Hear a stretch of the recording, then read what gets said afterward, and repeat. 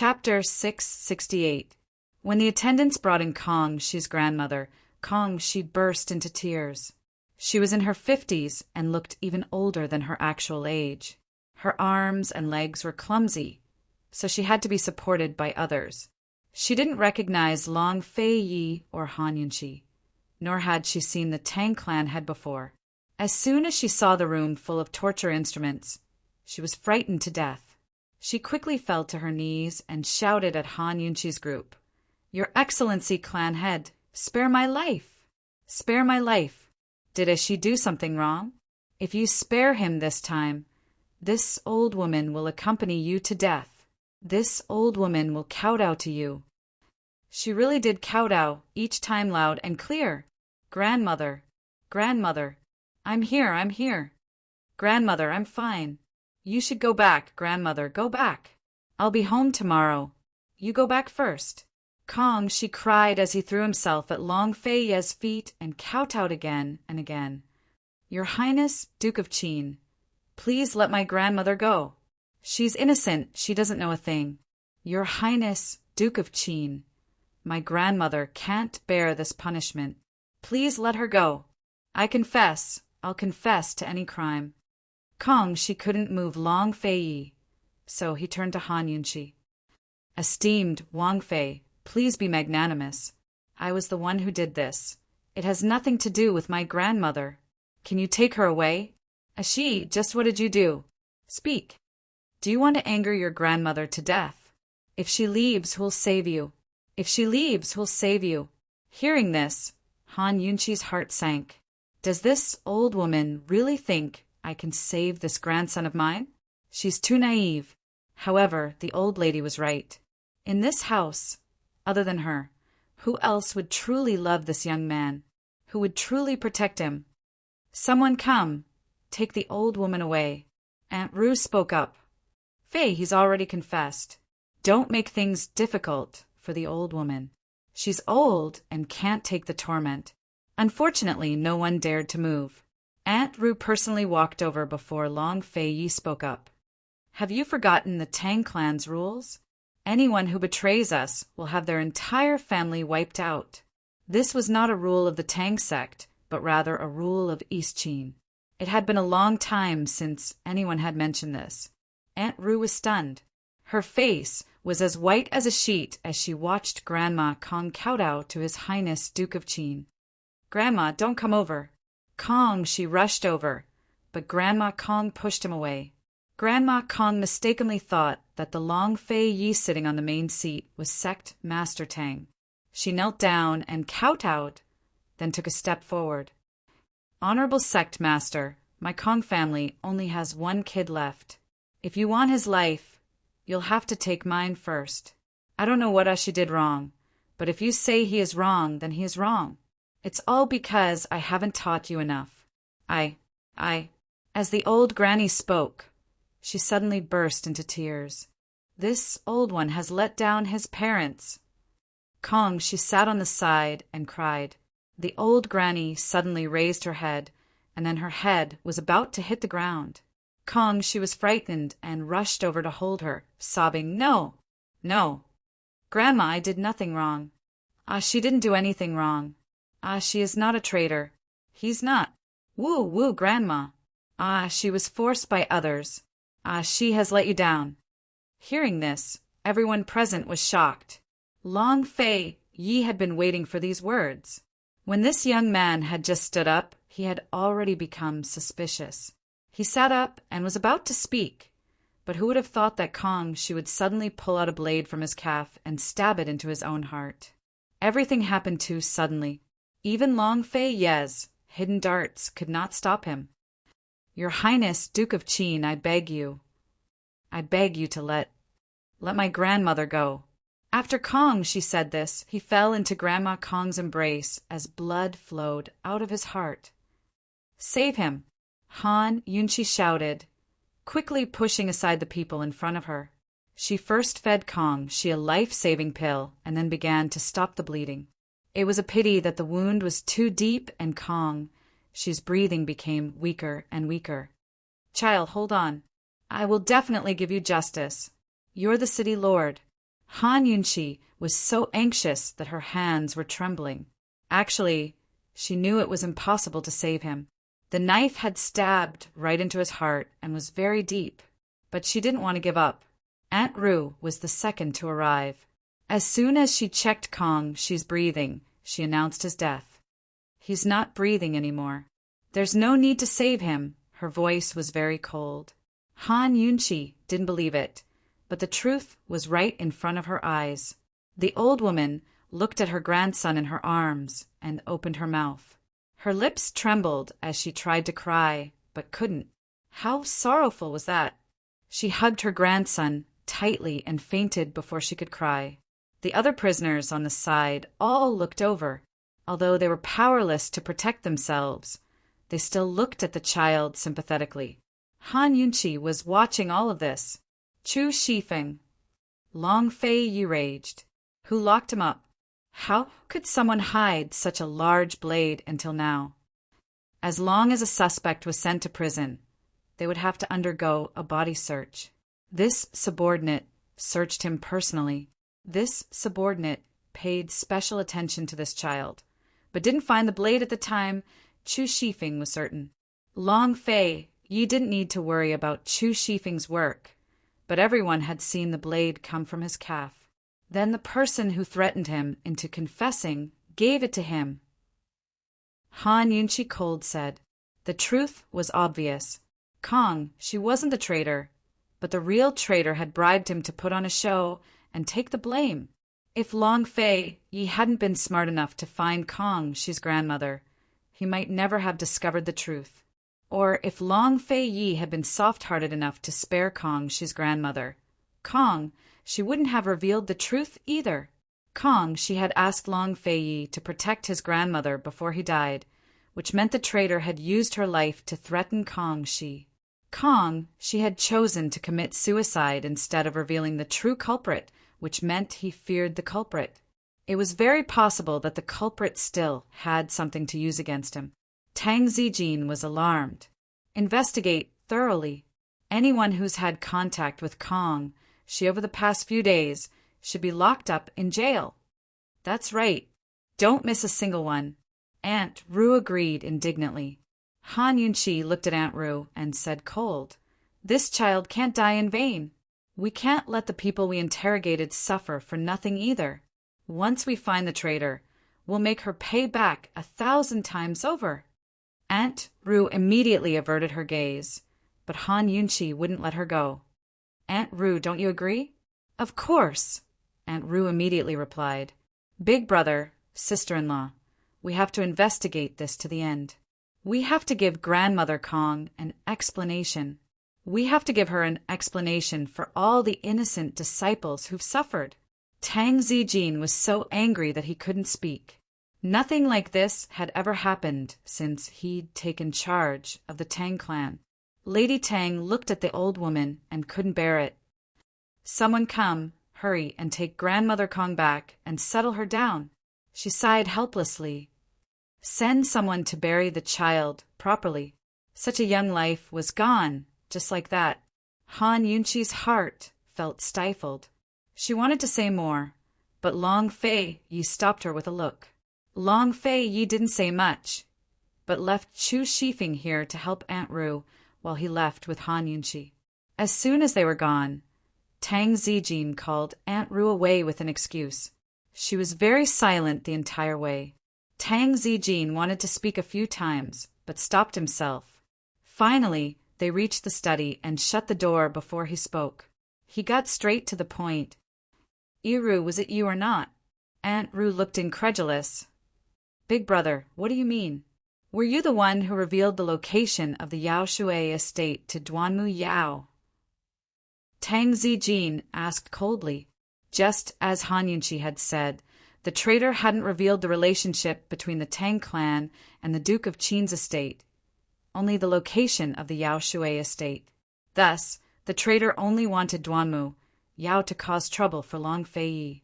Besides Aunt Ru, who else would do such a thing? Aunt Ru spent all her time trying to break up Long Fei Yi and Han Yunqi, so Duanmu Yao was the perfect third wheel. Aunt Rue kept shaking her head until Tang Zijin pressed closer. It's just you and me here. Why won't you tell me? How am I supposed to protect you?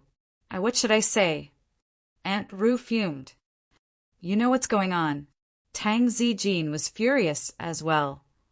Big brother, you're suspecting me? You think I'm the traitor? I betrayed the Tang clan? Aunt Rue retorted. This has nothing to do with betraying the Tang clan. Just tell me, were you the one who revealed the location of the Yaoshui estate? Tang Zijin asked seriously. No, Aunt Rue said without hesitation. If it wasn't you, then who was it? Tang Zijin asked again. How should I know? You're asking me, but who am I supposed to ask? Aunt Rue looked at Tang Zijin with an aggrieved expression. Big brother, why are you suspecting me? I don't want to live anymore. Tang Zijin sighed and sat down. He was only suspecting Aunt Rue, but he didn't have any proof. He was just testing her. Aunt Rue was indeed suspicious, but she wouldn't do something as despicable as threatening a Tang clan disciple to convict her. He had already tested her, but Aunt Rue still refused to admit it. She probably wasn't the traitor, right? Who could it be? Big brother, are you still suspecting me? Aunt Rue asked again.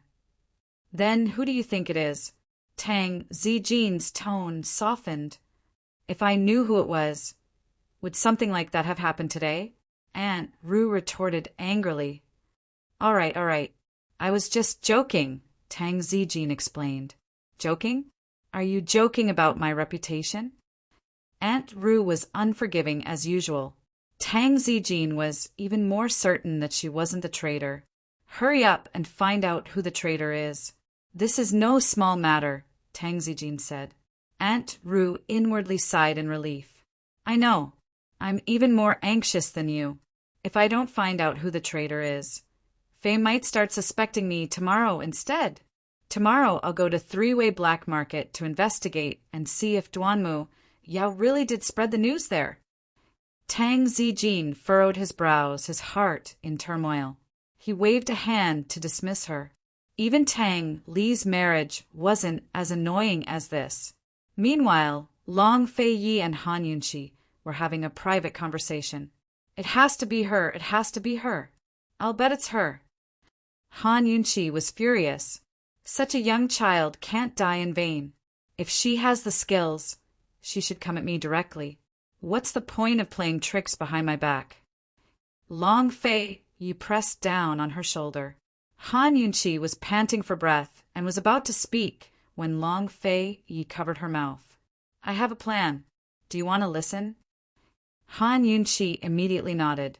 Of course she'd listen. In any case, she had no way of finding evidence. Chapter 669. What kind of plan did Long Fei Yi have? He told Han Yunqi. Lure the snake out of its hole. Han Yunqi's eyes lit up. I understand. There were many ways to lure a snake out of its hole. Long Fei Yi's style was to be ruthless. If it was her style, Long Fei Yi would be even more ruthless when faced with a suspect like Aunt Rue. Are you going to do it, or should I? Han Yunqi asked with interest. Long Fei Yi replied, Tang Zijin will do it. Whether it was Long Fei Yi or Han Yunqi who did it, Tang Zijin might not believe them even if they did. Even if he did, it was likely that he'd offend Aunt Rue on their behalf. But if Tang Zijin did it himself, then the results would be different. Good. Han Yunqi's gloomy mood finally brightened. She narrowed her eyes and said, But what? Long Fei Yi couldn't think of a better plan, but Han Yunqi only said coldly, Tang Zijin isn't the best choice. Lady Tang is. Long Fei Yi laughed as he shook his head. Han Yunqi's the best. She had Lady Tang personally lure out the culprit. With her personality, Tang Zijin would never favor Aunt Rue. If Aunt Rue really was the traitor, then she wouldn't be able to escape this time. I'll find a chance to talk to Lady Tang about this. Have Chu Shifeng investigate the black market first, Han Yunqi said. Long Fei nodded. Although he knew that Aunt Rue was highly suspicious, he still held onto a fluke in his heart. He didn't want her to be the traitor. With Aunt Rue's status, it'd really be chilling if she colluded with the enemy. The two of them were discussing the details of their plan when Tang Li arrived. They tacitly stopped talking. As soon as Tang Li entered the room, he said, "Big bro, that child can't die for nothing." "Who do you suspect?"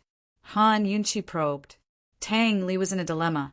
He had a suspect in his heart, but after thinking about it for a long time, he still felt that it was impossible. He knew that this was a small matter, and he could not speak carelessly. "This matter is too strange. I can't say for sure. You'll be the bridegroom in about 10 days. Go and prepare well. You don't have to worry about it," Long Fei said. "But, brother, this is not a small matter. This matter—" Before Tang Li could finish, Long Fei cut him off. "Your business isn't a small matter either. Your lordship will give you a year's time. If you can't take down Cloud Realm Trade Consortium's arms trade, then you can do as you see fit." Tang Li felt terrible. "How can you be so sure that Ningjing's dowry is the arms trade?" Han Yunqi asked seriously, "Do you want to make a bet?" Tang Li's mouth twitched. Forget it, he thought.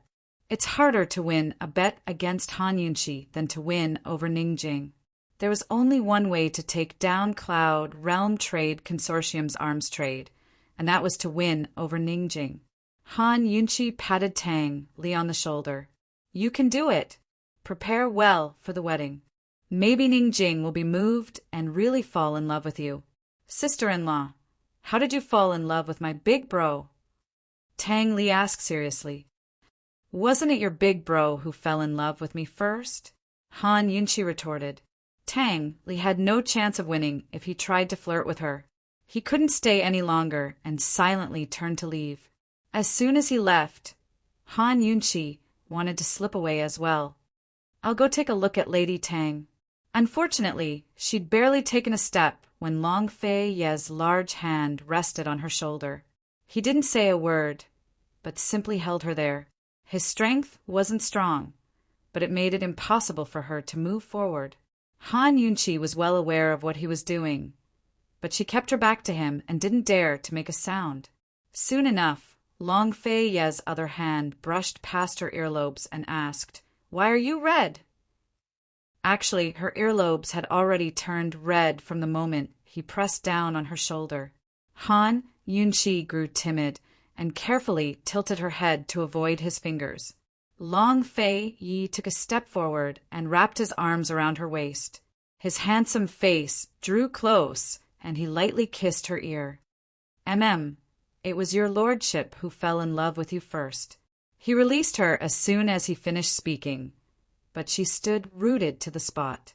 Perhaps it was because he was hugging her, but his kiss was so warm that her entire face grew hot. How could someone as strong as her face always turn red because of this man? Damn it. Han Yunqi didn't dare to stay any longer and hurriedly ran away. She didn't want to go to Lady Tang's place. She'd wanted to run away for a long time. Long Fei Yi didn't stop her, but rather admired her flustered figure with great interest. The more he looked, the better his mood became. This woman was even more of a mystery than the perplexing butterfly illusion.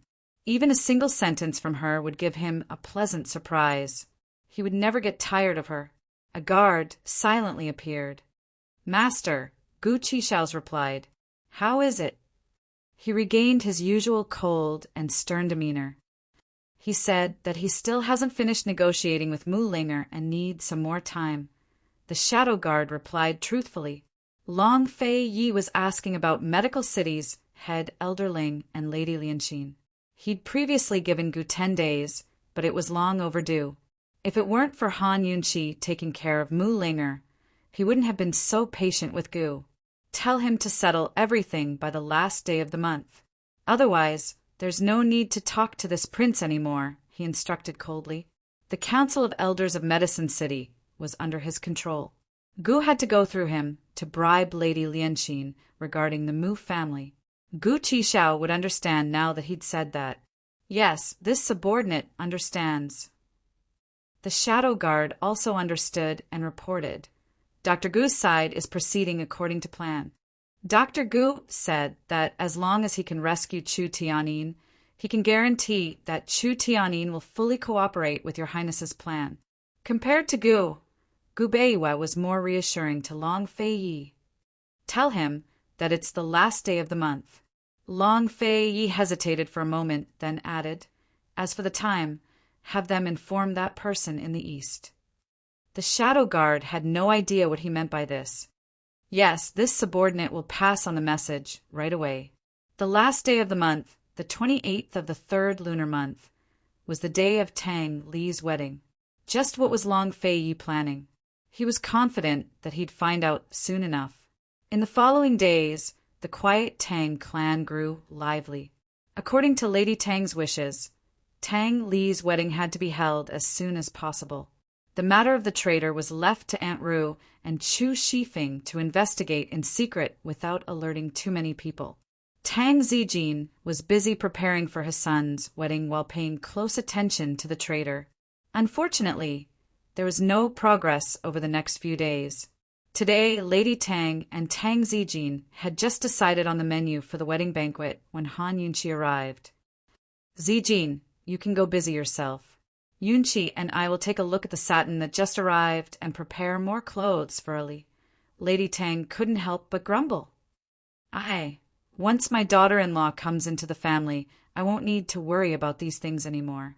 Tang Zijin was half a henpecked man, but he still put on airs in front of Han Yunqi. He nodded sternly and turned to leave. Han Yunqi despised men like him the most. So what if he was afraid of his wife? It wasn't something to be ashamed of. Instead of showing off like this, it was better to openly admit it. That was more admirable. As soon as Tang Zijin left, Lady Tang pulled Han Yunqi to sit down. Speak, what did you find me for? Chu Shifeng investigated for a few days and finally got clear information from the black markets. Duanmu Yao never posted a bounty at three-way black market. So everything Kong she said before was a lie. Han Yunqi got straight to the point.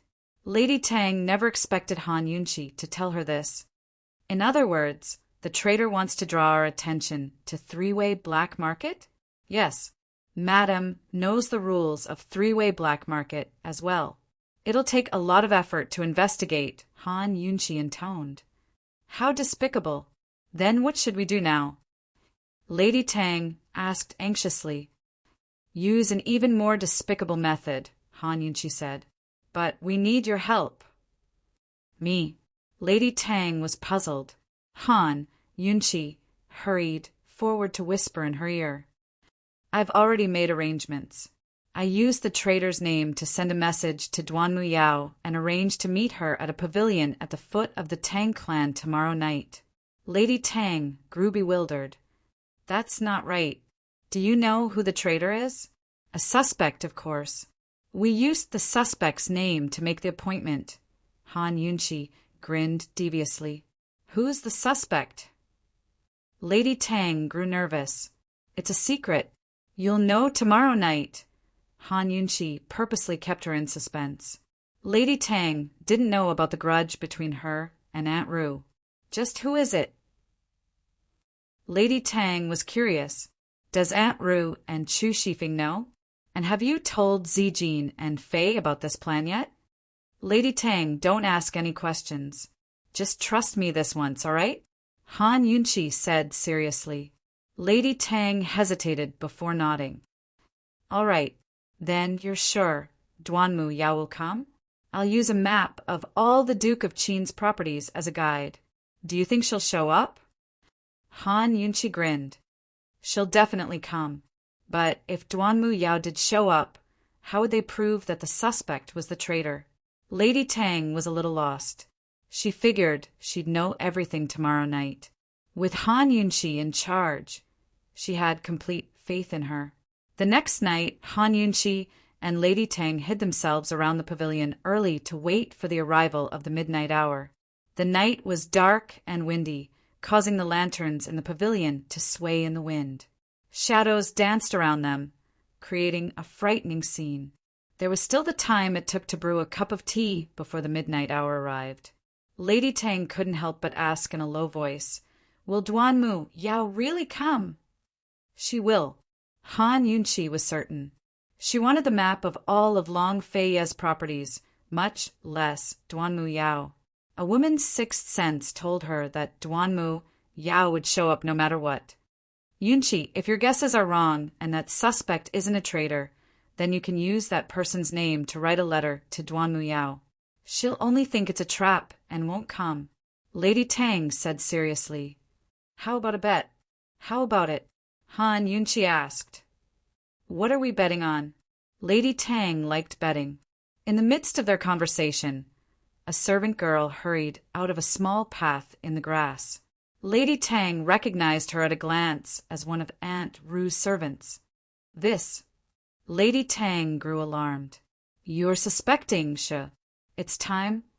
Han Yunqi gently pressed Lady Tang down and hid her in the grass. It was the midnight hour. The servant girl she'd arranged for had come out. Would Duanmu Yao show up? Chapter 670. It was already midnight.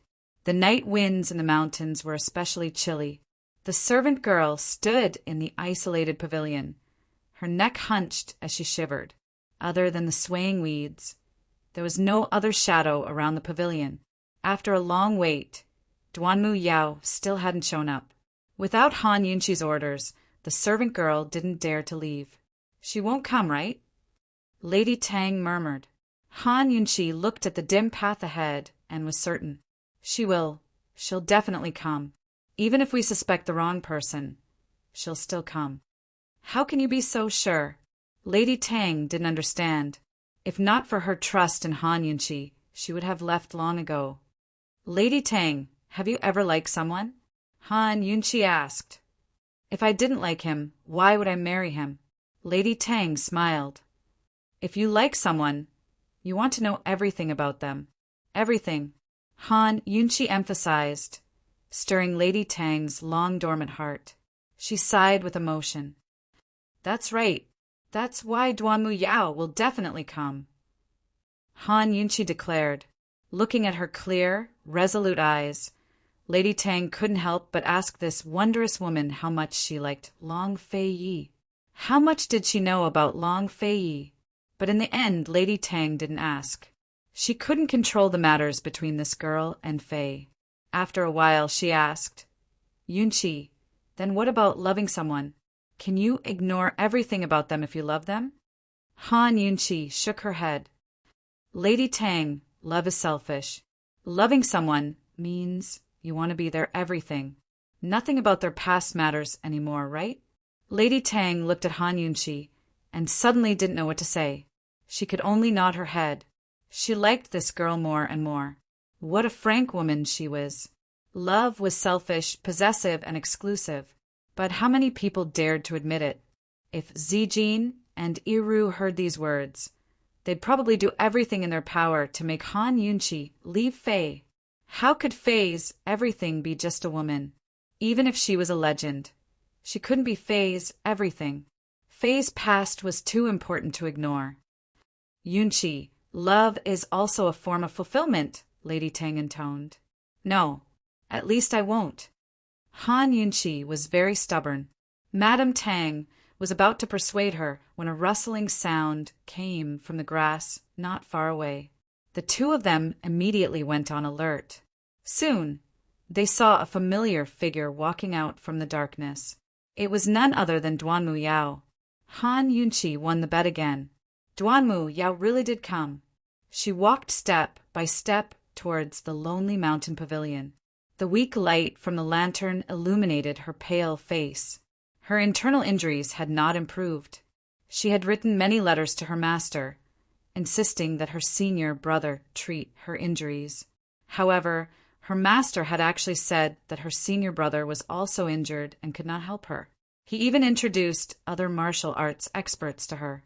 She insisted on waiting. She could wait until her senior brother recovered from his internal injuries.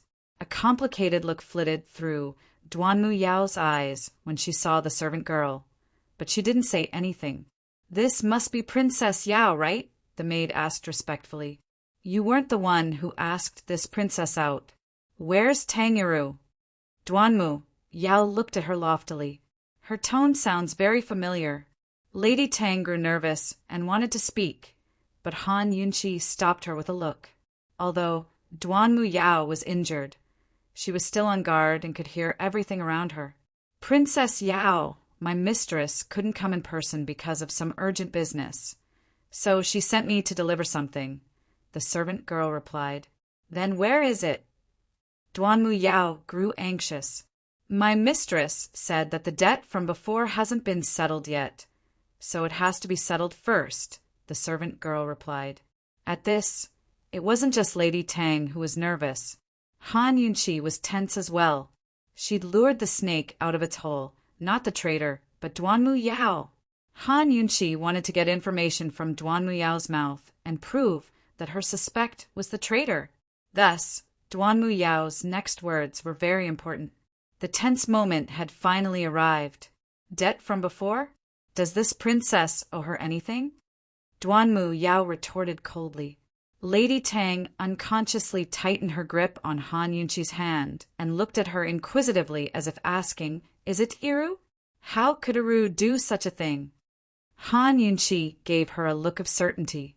Lady Tang's grip tightened, almost crushing Han Yunqi's hand. However, Han Yunqi had already forgotten the pain. She was waiting for Duanmu Yao to admit everything herself, waiting for Lady Tang to hear everything with her own ears. She didn't care if Aunt Ru apologized to her and Long Fei. She only wanted Aunt Ru to kowtow in front of Grandmother Kong and repent in front of Kong. She's grave.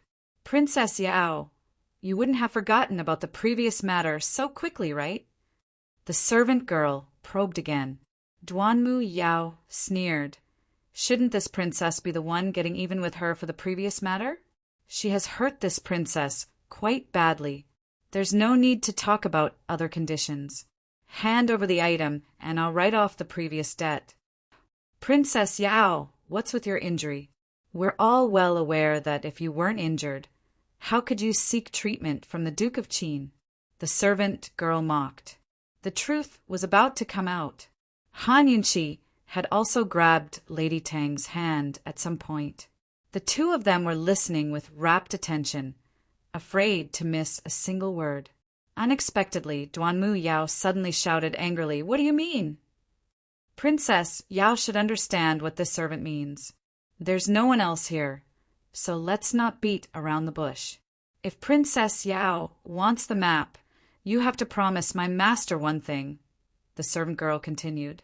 Duanmu Yao said coldly, This princess doesn't know what you're talking about. Tang Yiru's injury to this princess won't be forgotten so easily. Go back and tell her that this princess will give her a chance. Give me the map, and I'll write off the previous debt. Otherwise, this princess will repay the injury to her Dantian several times over. Hearing this, Lady Tang was bewildered while Han Yunqi was stunned. How could this be? The servant girl wouldn't give up. Princess Yao, you clearly got injured on purpose. My master was only cooperating with you, so how could you, before he could finish, Duanmu Yao cut him off. What nonsense are you spouting? Are you really Tang Yiru's servant girl? Stunned, the servant girl didn't know what to say. Where's the thing I want? You didn't bring it, did you? Duanmu Yao pressed closer, her face sinister. Han Yunqi knew things weren't good and hastily shot out a few needles. Hearing the commotion around them, Duanmu Yao glanced around before she didn't dare to linger. Tell Tang Yiru to obediently hand over the map to my estate, or else she'll have to bear the consequences, she warned before turning to leave. The servant girl was so frightened that she choked and fell back into a stone chair, her entire body stiff. Lady Tang and Han Yunqi rose to their feet and exchanged glances. Lady Tang knitted her brows and fell silent for a long time before she spoke. Yunqi, why did you suspect Tang Yiru? She might have a bad temper and a bad heart, but she'd never betray the Tang clan or sell out Fei. I can swear on my life on that. Han Yunqi gave a start and didn't pay attention to Lady Tang's words. She couldn't believe the results of her probing. There had to be a problem somewhere. Yunqi, say something. Lady Tang grew anxious at Han Yunqi's expression. Are you still suspecting Yuru? You heard it yourself, didn't you? Well, I'll treat this as if it never happened. You have to tell that maidservant to keep her mouth shut. If Iru finds out, the Tang clan will be even livelier. Han Yunqi shook her head. She couldn't figure out what had gone wrong. Long Fei had arranged for this servant girl to stay in Aunt Ru's courtyard, so she was definitely trustworthy. Could it be that Duanmu Yao had discovered something amiss and put on an act? But Duanmu Yao was already here. What else could she discover? The servant girl's words hadn't revealed anything at all. Yunqi, let's go back. We'll talk when we get back. Lady Tang tugged at her to leave. Lady Tang, you should go back first. I want some peace and quiet, Han Yunqi intoned. You still suspect Iru? Lady Tang grew angry. Yunqi, I know you don't like Iru, but you can't just frame her for something like this. What right do you have to suspect her? How was Han Yunqi supposed to explain herself? Her probing, just then, was an ironclad fact. I was oversensitive. Lady Tang, I still ask for your forgiveness, Han Yunqi said. Lady Tang exhaled in relief. I know you're impatient. Let's go back first. Back on the mountain. Lady Tang gave a few more instructions before leaving. As soon as she was gone, Long Fei appeared. Was I wrong? Han Yunqi asked. Perhaps you were wrong, Long Fei replied. But Han Yunqi refused to believe that she'd made a mistake. It wasn't just her intuition, but her evidence. It's also possible that Kong Shi's matter. We've startled the snake in the grass. Long Fei looked at Han Yunqi with a complicated gaze. Once they startled the snake in the grass, it'd be difficult to uncover the truth. But they had no choice but to startle the snake in the grass. Otherwise, Kong Shi wouldn't reveal any clues, even if he died. This case would only end with Kong Shi pleading guilty. In the end, Long Fei came to a decision. Let's wait and see for now. Although Han Yunqi didn't want to give up, she agreed. If they kept investigating, they'd only make the other party more vigilant. Perhaps it'd be easier for them to ignore the matter for a while before investigating again. Long Fei sent Han Yunqi back to her rooms. He didn't enter, but stood by the door. She'd been living in his personal courtyard since coming to the Tang clan, while he went to Tang Li's every night. It was rare for him to send her back so late at night. Han Yunqi looked at him before slowly closing the door. She had an indescribable feeling that the two of them were living in two different worlds. They were together during the day, but separated at night to close their own doors. Just as the door was about to close, Han Yunqi suddenly paused. You're still not leaving? Long Fei replied.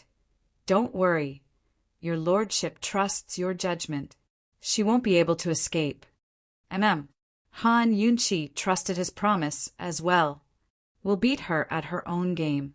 She had to tell Chu Shifeng tomorrow and have him put on an act so that the traitor would think she was safe. Let her gloat for a while. Then we'll pay her back with interest. Close the door, Long Fei intoned. You go first, Han Yunqi smiled. Be good. Close the door first, Long Fei's voice softened. You go first. Han Yunqi insisted. Chapter 671. Should I close the door or leave first? Han Yunqi and Long Fei were both magnanimous enough to bicker over such a trivial matter. But it was only a matter of a few words. You go first. When Han Yunqi said it a second time, Long Fei really did turn to leave. Han Yunqi's heart gave a start. She wanted to speak, but stopped herself. She didn't look any further, but shut the door behind her and rested her head against it. She thought about what she'd said to Lady Tang at the foot of the mountain tonight, about love, about everything. Long Fei, can you stay? She muttered to herself in a voice so soft that even she couldn't hear herself. Actually, Long Fei hadn't left yet. Soon after he heard the door close behind him, He stopped and tapped the ground with his feet before shooting into the air. His figure was like a ghost as he silently landed on Han Yunqi's roof. He hadn't gone to Tang Li's place in the past few days, but spent most of his time personally watching over Han Yunqi. This was the Tang clan, after all. All of the major powers under his command were under his complete control, but the Tang clan was an exception. In terms of status, the Tang clan was inferior to the Bailey army. In terms of power, it was inferior to the commander-in-chief's estate in the south-central regions. In terms of martial prowess, it was inferior to the shadow guard of the hidden pavilion. No one in the Bailey army dared to say no to him, and the commander-in-chief's estate in the south-central regions followed his lead. The shadow guard of the hidden pavilion and solitary garden didn't come from the Tang clan, but were handpicked from Celestial Mountain disciples over the years. All of the shadow guard were as loyal as death soldiers. As for the Tang sect, it was precisely because of their bloodline that very few people knew about that they were tied down. Tang Zijin and the rest were both his subordinates and his elders. They were also the people his imperial mother had entrusted with the task of reviving the empire.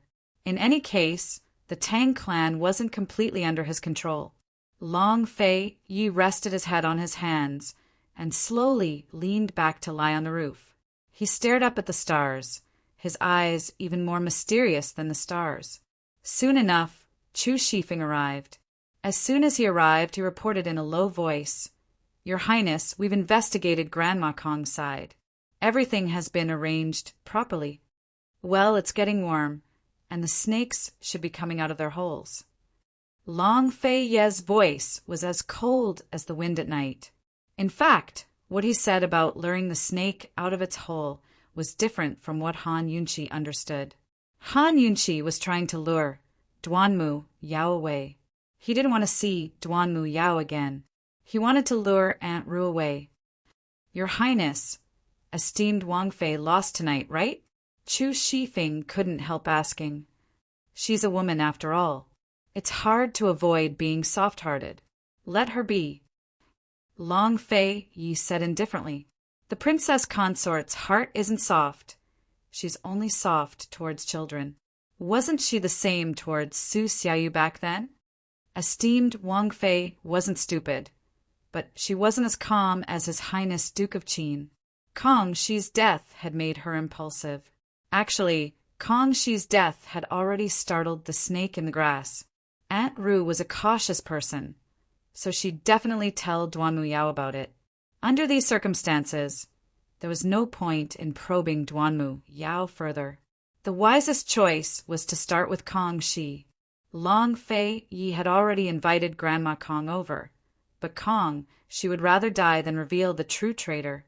This meant that the traitor wasn't only using Grandma Kong to threaten Kong Shi, but had other undiscovered threats as well.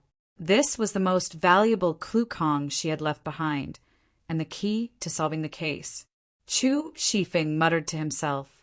It was obvious that he'd forgotten how many of his shadow guard subordinates his mistress had saved. Back at the Duke of Qin's estate, she'd put in many good words for the shadow guard. She wasn't soft-hearted, but kind-hearted. It wasn't clear whether Long Fei Yi heard Chu Shifeng's muttering, but he said coldly, "It's good that she lost. That way, the traitor can set his heart at rest." That's right. Esteemed Wang Fei's scheme wasn't completely useless after all. I'm sure Aunt Ru's feeling smug right now. Chu Shifeng grinned. Long Fei Yi rose to his feet and looked around at their quiet surroundings. The mountain range stretched as far as the eye could see. Tang Iru, Chu Shifeng gave a slight start. This was the first time he'd heard His Highness call Aunt Ru by her full name. He knew His Highness had steeled his heart to deal with the Tang clan, but he couldn't really do anything to Aunt Ru and Tang Zijin, could he? After all, one of them was His Highness's uncle, the other his aunt. Your Highness, the Tang clan is different. Please think thrice. Chu Shifeng couldn't help but remind him. Actually, the Tang clan head and Aunt Ru hadn't had any major conflicts with His Highness before esteemed Wang Fei showed up. Leaving aside their blood ties, the Tang clan's loyalty to the East Qin imperial clan was comparable to that of the Bailey army. Aunt Rue had been impudent this time, but she hadn't revealed any important secrets beyond the location of Yao Shui. She was only targeting esteemed Wang Fei. In the end, she was still worried about esteemed Wang Fei's origins. Long Fei, Yi laughed coldly. Yes, it's different. They don't know how big your lordship's heart is.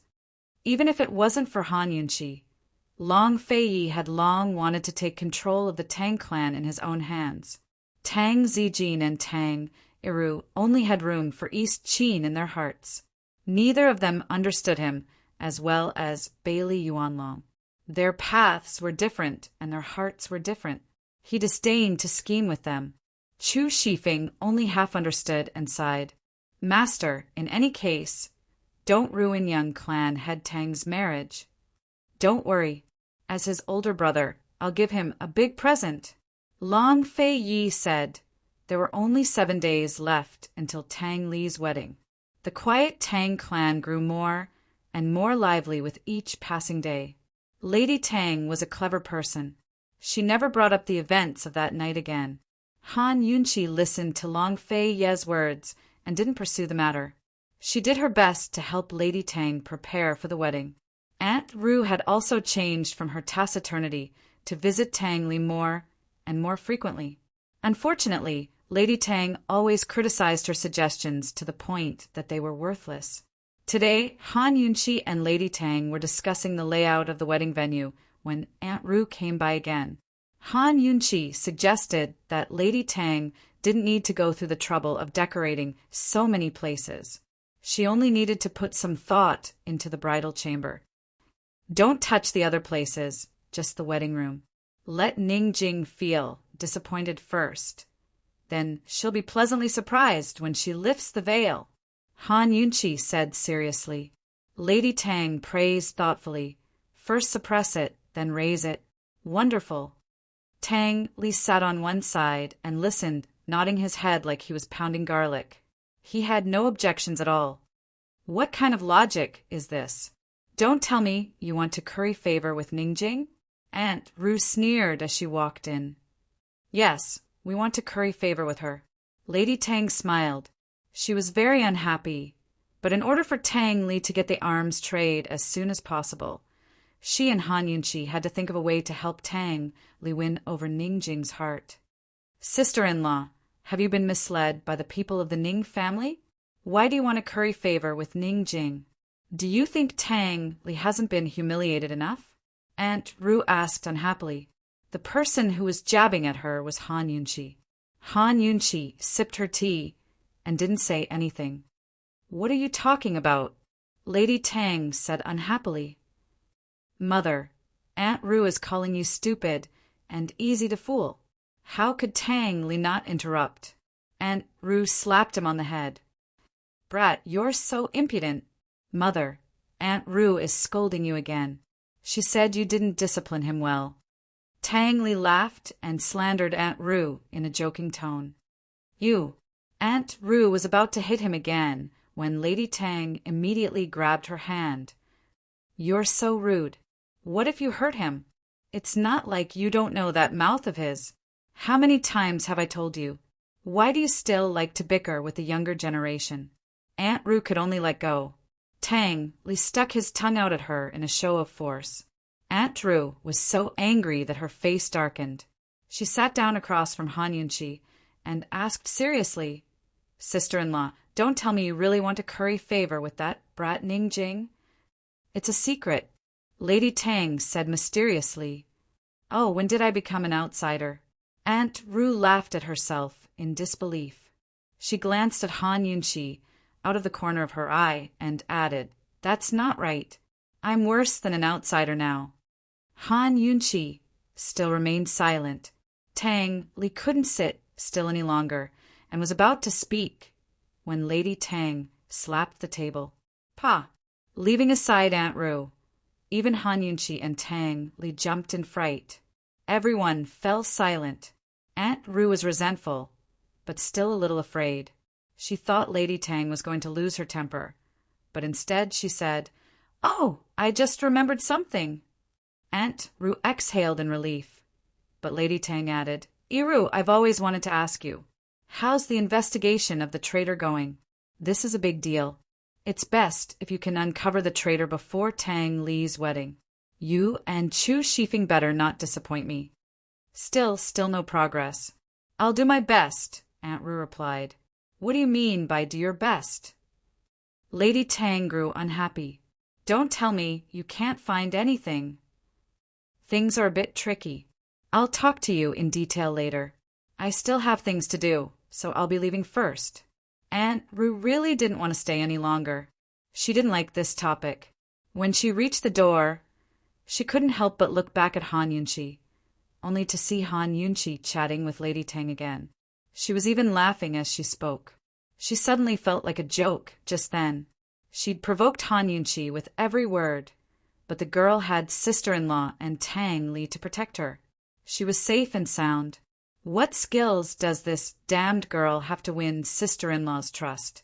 She's just relying on Fei's attention. Aunt Ru mused that once Tang Li's wedding was over, she and Tang Zijin should discuss how to deal with this damned girl of unknown origins. She'd hardly reached her courtyard when Chu Shifeng arrived. Aunt Ru, quick! There's a situation. What's the situation? Aunt Ru asked urgently. We found a clue. Kong, she's close friend. Chu Shifeng murmured. Aunt Ru's eyes flashed with panic, but she quickly calmed down. There was nothing to panic about. She really was the traitor. But after Kong Shi's death, Duanmu Yao was the only person in the world who knew the truth. After interrogating Kong Shi, Aunt Ru had told Duanmu Yao that she wouldn't fall for any tricks Long Fei Yi and Han Yunqi had planned. Duanmu Yao had told her everything that had happened at the lonely mountain pavilion that night. She trusted that after that test, Long Fei Yi and Han Yunqi would give up and stop suspecting her. So what if they found Kong, she's close friend now? Kong, she's close friend, was a servant girl from the needle-grinding workshop. Jean Sei. That girl knew nothing about everything. She wasn't afraid. Chapter 672. Aunt Ru firmly believed that as long as Duanmu Yao didn't sell her out, no one would ever find out the truth. Actually, she didn't want to expose herself to Kong Shi in the first place. Her plan was so thorough. She didn't betray the Tang clan, but made a mutually beneficial deal with Duanmu Yao. She even helped the Tang clan out. Duanmu Yao agreed not to pursue the matter of Tang Li running away from the wedding, and to put in a good word for the Tang clan in front of Tsang Chuzi. Aunt Ru then helped Duanmu Yao come up with an idea to purposely injure herself so she could seek out Long Fei Yi for treatment. Duanmu Yao liked the idea very much. Even now, she had no idea about the relationship between Long Fei Yi and the Tang clan. She assumed that revealing the location of the Yao Shui estate wouldn't be discovered, but Long Fei Yi and Han Yunqi had noticed such details. Long Fei Yi had brought up the matter of the traitor as soon as he returned to the Tang clan, so she needed to put an end to the matter. In other words, she needed a scapegoat. Thus, she found Kong Shi. She promised to take good care of Grandmother Kong and his lover, Jean Sei, the servant girl in the workshop. Although she said she was taking care of them, it was more like blackmail. She guessed that Long Fei Yi would interrogate them personally, so she had Kong Shi put on a show. Who knew that Long Fei Yi would find Kong Shi's grandmother and force him to commit suicide to leave behind a clue? That clue was Kong Shi's lover, Jean Sei. But she was threatening Kong Shi, not Jean Sei. Jean Sei was just like Grandmother Kong, ignorant of everything. Kong Shi had a lover? Aunt Ru feigned astonishment. I really had a hard time finding him. Chu Shifeng sighed before turning serious. Aunt Ru, Kong Shi would rather commit suicide than expose the traitor. That means the traitor must have something on him. That's why His Highness ordered me to investigate Kong Shi from top to bottom. We can't let go of any clues. I discovered that Kong Shi and Grandmother Kong depended on each other for survival and had no other relatives. Moreover, the child was very introverted and didn't have any friends. Chu Shifeng paused here on purpose. Aunt Ru, say, this traitor really knows how to pick people. A child like Kong, she would be perfect as a scapegoat, wouldn't he? Indeed, Aunt Rue was very calm. He, although that shameless traitor knows how to pick his targets. I, Chu Shifeng, am no vegetarian. Kong, she's lover's name, is Jean Sei, a servant girl from the needle grinding workshop. She's been with Kong she for 2 to 3 years now, but she's hidden herself very well. Nobody knows anything about them, not even Grandma Kong. Chu Shifeng smiled. Aunt Rue was displeased to be scolded, but she could only endure it. Then how did you find out? I have my ways. Of course I can find out who the traitor is. Chu Shifeng added. Aunt Rue grew impatient. Where is he? Have you interrogated him? Not yet. They were just locked up in the prisons. How about we call over His Highness Duke of Qin and the Tang clan head to interrogate them together? Chu Shifeng asked. Is there any use in interrogating her? Aunt Rue asked coldly. The traitor is threatening Kong Shi. That girl may not know the truth. Not necessarily. Maybe she does, maybe she doesn't, Chu Shifeng said seriously. The traitor wouldn't be stupid enough to make direct contact with Jean Sei, right? One more person who knows his identity means one more layer of danger, Aunt Rue added. Chu Shifeng smiled. Of course the traitor wouldn't be stupid enough to reveal his identity, but Kong Shi might. Aunt Rue laughed coldly in her heart. Although she hadn't revealed any of the Tang clan's secrets, colluding with Duan Mu Yao was still a huge crime. She'd been very careful when doing things like this. So how could she leave any clues behind? By the time she'd chosen Kong Shi, he was already locked up in the prisons. He'd never had a chance to meet with Jean Sei, so how could the girl know the truth? Chu Shifeng was very capable, but it was a pity that no matter how he investigated or interrogated him, it was all for naught. Aunt Rue mused that since Chu Shifeng had told her so much about Jean Sei, Long Fei, you probably didn't suspect her at all. She feigned a sudden realization. That's right. Why didn't I think of that? That's the only clue left. Chu Shifeng sighed with emotion. In front of Aunt Rue, he called for a guard to inform the Duke of Qin and the Tang clan head. Aunt Rue, let's go wait outside first. Aunt Rue agreed easily. The two of them headed to the prison cells while discussing the case. Chu Shifeng didn't talk about anything important, so Aunt Rue asked curiously, Just how did you know Kong Shi had a lover? Aunt Rue knew because she'd forced the information out of Kong Shi's mouth. Hee. Chu Shifeng grinned mysteriously. Stinking brat, you're still keeping me in suspense. Aunt Rue asked unhappily. Chu Shifeng grinned mischievously. I don't have such skills. Someone told on me. Who? Aunt Rue grew nervous. What happened? It was the old mama next to Kong Shi's cell. She said she heard the sound of hidden needles, firing at night. Then I went to check the cell where Kong Shi was locked up and found this. As Chu Shifeng spoke, he stuck out his finger, revealing a hidden needle launcher. This was one of the Tang clan's assassination weapons. Although it didn't do much damage, it was easy to conceal. What does this mean? Aunt Rue was puzzled. This little toy came from the needle grinding workshop, but plenty of Tang clan disciples play with it. It's not strange for Kong Shi to have one. Would Kong Shi be in the mood to play with such things in his cell? Chu Shifeng retorted. Aunt Rue grew alert and looked at Chu Shifeng wordlessly. Chu Shifeng's smile grew even more mysterious. He took out a small ball of paper and placed it in the hidden needle launcher. With a light flick, the paper flew high into the air. Now Aunt Rue was stunned. Before she could ask for details, Chu Shifeng picked up the paper and showed it to her. There was a line of elegant handwriting written by Jean Sei to Kong Shi, telling him not to worry and that she'd take good care of Grandma Kong.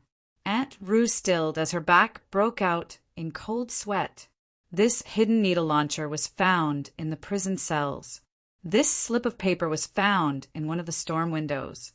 If I'm not wrong, Jean Sei must have sent this slip of paper to Kong Shi outside the cell. She didn't shoot it properly and left it on the windowsill. Chu Shifeng sighed.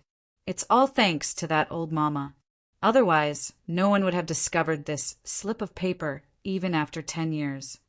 By now, Aunt Rue was almost unsteady on her feet. She dearly wanted to maintain her rationality, but it was impossible. Her mind was a complete blank, with only one thought in mind: silence the witness. She had to kill Jin Se before Chu Shifeng found Long Fei Yi and Tang Zijin to interrogate her. Otherwise, she was already an accident, but Jin Se was an even more unexpected one. Since Kong Shi and Jin Se had been secretly communicating, and Jin Se had said something like that, then Kong Shi must have told her the truth. No, she couldn't allow that to happen. Now that you mention it, it's strange. We used a special mission to imprison those people. So how did Jin Se find her way to the prison cells? Chu Shifeng asked. Only then did Aunt Rue realize the problem. But because Chu Shifeng was the one who'd asked the question, Aunt Rue didn't suspect him at all. That slip of paper had made her so flustered that she didn't have time to think. Right now, all she could think of was how to delay Chu Shifeng and buy time. After walking for a while longer, she finally spoke up. Chu Shifeng, go fetch Grandmother Kong. She needs to know about this. Comfort her on the way so she won't get too worked up. Chu Shifeng's eyes flashed with a cold smile before he declined. I'm not good with words, so I don't know how to comfort people. Aunt Rue rolled her eyes at him. I'll go. Then I'll go find esteemed Wang Fei.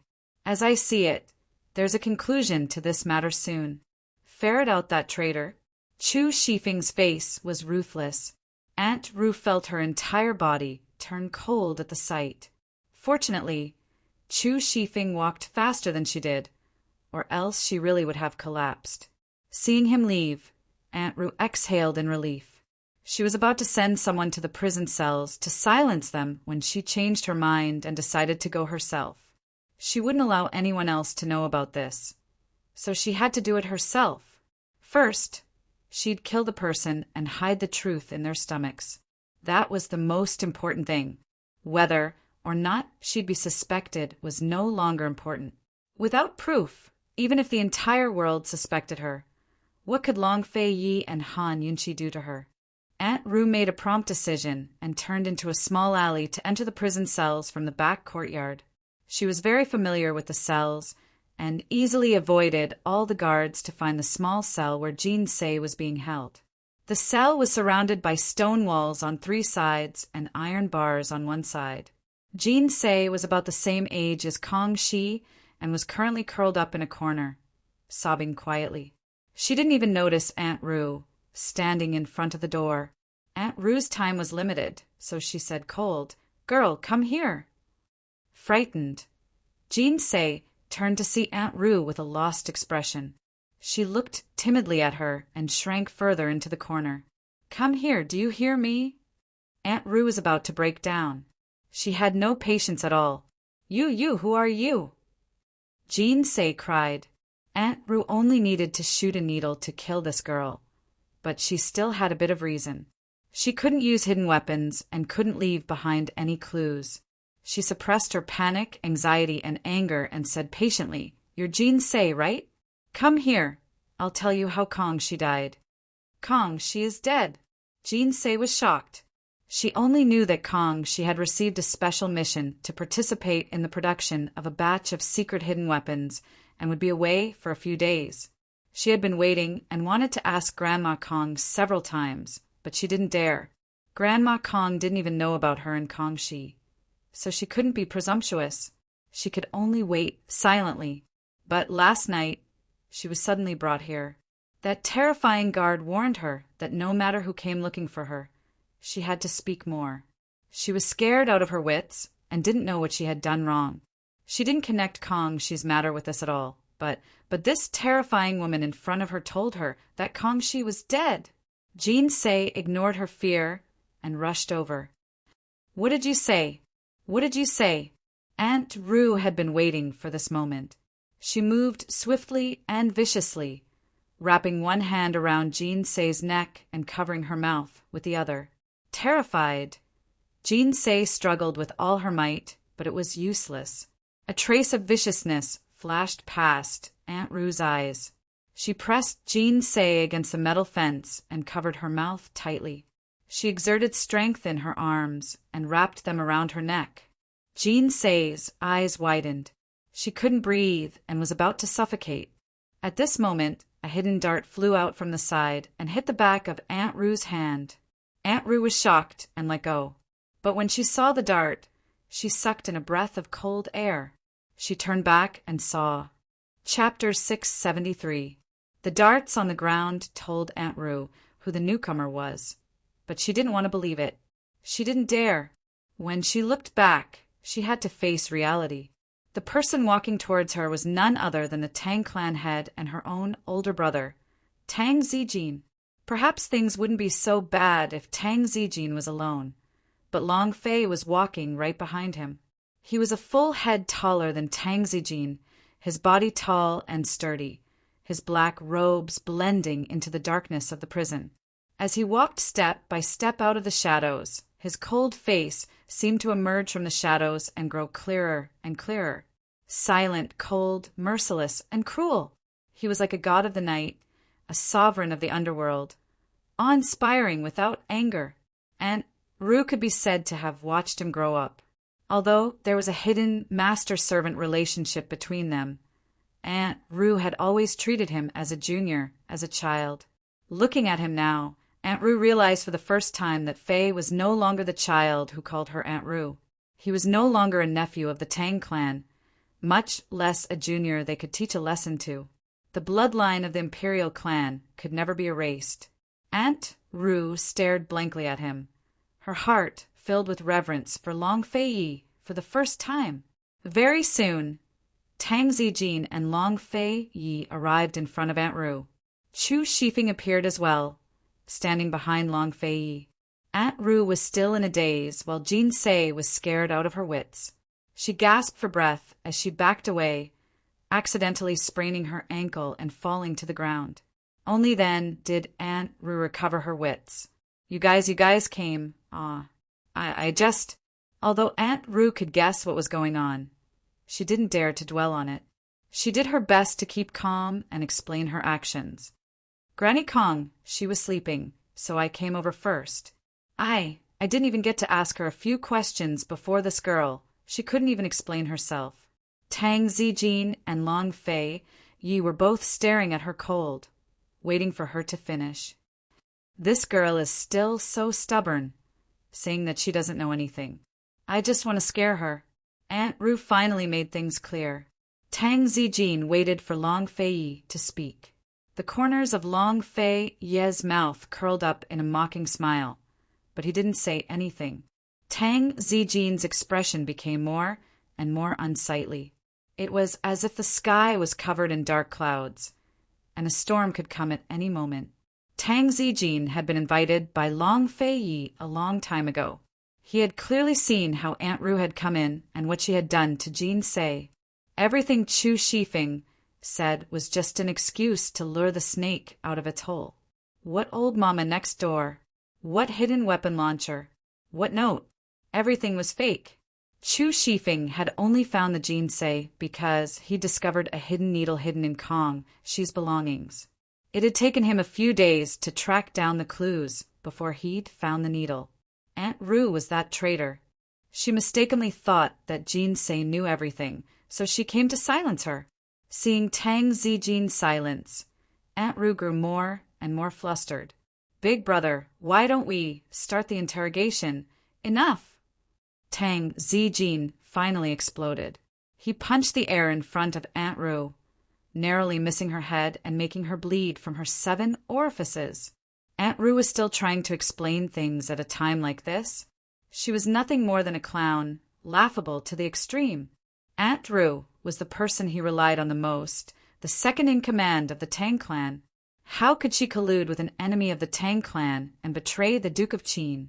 Moreover, she hadn't told him a thing when he'd questioned her before. Now that Long Fei Yi had schemed against her, he had no reason to protect her even if he still wanted to. Abominable, infuriating, laughable, absolutely stupid. Tang Zijin was so angry that his breathing quickened. He was on the verge of losing control, while Aunt Ru's face had turned green with fright. Tang Zijin's expression told her that she was done for.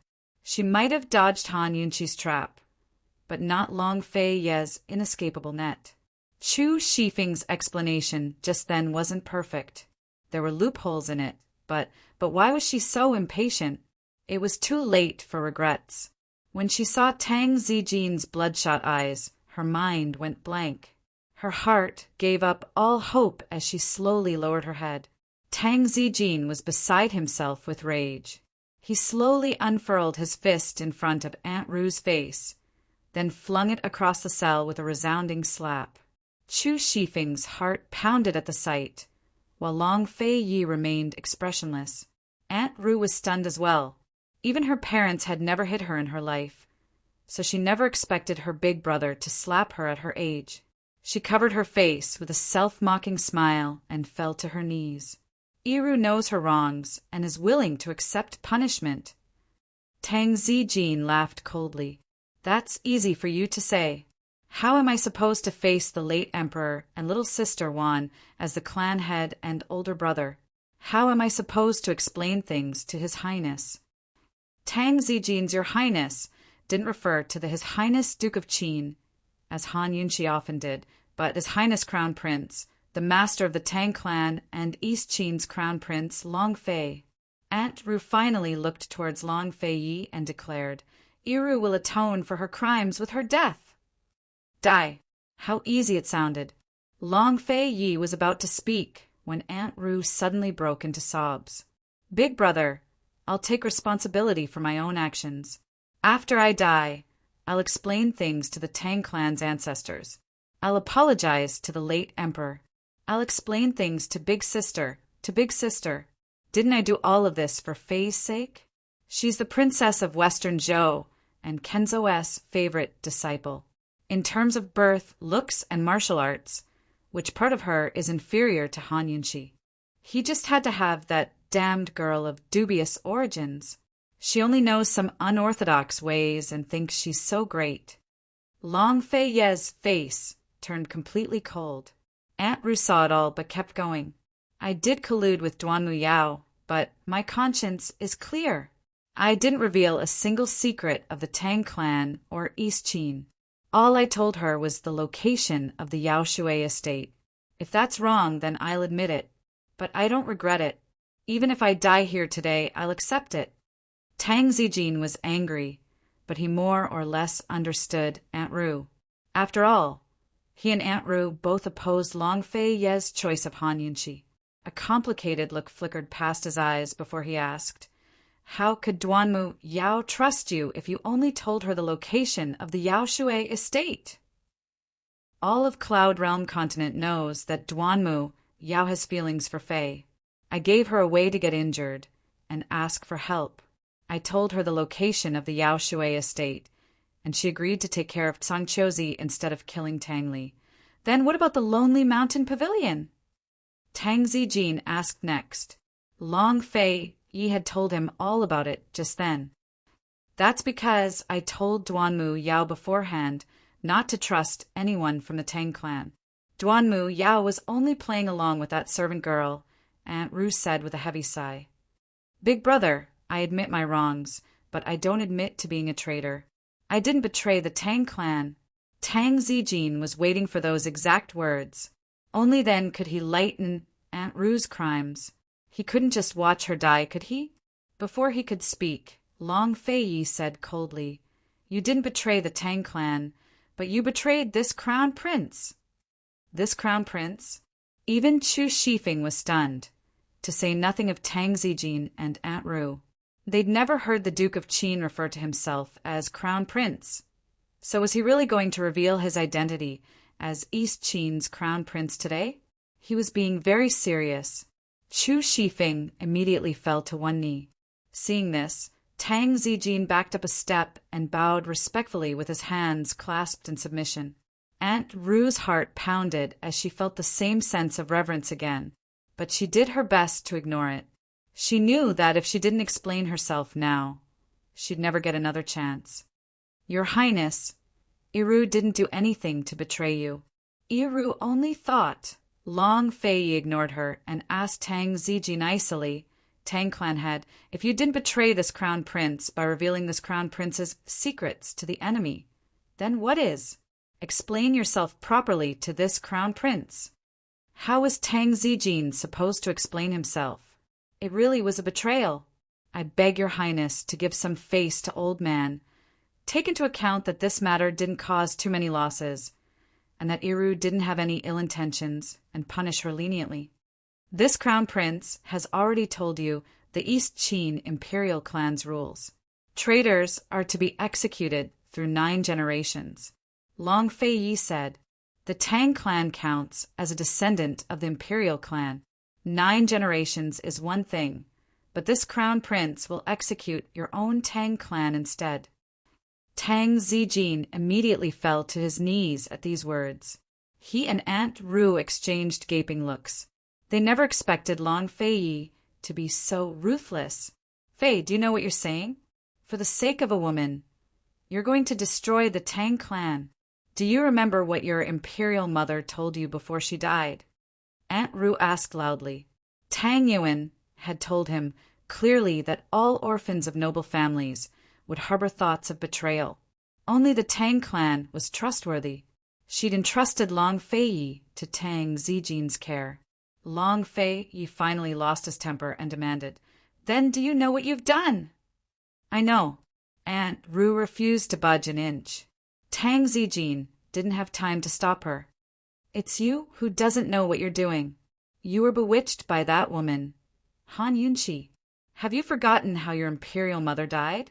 Tang Zijin, drag her out and execute her on the spot. Otherwise, don't blame this crown prince for being merciless. Long Fei Yi said. He'd only been bluffing before, but this time he was serious. He wouldn't go so far as to destroy the Tang clan, but he could definitely kill Liru with his ruthlessness. Tang Zijin knew that he had to give an explanation for this matter, or else the results would be even worse than now. Your Highness, please calm your anger. This is all because of my lack of discipline as the head of the Tang sect. I hope that your Highness will allow me to abdicate and hand over the position of Tang sect master to someone who is qualified for the position. Tang Zijin pulled out his biggest bargaining chip. Big brother. Aunt Ru was alarmed. Shut up.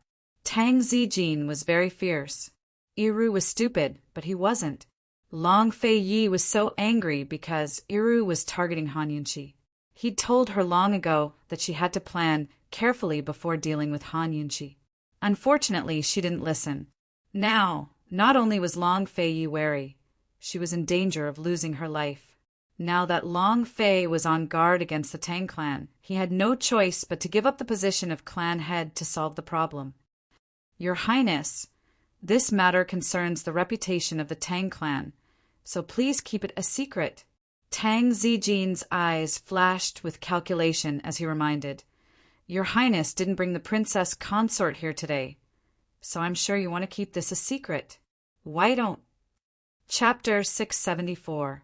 The position of clan head was Tang Zijin's biggest bargaining chip to protect Aunt Ru's life. He spoke of it easily, but how could he give it up willingly? This was only a last resort, a temporary measure. At most, he'd lose the title of clan head, but he had to keep his authority firmly in his hands. After all, there were plenty of branch families and concubines in the Tang clan eyeing the position of clan head. Once the truth was exposed, he wouldn't be able to control the situation. Thus, even if he gave up the position, he had to keep the successor under his control. Why don't we use Tang Li's wedding to pass the position of clan head to Tang Li? That way, no one will suspect anything, Tang Zijin probed. He wondered why Long Fei Yi hadn't brought Han Yunqi with him this time. First, it wasn't appropriate for Han Yunqi to know too much about the Tang clan's internal affairs. Second, it could be considered a final show of mercy to the Tang clan. If Han Yunqi had been here today, then Aunt Ru would have been dead for sure. Thus, Long Fei, you wouldn't make a big fuss about today's events. Long Fei, Yi only looked at Tang Zijin coldly without a word. Tang Zijin was an old fox, but he'd fallen into his trap all the same. He hadn't brought Han Yunqi with him not because he was soft-hearted towards Aunt Ru, but because he wanted to hide his East Qin identity. If Han Yunqi was here, then it'd be hard for him to say anything. Tang Zijin had pushed Tang Li forward, but he had no idea that Tang Li's heart was no longer on his father's side after running away from the wedding. Seeing Long Fei Yi remain silent, Tang Zijin grew uneasy and said, "Your Highness, Tang Li is marrying the head of Cloud Realm Trade Consortium.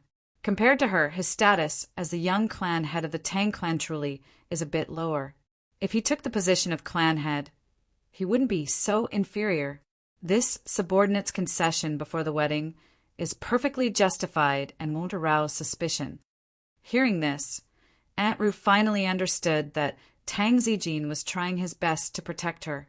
She remained silent, not daring to speak carelessly. "Your Highness, Aunt Ru's status is special. It really isn't appropriate to publicize this matter. As this subordinate sees it, this is a good idea."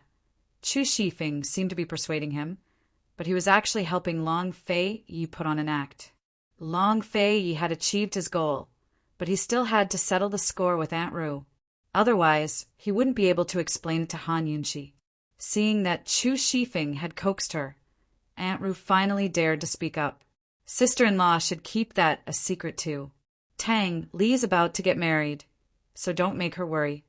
Long Fei Yi and Mrs. Tang had a good relationship, so Aunt Ru played the emotional card. Long Fei Yi finally relented. "You can avoid death, but you can't escape punishment."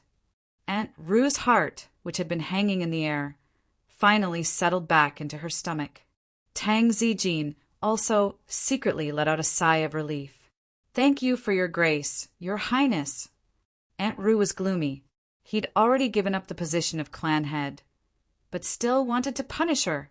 She was indignant, but Tang Zijin glared at her, and she could only admit defeat. "Please punish me, Your Highness. Confine her to returning Dragon Peak for 10 years, Long Fei Yi said. Aunt Ru almost jumped to her feet, but Tang Zijin held her back. She glared at him, but he glared back. In the end, it was still Tang Zijin who was stronger than Aunt Ru. Aunt Ru lowered her head in despair. What else could she do besides comfort herself that she'd escaped with her life? She could only place her last hopes on Tang Zijin. Returning Dragon Peak was a lone peak in the reclining Dragon Range. It was the burial ground of the Tang clan, so Long Fei Yi wanted her to guard the graves. Chu Shifeng, take the Kong clan's old woman to returning Dragon Peak. Leave a few shadow guards behind to keep watch. Long Fei Yi looked at Tang Zijin and asked, having Tang Yiru fulfill her filial piety counts as an explanation for the deaths of the Tang clan disciples. "What do you think?" Tang Zijin couldn't retort, so he could only nod. Aunt Ru was on the verge of tears.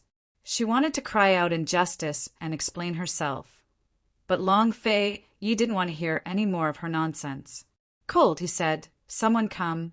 Confine Tang Yiru to returning Dragon Peak. Without this crown prince's orders, anyone who tries to rescue her will die." There was no one else here, so his words were meant for Tang Zijin's ears. Tang Zijin didn't say a word, but dragged Aunt Ru away. Not to mention Aunt Ru. Even Tang Zijin himself had yet to recover from the shock. Everything had happened too suddenly. As soon as they were out the door, Aunt Ru couldn't help but shake off his hand like a madwoman. "Big brother, I won't accept this. I won't accept this." Tang Zijin's face was gloomy as he grabbed her arm, but Aunt Ru shook him off again. "Big brother, how did Fei become like this? He's simply disgraceful. Don't forget your own status. If you really want to die, I can help you out." Tang Zijin warned sternly. He'd had enough. If this idiot wasn't his little sister, he would have sent her on her way long ago. "Old man has already lost his position as clan head to you. What else do you want? Old man has given you his life as well. Are you satisfied now?" Tang Zijin was furious. Big brother, I can die. But we have to figure out Han Yunqi's identity first. Aunt Ru's gaze was resolute. You're still talking? Tang Zijin scolded. I know what I'm doing, so there's no need for you to worry. Tang Zijin hesitated for a long time before he said seriously, Go say goodbye to your sister-in-law. Just say you've gone to the northernly snow mountains and haven't set a date for your return. Be careful with your words. If you dare to reveal a single detail about what happened today and hurt her heart, you'll have to deal with it yourself. Aunt Ru nodded repeatedly. She was still counting on her big brother to save her in the future, so she didn't dare to hurt her sister-in-law's heart. After she left, Tang Zijin returned to his study and plopped heavily into a chair. He furrowed his brows and forced himself to calm down. Aunt Ru had said so much nonsense, but she was right about one thing. They could die, but they had to figure out Han Yunqi's identity first. To put it bluntly, they could destroy the entire Tang clan, but they had to figure out Han Yunqi's identity first. Aunt Ru had only eavesdropped on the Shadow Clan's affairs. She'd investigated for 2 years without finding anything, which made them uneasy. If Han Yunqi really did have connections with Western Qin's imperial clan, then Fei's heart would sink. How could he ever rise again? Tang Zijin couldn't imagine it. Aunt Ru's fate today had been a resounding wake-up call for him. He had to be more cautious than ever. Today, he'd given up the position of clan head simply because of this matter. He had to retreat for the sake of advancing. First, he'd dispel Fei's suspicions, then slowly make plans for Han Yunqi. He figured that if he could help Tang Li with the Tang clan's complicated affairs, he'd have time to plan things out properly. Long Fei Yi ordered Chu Shifeng to keep a close eye on Aunt Ru before going to find Han Yunqi. Coincidentally, he ran into Han Yunqi coming out of her room. Long Fei Yi, we were wrong before. We should start with Kong Shi, Han Yunqi said seriously. Although she couldn't make a decision yet, she'd suddenly thought of this when she woke up this morning. We were too impatient. We still need to investigate Kong, she slowly. Aunt Ru has to have something to use against him. We'll definitely find out. Long Fei looked at Han Yunqi, his eyes filled with doting helplessness as he smiled faintly. What are you smiling about? Han Yunqi asked. Han Yunqi, Long Fei Yi drew closer. How about I tell you something? Han Yunqi was at a loss. What? Do you want to hear it or not? Long Fei Yi asked. Han Yunqi could only put the matter of Kong Shi aside for now. Go ahead. Your lordship. Long Fei Yi spoke very slowly. He looked seriously at Han Yunqi's face and smiled faintly. You look pretty good when you're being silly. Your lordship will allow you to be silly once in a while. Han Yunqi was even more confused. What do you mean? Long Fei Yi drew closer and hugged her gently. In a low voice, he told her everything about Aunt Ru. Besides the fact that he'd used his status as the crown prince to suppress Tang Zijin and Aunt Ru, he told her everything else.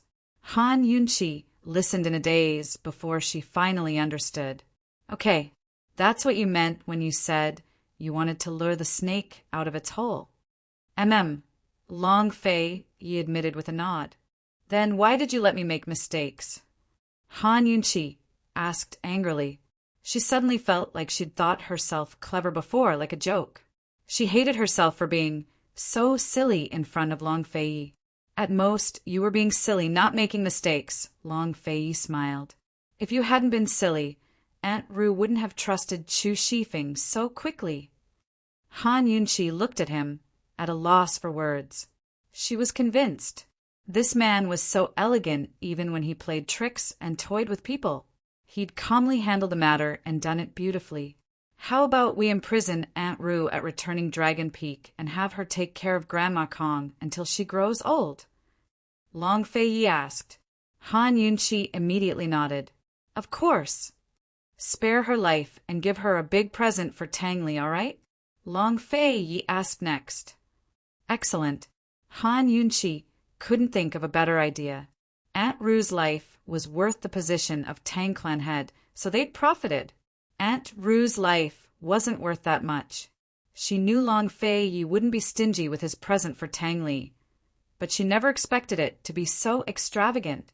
If Tang Li knew the truth, he'd probably worship Long Fei Yi even more.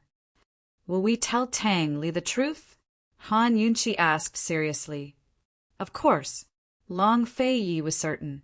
If they didn't tell Tang Li the truth, how are they supposed to let Tang Li and Tang Zijin fight for power? Han Yunqi understood at once. This, in the end, it'll be difficult for Tang Li.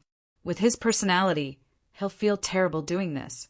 It's only a matter of time before he inherits the position.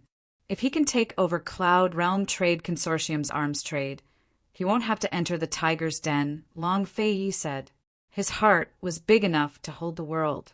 His heart was small, too, and couldn't hold too many people. Tang Li counted as one of them. If possible, he didn't want to make things too difficult for his younger cousin. Tang Li inheriting the position of head of the Tang clan was safer than being a spy in Cloud Realm Trade Consortium. I didn't consider that. If we can subdue Ningjing, we really don't need to risk our lives in Cloud Realm Trade Consortium, Han Yunqi smiled. Han Yunqi pretended not to know the truth about Aunt Ru in front of Tang Zijin and the rest.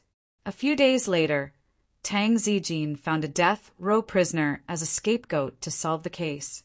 Han Yunqi didn't dig deeper, but cooperated with him to put on a show. Just like that, the matter passed. As for Lady Tang, she really didn't know any of this. She only regretted that Tang Li was about to get married. If only Aunt Ru had left a little later. 3 days after Aunt Ru was imprisoned on returning Dragon Peak, Tang Li's wedding procession set out ahead of schedule. It would take 5 days for a round trip, so they could bring the bride to the Tang clan at the auspicious hour of the 28th day of the 3rd month. This time, Long Fei Yi and Han Yunqi only followed behind without disguising themselves as part of the procession. The use of Han Yunqi's gold ingot was about to be revealed. Chapter 675. The wedding procession for the young head of the Tang clan was bound to be extravagant and grand. But in reality, Tang Li only brought a few guards and a red carriage to 10,000 Commerce Hall.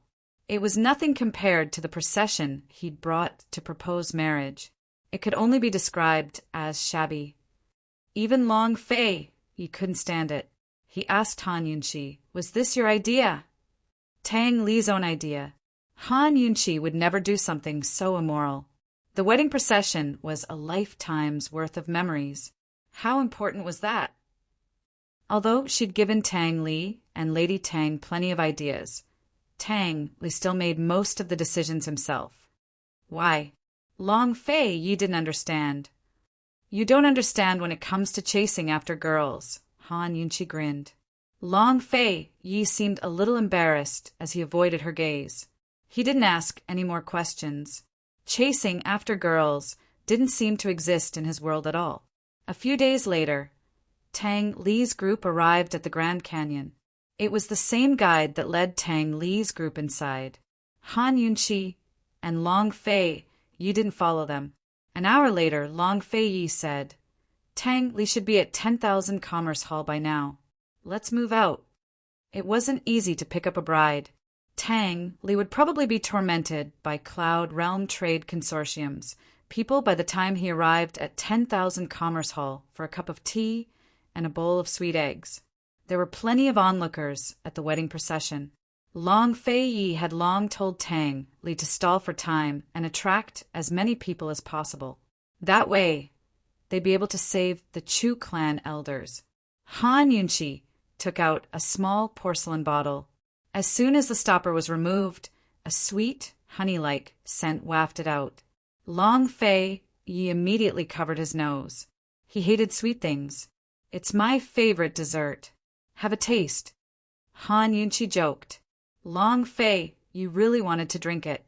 Han Yunqi was shocked and quickly snatched it away. "I'm just kidding. This is the colorful queen bee's poison. It can kill." This prince was also joking. Can't you tell?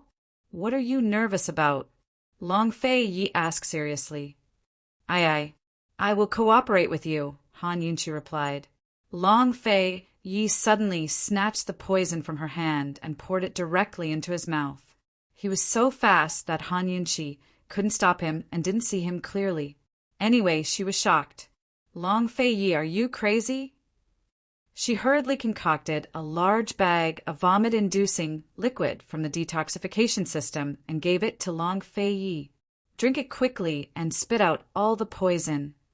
There was no antidote for the colorful queen bee's poison. She could only expel the poison from the body as soon as possible before the poison took effect. She was about to go crazy from anxiety, but Long Fei Yi asked with interest, "Is this also a joke to cooperate with this prince?" Han Yunqi was stunned for a moment, then looked at the porcelain bottle in his hand seriously.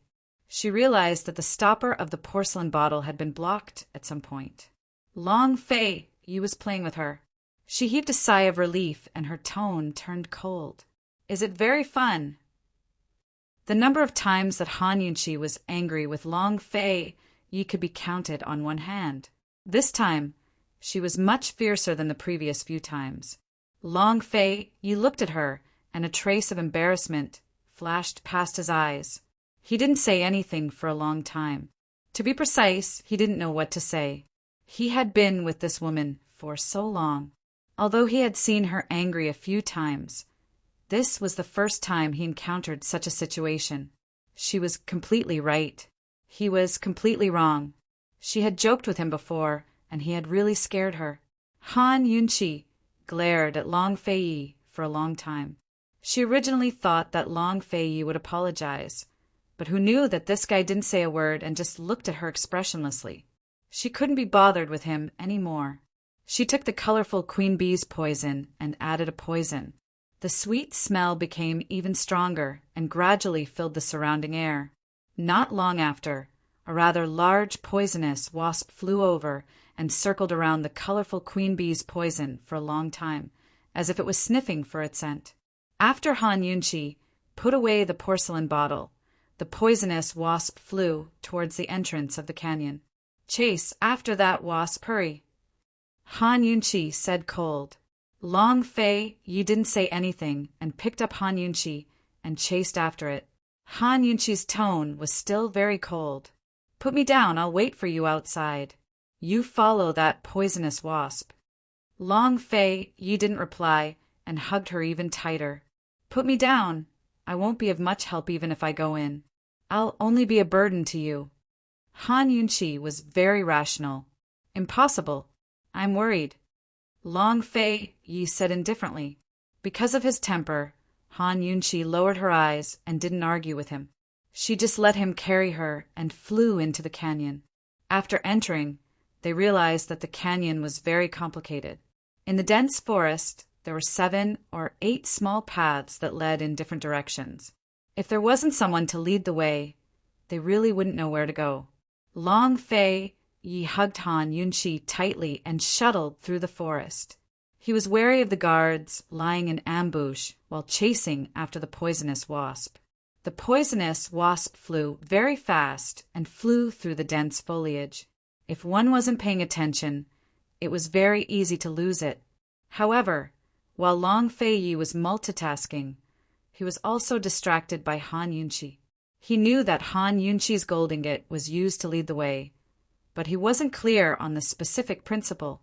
"What's the meaning of this poisonous wasp leading the way?" he asked indifferently, as if the unpleasantness just now didn't happen. Han Yunqi's tone was still cold. This kind of poison belongs to the yin and yang category. One yin and one yang can attract each other. The poison left on the gold ingot is also the colorful king bee's poison. It's of the yin attribute, so it doesn't have any smell. The one on my hand is of the yang attribute, so the smell is very strong. After the poisonous wasp is poisoned by the colorful king bee's poison, it will search for the colorful king bee's poison on its own. Han Yunqi paused for a while. Seeing that Long Fei Yi didn't respond, she added, "As long as the gold ingot is left on the guide's body for more than 2 hours, The poison will stay on his body for a month. After the poisonous wasp finds him, it won't stab him. It will only absorb the Yin attribute, colorful king bee's poison. This person will die from the normal wasp poison, half a month later. Ning Qing won't suspect us. Oh, Long Fei Yi replied indifferently. Han Yunqi didn't say much, and Long Fei Yi didn't ask any more. The two of them were obviously busy chasing the poisonous wasp, so it wasn't convenient for them to talk. However, the atmosphere was very strange when the two of them didn't talk. The mountain road was getting more and more difficult. The poisonous wasp might not take the same path as the guide, but it would definitely find the guide in the end. At this time, the poisonous wasp passed through a dense, thorny forest. Long Fei Yi hugged Han Yunqi tightly and turned around without hesitation. He stepped back and used his body to block the thorns for Han Yunqi. After passing through the forest, his entire back was covered in thorns, but Han Yunqi was unscathed. He could easily cut through the thorns, but if he made too much noise, it would attract the guards. This was the fastest and least noisy way. Not long after, Long Fei Yi smelled a sweet smell. The poisonous wasp in front of them suddenly turned back and flew around them. "What's going on?" Long Fei Yi asked indifferently. "Put me down," Han Yunqi said coldly. Long Fei Yi did as he was told. He found a hidden flat ground and put her down. Han Yunqi ordered coldly, "Sit down." As soon as Long Fei Yi sat down, Han Yunqi ordered again, "Take off your clothes." In the whole world, only this woman dared to say this to him. Only she had the chance to say this to him. This was the second time she said this to him. He felt completely different when he heard it the first time, but he still did as he was told. Han Yunqi's face was tense, but when she saw the bloody wounds on Long Fei Yi's back, she couldn't stay calm anymore. She asked anxiously, "Does it hurt?" "You're not angry anymore?" He was about to turn around when she stopped him fiercely. "Don't move." He was still very obedient. She immediately took out the ointment and knelt behind him to treat the wounds. This kind of injury was nothing to him. Even if she sprinkled salt on the wounds, he wouldn't feel any pain. However, when her fingertips caressed his back, he sat up straight, unconsciously. "Relax. Why are you holding back? The wounds will tear open," Han Yunqi reminded him anxiously. He was a little helpless, but he quickly relaxed and let her touch him. His upper body was bare, not to mention his firm pecs and six-pack abs. Even his back and arms were firm, tough and full of strength. They were sexy as hell. Han Yunqi was busy treating the wounds, but she still couldn't help but get distracted. "Are you still angry?" Long Fei Yi asked again. Han Yunqi didn't answer, but Long Fei Yi stubbornly demanded an answer. "You're still angry, aren't you?" Han Yunqi really wanted to pinch his wounds to vent her anger. He knew she was angry, but he kept asking. Couldn't he say anything else? Suddenly, Long Fei Yi's voice softened. "Yunqi, don't be angry anymore, all right?" Han Yunqi's hand stiffened on his back and didn't move for a long time. "Yunqi," it sounded like a lover's whisper. He rarely called her that, but when she heard those two words, she felt so familiar and intimate. It was as if they'd moved a few steps closer. He didn't know how to apologize, but stubbornly asked, "Don't be angry anymore, all right?" She didn't know whether to laugh or cry as she slowly drew closer, her small hands rubbing his shoulders before planting a light kiss on his firm shoulders. She didn't let go immediately, but pressed her lips against his shoulder with a smile. "For the sake of this beautiful back, I'll forgive you this once." Long Fei Yi couldn't help but raise his head and suck in a cold breath.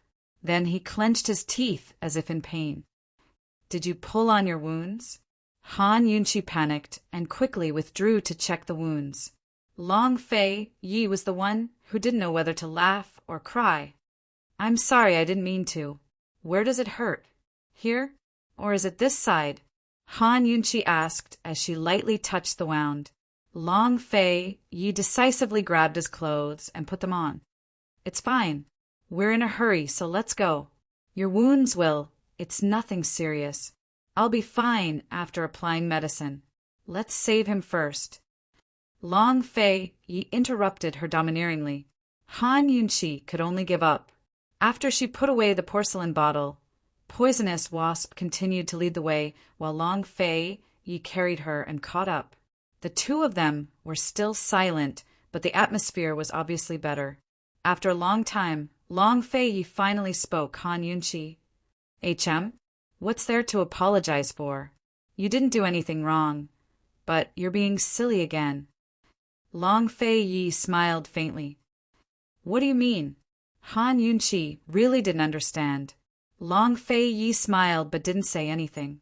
This woman was so silly that she didn't realize that she was the one who lit the fire. He allowed her to be so silly.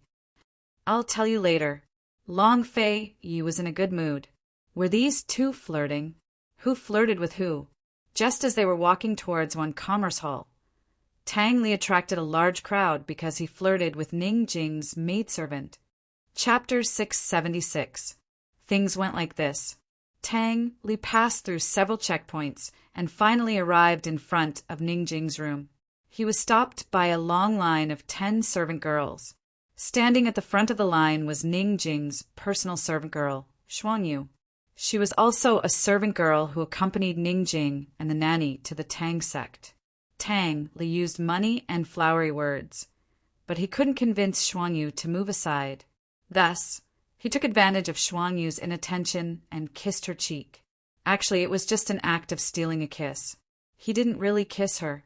Xuangyu couldn't take it anymore and threw a slap at Tang Li. Tang Li held her hand and teased her, no rush. Once we're back at the Tang sect, you can hit me however you want. This young master will let you.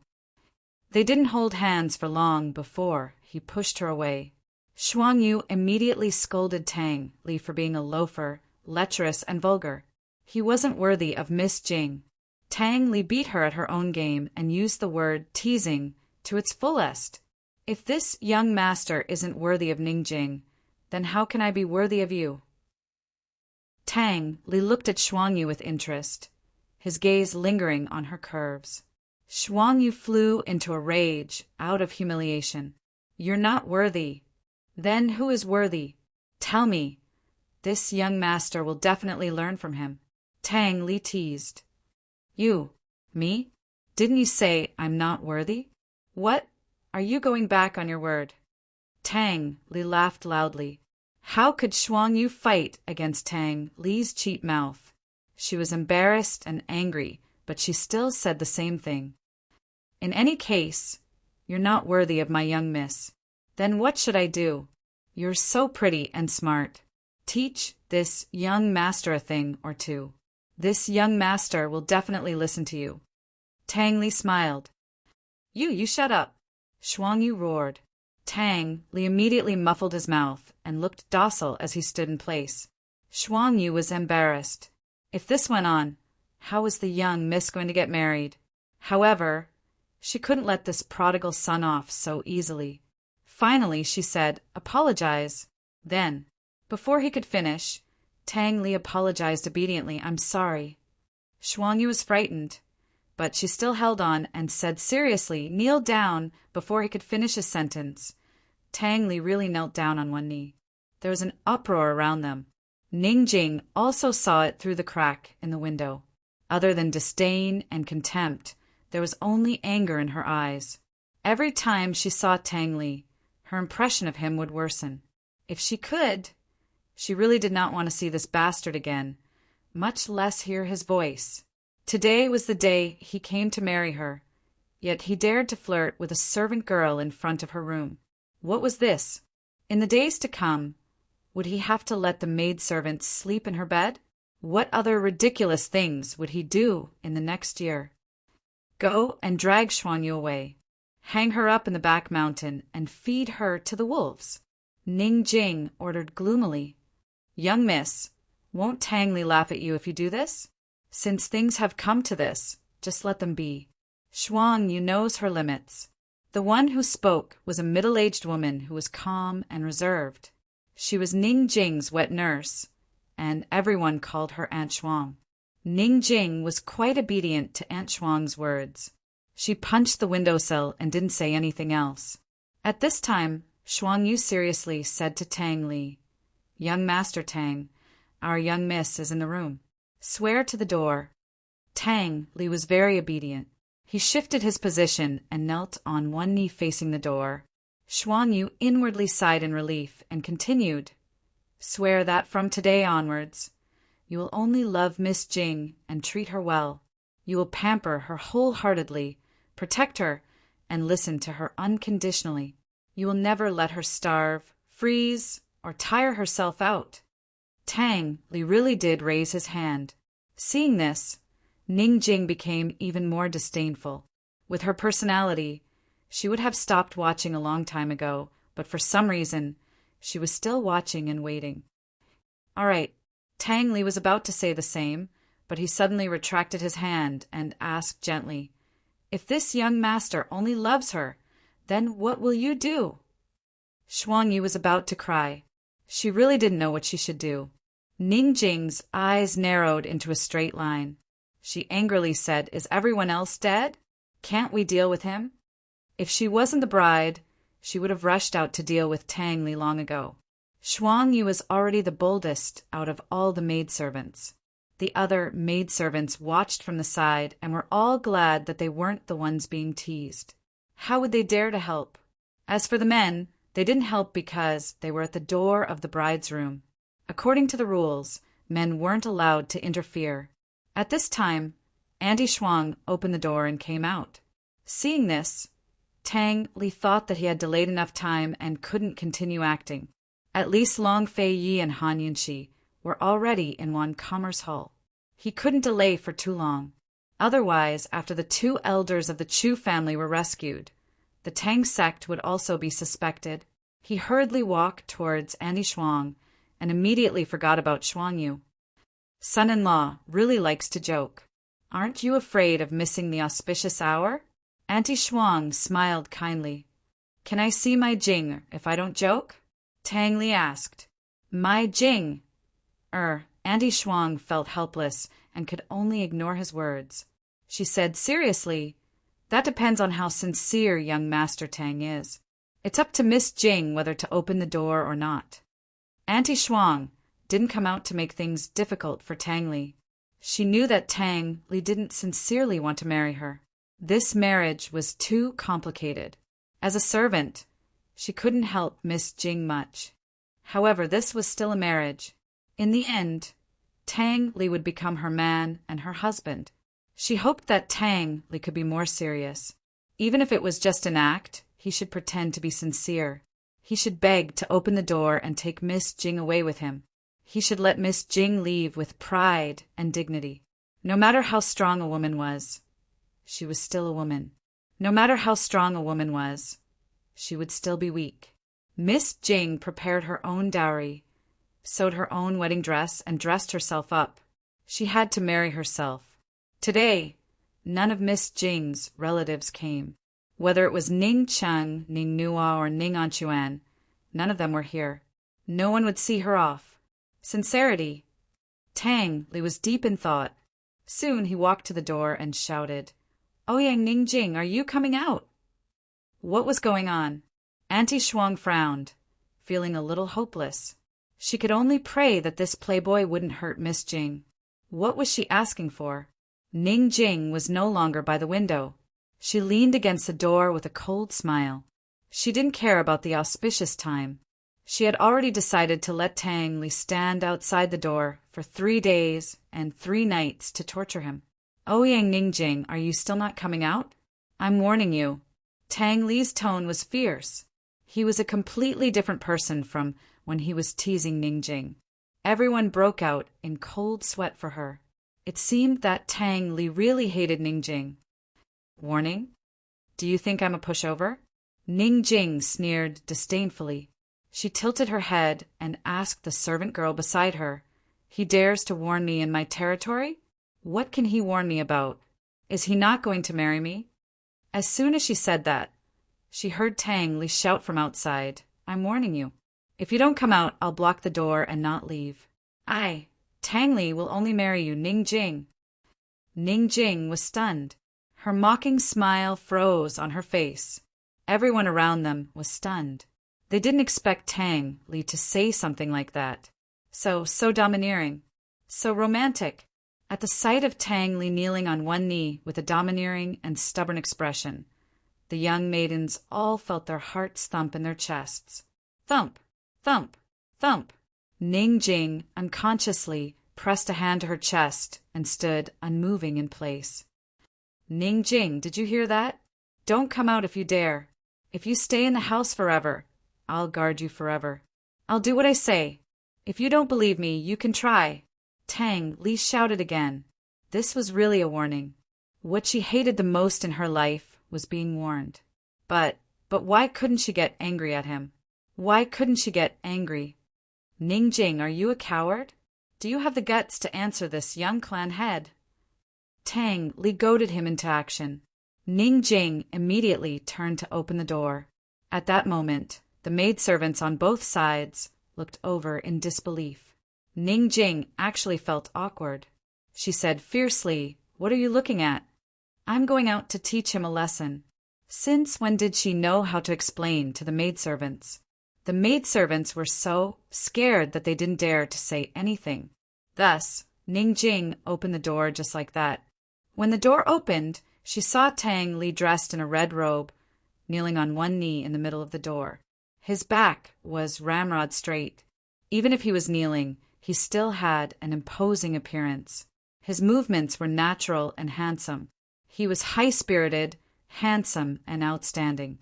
He was as clear as a jade tree in the wind. Ning Jing didn't know that this man could look so good in red. Tang Li didn't expect Ning Jing to open the door personally. He also didn't expect that she would come out without wearing a red veil. This was the first time Tang Li saw Ning Jing in a woman's dress. It was the first time he saw Ning Jing with makeup. It was the first time he realized that Ning Jing was such a beautiful woman. Her hair was like a cloud. She had beautiful eyebrows, clear eyes, and red lips. She was as bright as the spring and as beautiful as the autumn moon. She was a feast for the eyes. Tang Li stood there in a daze. He was infatuated. He only regained his senses when Aunt Shuang closed the door. Actually, it wasn't just Tang Li who was infatuated. The surrounding people were also dumbstruck. No one knew that President Jing was so beautiful. Aunt Shuang was quite frightened by Ning Jing. How could a bride run out without wearing a red veil? "Young Master Tang, congratulations. Please wait a moment." She didn't have time to explain, and hurriedly pulled Ning Jing to sit on the couch. "Young miss, you can't show your face like this. It's not auspicious. It'll also cause gossip. If I don't go out, he'll really think that I'm afraid of him." Ning Jing looked very calm. In fact, her hands were tightly clasped together. She was also frightened by herself. Why did she open the door? Aunt Shuang carefully helped Ning Jing put on the phoenix coronet and red veil. She then checked her other clothes before she was relieved. "Young Miss Jing, you've had enough. Let him in." Ning Jing calmly agreed. But for some reason, her heart couldn't help but beat faster. After the door opened, Tang Li strode in. He had already regained his senses. When he saw Ning Jing sitting on the couch, waiting for him, a strange feeling flashed through his heart. But he didn't pursue it. He stood in front of Ning Jing and said lazily, "Come on up. I'll carry you out." He didn't know what Ning Jing's expression was, but Aunt Shuang immediately glared at Tang Li. Only then did Tang Li change his words. "Jing, I'm here to marry you. Come home with me." Ning Jing didn't say anything. She jumped onto Tang Li's back and wrapped her arms around Tang Li's neck. She pressed her right hand on his chest and warned coldly, "Walk steadily. If you fall, you'll lose your life." Clearly, Ning Jing came back to her senses. Tang Li carried Ning Jing out of one commerce hall and into the carriage. He got on the horse and immediately left. At this time, where were Long Fei Yi and Han Yunxi? Chapter 677. After Tang Li picked up his new bride, Long Fei Yi and Han Yunqi had long followed the poison wasp to 10,000 Commerce Hall. The main defenses of the hall were located in the canyon, so there were only ordinary guards inside. Han Yunqi, who didn't know any martial arts, could only allow Long Fei Yi to carry her as he flew. Although she looked like trash, she was actually a great help to Long Fei Yi. Once they conquered the canyon and entered 10,000 Commerce Hall, the rest was as easy as turning over a hand for an expert like Long Fei Yi. Ning Cheng relied on the fact that the world didn't know of the relationship between the Ning clan and Cloud Realm Trade Consortium to imprison the two Chu clan elders here without much defense. Soon enough, Long Fei Yi and Han Yunqi found 10,000 Commerce Hall's secret prison. They avoided the guards and found a hidden cell. The so-called secret prison was simply a small, dark room used to imprison troublemakers or criminals who had committed serious crimes. This secret prison was completely sealed off. There was only a small iron door, and there was a strangely shaped lock on the door. Long Fei Yi was dressed in black robes and a black cloth covering his face, making him look mysterious and handsome. Even his knocking on the door was pleasing to the eye. "Who's there?" A familiar voice called out from inside. It was none other than the Chu clan head. The two Chu clan elders had been locked up here for a long time. Aside from the daily delivery of food, no one else had come to contact them. The delivery men never knocked on the door, so the two Chu clan elders were on guard. "Your lordship." Long Fei Ye's low, icy voice gave the two Chu clan elders a fright. They never expected Long Fei Yi and Han Yunqi to find their way here. What was he doing here? Duke of Qin. Long Fei Yi, it's actually you? The voices of these two people were half surprised and half wary. Long Fei Yi, what are you planning to do? Chu Yuni asked. He hated Long Fei Yi as much as he hated Ning Cheng. Although Long Fei Yi and Ning Cheng were enemies, the Chu clan was destroyed because of the two of them. Long Fei Yi had come here. Other than killing them, what else could he do? "If you want to leave, then shut your mouth," Long Fei Yi warned. Rather than saying that he was here to save people, it was more accurate to say that he was here to kidnap people. Whether the two elders of the Chu clan were willing or not, he would definitely take them away. These two were his bargaining chips to keep Chu Tianyin in check. Chu Tianyin was already an important chess piece in Cloud Realm continents, western regions. "Long Fei Yi, you mean you want to bring us out?" "Long Fei Yi, are you joking around here? You seem to be in a good mood." The two elders of the Chu clan didn't believe him, but their mocking tone revealed traces of hope and hope. After all, they'd given up hope for a long time and accepted the fact that they were going to spend the rest of their lives in prison. Right now, they needed a definite answer, but Long Fei ignored them. He picked up the iron lock on the door and pondered. Although it was easy to get in, any loud noise would attract a group of people. The best way to get them out was to unlock the door. Hearing Long Fei Yi fiddling with the chains, the two elders of the Chu clan exchanged glances with complicated feelings. "Long Fei Yi, just what are you trying to do?" Chu Yuni couldn't help asking. "Of course I'm taking you out." "What? You're too used to prison and don't want to come out?" Han Yunqi asked coldly. When she recalled the crimes these two had committed against Gu Beiwa, she was filled with anger. If she didn't need them, she wouldn't have come to save them. "Tianyin, just what's going on?" The Chu clan head grew anxious. "Hasn't Tianyin already thrown himself into Ning Cheng's camp? Let's talk after we get out. What's the origins of this lock?" Long Fei Yi asked. "Why should old man trust you?" Chu Yuni asked coldly. Han Yunqi snorted disdainfully, while Long Fei Yi said, "Because your lordship found this place. Do you want to be Ning Cheng's dog or your lordship's hawk? Why don't you two give your lordship an answer right now?" The two elders of the Chu clan wore complicated expressions at his words. Although Long Fei Yi hadn't told them the truth, they could guess that Chu Tianyin had chosen Ning Cheng over Long Fei Yi. If Long Fei Yi could find Ning Cheng's lair, then Ning Cheng had already lost a huge step. Chu Tiannin's choice was wise. Neither Chu Yuni nor the Chu clan head were fools, but they couldn't bring themselves to do it right now. After some hesitation, Chu Yuni said loftily, "If you want my Chu clan to swear allegiance to you, we'll have to see if you have the skills.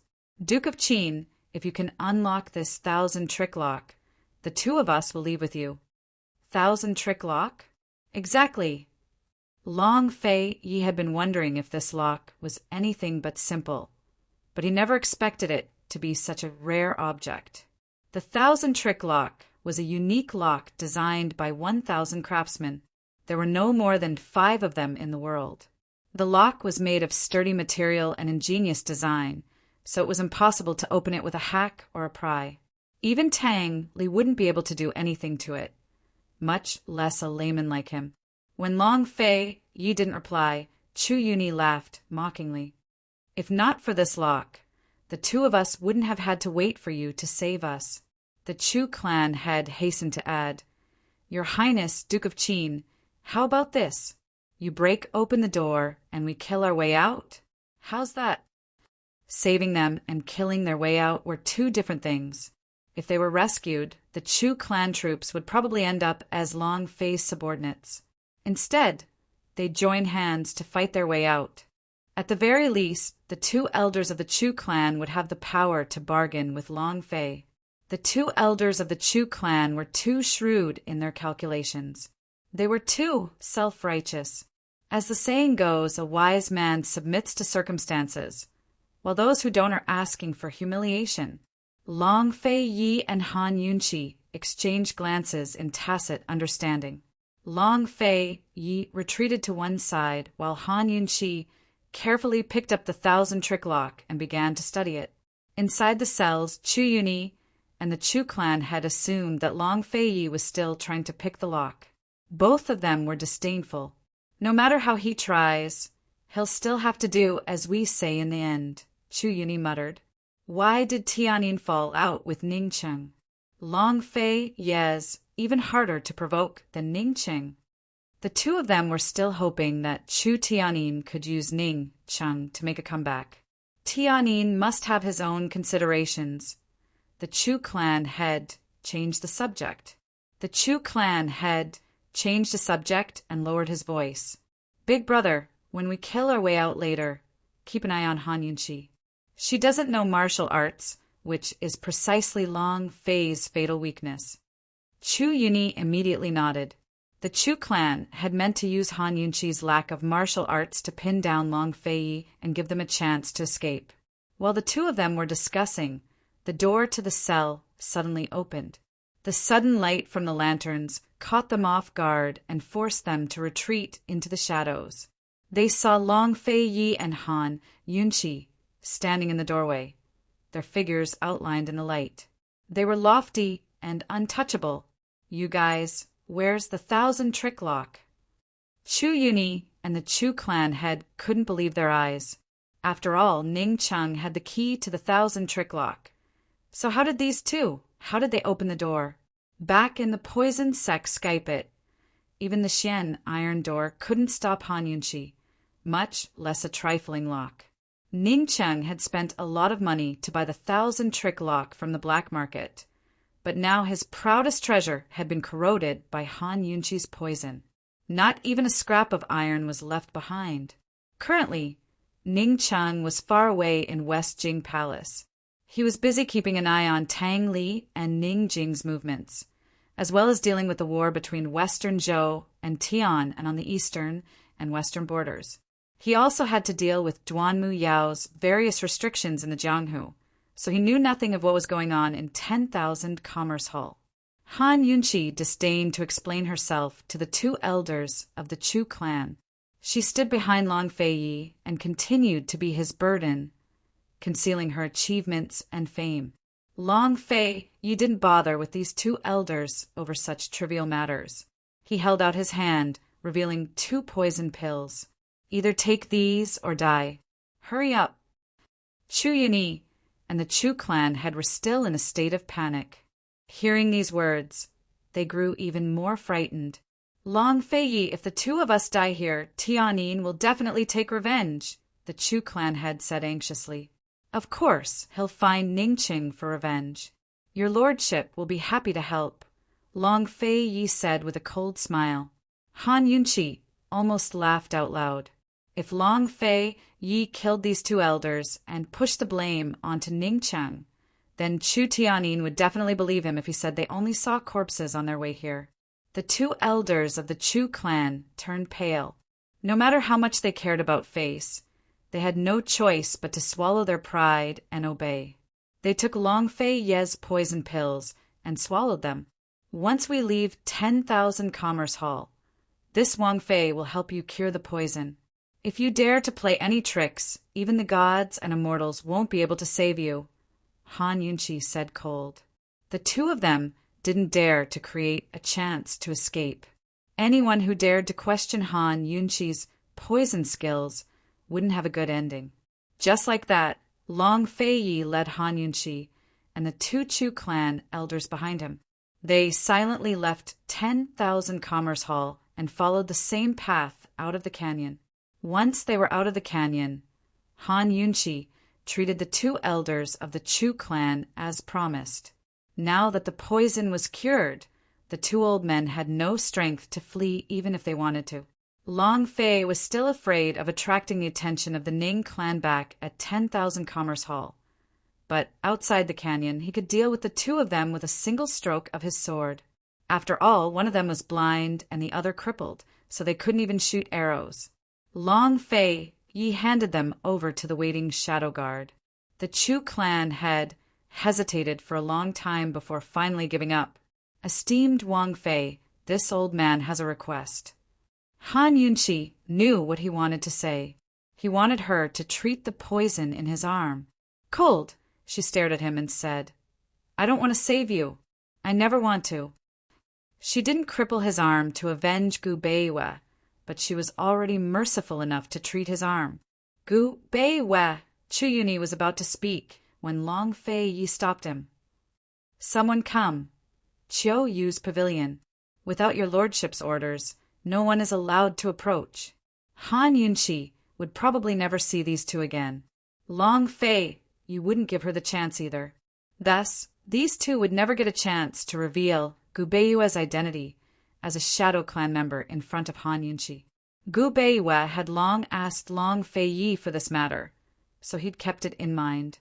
After dealing with the Chu clan elders, Long Fei and Han Yunqi had to hurry to the Tang clan to attend Tang, Li, and Ningjing's wedding. Currently, Tang Li and the rest should still be on their way. Long Fei and Han Yunqi had to go ahead of time to disguise themselves. They couldn't show their faces in front of Ningjing. That very afternoon, the prison guards came to patrol the area only to find the cell empty. Leaving aside the guards, even the steward of 10,000 Commerce Hall was scared out of his wits. They reported the news to Ningqing while frantically searching for the 1,000-trick lock. Unfortunately, they couldn't find a trace of it even after digging 3 feet into the ground. Ningqing was in the imperial study discussing how to take back the stolen grain from the Jianghu with a few military officials, when a eunuch whispered the news to his ears. Chapter 678. Ningqiang demanded angrily, "Who did it?" All of the officials in the room were stunned. Although they didn't know what was going on, they didn't dare to be curious.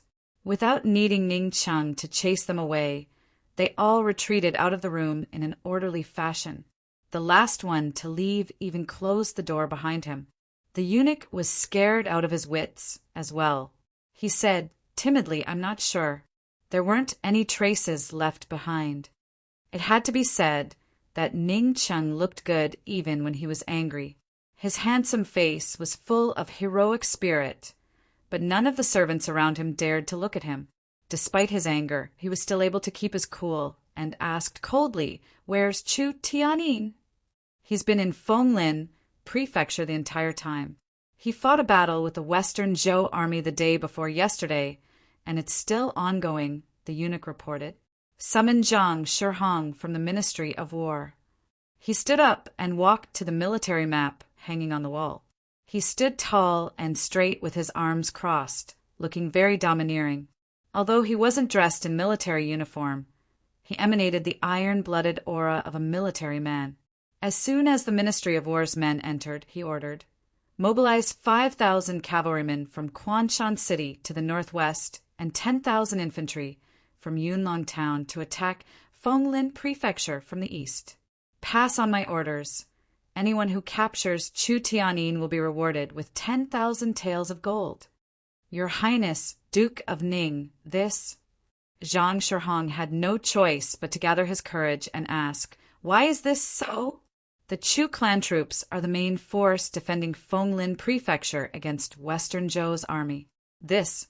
Before he could finish, Ning Cheng slowly turned around. Seeing his cold expression, Zhang Shihong didn't dare to continue. "Yes, this official will do it right away." With the 2 elders of the Chu clan rescued, Ning Cheng wouldn't be able to control Chu Tianyin anymore. Chu Tianyin would definitely rebel. As soon as Zhang Shihong left, Grand Concubine Ning En hurried over. She'd received news from Cloud Realm Trade Consortium as well, and asked as soon as she entered, "Does this matter have anything to do with the Tang clan?" Ning Cheng was thinking the same thing. Not necessarily. Everyone knows that Tang Li married Ning Jing. It's possible that the rescuer used this chance. It's not easy to sneak into the canyon, find one commerce hall, and rescue them. Ning En reminded. "You mean?" Ning Cheng also became serious. "Tang Li and Long Fei Yi have a close relationship." Ning En said, seriously. Ning Cheng could no longer remain calm. If the Tang sect was involved with the Long Fei Yi, then Ning Jing's marriage would not be simple. It's not too late to stop Ning Jing now. "We can't let Ning Jing's sacrifice be in vain," Ning En said anxiously. Ning Jing was taking a risk by marrying over with her arms. Ning Jing was capable, but she was still a woman. How could she be a match for Long Fei Yi, that old fox? This is only a guess. If the Tang clan has nothing to do with the Long Fei, then Ning Jing's marriage won't be easy to deal with.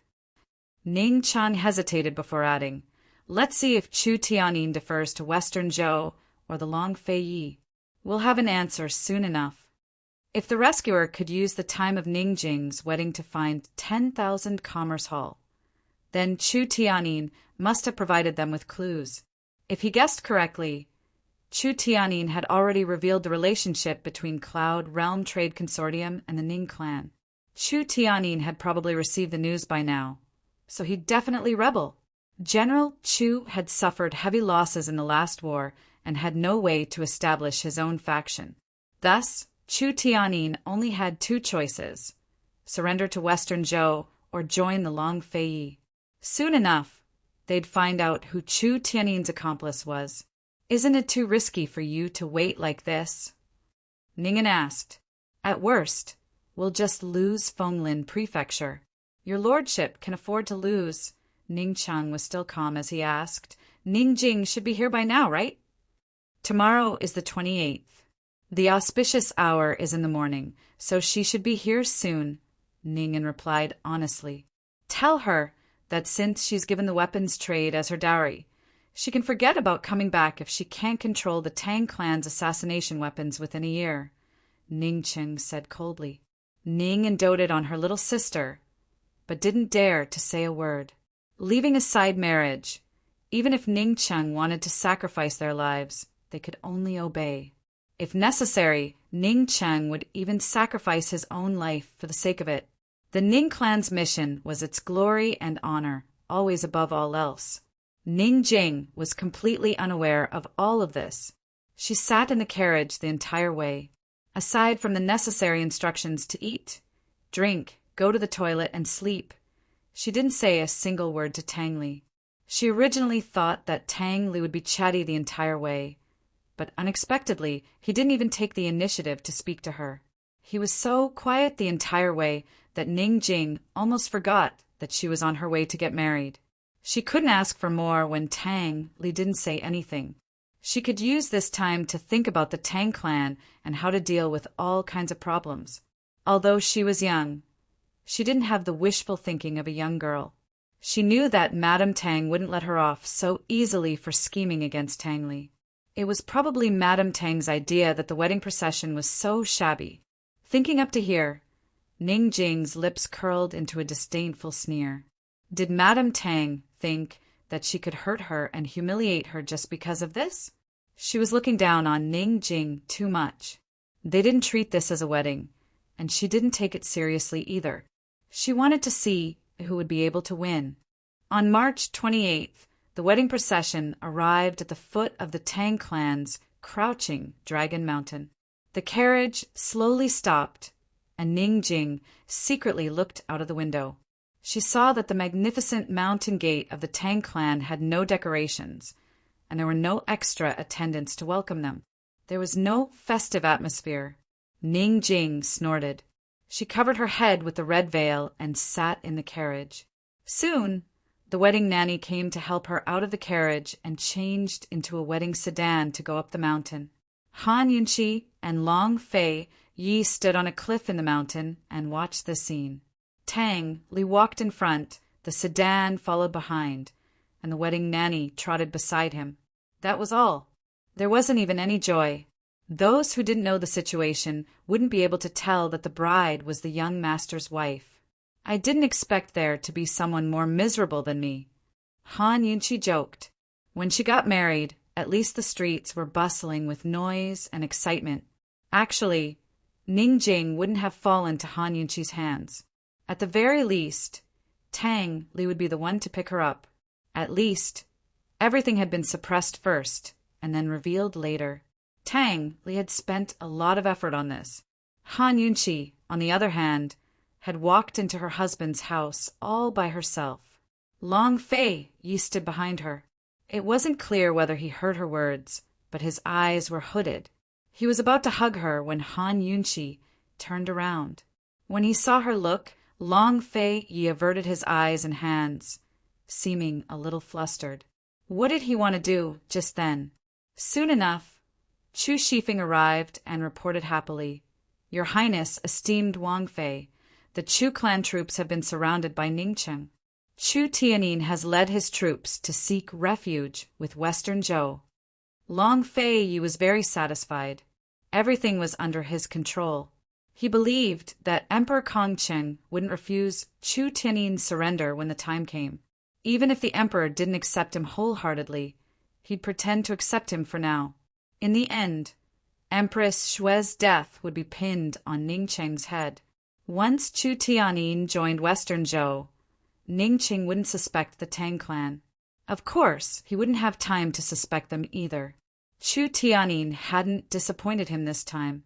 A shadow guard followed closely behind Chu Shifeng to report, "Your Highness, esteemed Wang Fei, Lady Lianqin has already reported Ningcheng's labor to the vice directors of Medical City. The news will spread very quickly." Long Fei Yi nodded, while Han Yunqi couldn't help but laugh. It had to be said that Long Fei Yi had made a brilliant move. Of course, Gu had helped them a lot as well. Lady Lianqin's report would not only expose head elder Ling, but push the blame onto Chu Qingge and Ningcheng as well. The two elders of the Chu clan were the ones who did it, but Ningcheng had to bear the brunt of the blame.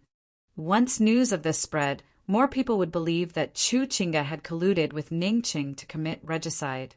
Long Tianma wouldn't let go of such an opportunity to recruit Emperor Tianhui's former subordinates. Very soon, Ningcheng would be faced with internal and external troubles. Meanwhile, Long Fei Yi wouldn't need to waste a single soldier to wait for Western Zhou, Tianning, and Tianan armies to fight while he reaped the benefits. What did it mean to plan a strategy within a tent to determine victory from 1,000 li away? This was it. Ningcheng might have one last time, but he'd lose miserably this time. Pass down orders to keep a close eye on northern Li's movements. "The Bailey Navy is on standby," Long Fei Yi ordered. "This subordinate understands." Chu Shifeng immediately withdrew. At this critical juncture, Northern Li was the biggest variable. Naturally, Long Fei Yi had to be on guard against it. As soon as Northern Li sent troops south to interfere with the war in the west, the Bailey Navy would definitely head north from the eastern sea to pin down Northern Li's forces. Long Fei Yi was already wrapping up the game of chess in the west. He wouldn't allow anyone else to interfere. Of course, Northern Li's strength had yet to recover, so they were probably doing the same thing as Long Fei Yi. They could only wait and see what would happen. Once everything was settled, Long Fei Yi and Han Yunqi put on their human skin masks and snuck onto Reclining Dragon Peak to attend Tang Li's wedding. Actually, Long Fei Yi wasn't interested in the wedding at all. He was purely there to accompany Han Yunqi. Ning Jing had no idea that the Ning clan was in deep trouble. Currently, she was bowing to heaven and earth with Tang Li. Tang Zijin and Lady Tang sat high up in the great hall, flanked by the clan elders. The atmosphere was solemn, but not festive at all. Ning Jing's red veil prevented her from seeing her surroundings, but she could still feel the atmosphere. She allowed the wedding nanny to lead her to the bridal chambers after 3 bows. But Tang Zijin suddenly stood up. Wait for what? Was he going to make things difficult for her in front of everyone? Ning Jing prepared herself mentally, but Tang Zijin only spoke with sincerity. Tang Li is getting married today, so he's a man with a family.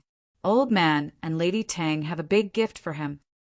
Lady Tang was puzzled and glared at him unhappily. Did Tang Zijin really want to give a gift, or make things difficult for Ning Jing? No matter what he wanted, shouldn't he at least discuss it with her? How dare he use her name without discussing it with her? Lady Tang was about to stop him, but Tang Zijin suddenly took off the ring that symbolized his status as the head of the Tang sect and said seriously, "Today, Old Man hands over the position of head of the Tang sect to Tang Li. From now on, Tang Li will take over the Old Man's position and take full control of the Tang sect." His words caused an uproar in the hall. Lady Tang was dumbfounded. "Zijin, you!" Tang Zijin smiled gently at her, but when he faced Tang Li, his expression was cold and solemn. He walked in front of Tang Li and personally put the ring on Tang Li's thumb. "Tang Li, I'm entrusting the Tang sect to you. You have to be worthy of the thousands of disciples." As he spoke, he patted Tang Li's shoulder. "In the future, don't throw a tantrum and run off the mountain for no reason." Hearing this, the shocked crowd more or less understood. Sect head Tang must be using this method to restrain Tang Li and keep him in the Tang sect. He really had put in a lot of effort. Lady Tang covered her mouth in agitation. She had always thought that Tang Zijin didn't care about his son, but now she realized that Tang Zijin cared more about his son than she did. After learning the truth, Tang Li couldn't say anything. He looked at Long Fei Yi and Han Yunqi, who were hidden in the crowd, with grief in his eyes. Actually, the one who had put in a lot of effort was Long Fei Yi. She didn't know if Tang Li would understand. Ning Jing's hands turned cold when she heard all this. If Tang Li became the head of the Tang sect, didn't that mean she would become the wife of the head of the Tang sect? Would she have to stay with Tang Li on Reclining Dragon Peak from now on? Ning Jing was still in a daze. Soon, the crowd was filled with congratulations. Of course, the matchmaker's voice rang out again. "Send them to the bridal chamber." Chapter 679. Send them to the bridal chamber. The wedding nanny's voice brought Ning Jing back to her senses. She had long prepared for the bridal chamber. She drugged Tang Li unscrupulously, but it didn't mean that she was a loose woman. She had already given Tang Li such a big advantage. She would never give him any more. Suddenly, Tang Li took her hand. His hand was warm, thick and rough, giving Ning Jing a wonderful feeling. They had made love last night, but this was the first time they held hands. Ning Jing subconsciously wanted to withdraw her hand, but Tang Li held it more tightly. Ning Jing couldn't see Tang Li's face because of the red veil. She thought that Tang Li must be looking at her at this time. "Oh, look at young Master Tang. You can't hold hands." The matchmaker suddenly slapped Tang Li's hand away. Ning Jing withdrew her hand in time. There was a feeling of emptiness in her heart, but she ignored it directly. It's time to call him master. Mrs. Tang reminded her with a smile. She was very happy. Once her son got married, she would be the old man's woman, and Tang Zijin would be the old master. Yes, yes. Isn't this servant speaking too fast? Master, don't worry. When you get to the bridal chamber, you can hold hands however you want. Before entering the bridal chamber, you can only carry or hold each other, but you can't hold hands. The matchmaker reminded them with a smile. She took the red silk and stuffed it into Tang Li's hand. Hold it tight. She gave the other end of the silk to Ning Jing. Hold it tight. Follow your husband. Ning Jing did as she was told. She could feel the strength of the other end of the silk. Tang Li seemed to be holding it very tightly. Because of the matchmaker's teasing, there was already a commotion around. Ning Jing had been waiting for Tang Li to speak, but Tang Li didn't say anything from beginning to end. This was not like that guy's character. What was he doing? What trick did he want to play? Ning Jing was curious, but she remained calm and collected.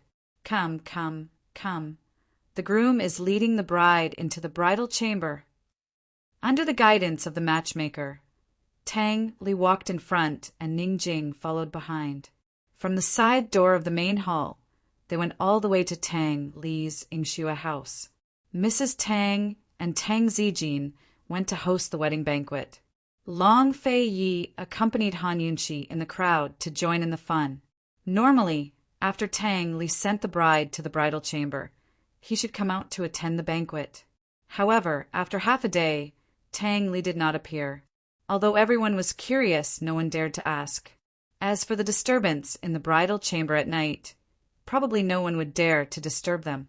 After the banquet began, the originally quiet Tang sect became lively again. However, Crouching Dragon Peak was too high up, so the sounds below could not be heard. On the contrary, on Huilong Peak, where Aunt Ru was, she could hear the noise but could not see it. Aunt Ru sat alone on the cliff as she tried her best to look around. Unfortunately, she couldn't see a thing. She'd even prepared a custom-made dress for Tang Li's wedding, but it turned out to be useless in the end. Listening to the noise in the distance, Aunt Ru felt very uncomfortable. Unfortunately, there was no one to talk to. She felt a little regretful in her heart. Although it was lively outside, the bridal chamber was silent. After entering the bridal chamber, there were many things to do, such as lifting the veil, drinking cross-cupped wine, and so on. However, after Ning Jing sat down on the bed, Tang Li said to the matchmaker, "You can go out now." "Sect master," the matchmaker was about to explain when Tang Li gave her a big red packet. The matchmaker smiled. Okay, I won't disturb you." She was already at the door, but added, "Sect master, the bride must be tired from the journey." Speaking of this, the matchmaker smiled more ambiguously. "Take it easy. There will be plenty of time in the future. Don't tire her out." Ning Jing suddenly clenched her hands. Fortunately, the red veil covered her face. Otherwise, the matchmaker would probably be killed by her eyes. In fact, the matchmaker was innocent. She knew nothing about the past between Ning Jing and Tang Li. She was really worried about Ning Jing. Generally, after the bridegroom sent the bride to the bridal chamber, he would go out to drink and would be busy until very late. It was just past noon, but Tang Li stayed in the room and did not go out. When was he going to go out? Tomorrow morning? It would be strange if the bride was not tired after such a long time in the afternoon and evening. The bride was a young and tender flower, while Tang Li was in the prime of his life. Moreover, he was a martial arts practitioner, so how could the bride withstand his torment? Tang Li did not say anything. He waved his hand and motioned for the matchmaker to go out. The matchmaker was also helpless. Finally, she said, "Remember to drink the sweet red date and lotus seed soup. From then on, the husband and wife will be as sweet as honey. You will have a child early." Ning Jing clenched her fists more tightly. Tang Li still waved his hand very patiently and let the matchmaker go. This time, the matchmaker was finally willing to leave and help them close the door. Tang Li seemed to be worried. He walked over and bolted the door from the inside. Hearing the sound, Ning Jing's heart inexplicably tightened. Damn it. She had clearly made very thorough preparations, so why was she still nervous? Soon, she heard Tang Li's footsteps. He walked towards her step by step. This bastard. Why didn't he go out in broad daylight? What kind of trick did he want to play? Ning Jing lowered her eyes and remained calm. Soon, she saw Tang Li standing in front of her. He was wearing a pair of black boots with golden edges. He was low-key and luxurious. Ning Jing wanted to lift the veil and take off the phoenix coronet and rosy cloak. She had worn these complicated things for several days, and her neck was about to break. However, she could not move. She was afraid that Tang Li would find something to use against her and make things difficult for her. She sat and waited for him to speak. Helplessly, he said nothing. He sat beside her and pulled the other end of the red silk. The room was silent. The two of them just sat there. After waiting for a long time, Tang Li still did not speak. Cold smile appeared on Ning Jing's lips. She thought that Tang Li wanted her to speak. There was no way. If he wanted to wait like this, she would be very happy to accompany him. Suddenly, Tang Li gently tugged on the red silk. Ning Jing, who was holding the other end of the red silk, immediately noticed the movement. The contempt at the corner of her mouth deepened, but she did not show it. Unexpectedly, Tang Li increased his strength bit by bit. It looked like he was going to pull her over. Ning Jing did not want to play tug-of-war with him. Just as the red silk was pulled tight, she suddenly let go. The red silk was hit on Tang Li's body. A faint "pa" sound could be heard. Ning Jing snickered and pretended that nothing had happened. She sat there quietly. However, Tang Li did not make a fuss about it. He still did it quietly. What kind of medicine did this guy have up his sleeve? Ning Jing began to feel a little nervous. After all, this was the Tang sect. It was his territory. She could only deal with changes by remaining unchanged. Unexpectedly, the two of them sat like this for 2 hours. Ning Jing's butt was a little numb. She could not help but imagine Tang Li's appearance and expression. Was this bastard still staring at her? She was troubled by a question. Why did the bride have to wear a red veil, but the groom did not? In fact, Tang Li did not look at her at all. Although he was sitting, he was leaning on the high pillow beside him and leaning lazily. He supported his head with one hand and closed his eyes to take a nap. He was sure that if he did not make a sound, Ning Jing would not dare to do anything. He was exhausted from the journey. He had to take a good rest in the afternoon. Only then would he have the energy to subdue this woman at night. One was sitting upright, the other was leaning lazily, one was nervous, and the other was sleeping. The quiet and beautiful afternoon passed just like that. When night fell, Tang Li lazily opened his eyes and sat up straight to stretch. Ning Jing secretly paid attention to the movements around her and became alert again. Tang Li got up and rubbed his stomach as he walked to the table. He was hungry. He finished the 20,000 red date and lotus seed sweet soup in no time. Bastard! Ning Jing cursed in a low voice. She had been hungry for a long time. It looked like Tang Li was planning to waste her time. She could not sit still and wait for death. A cold glint flashed past her eyes, and she shouted, "Ouch, it hurts! My stomach hurts!" It was their wedding night, and she was sick. What could he do to her? She covered her stomach with both hands and curled up, shouting, "My stomach hurts! Help! Help me!" Tang Li looked over suspiciously, and his lips curled into a cold sneer. However, he quickly put on his act and rushed to Ning Jing. At this moment, Ning Jing happened to remove the red veil. "My stomach hurts," she shouted halfway, and suddenly became quiet. God, what did she just see? She saw that the room was filled with red roses. It was simply a sea of flowers.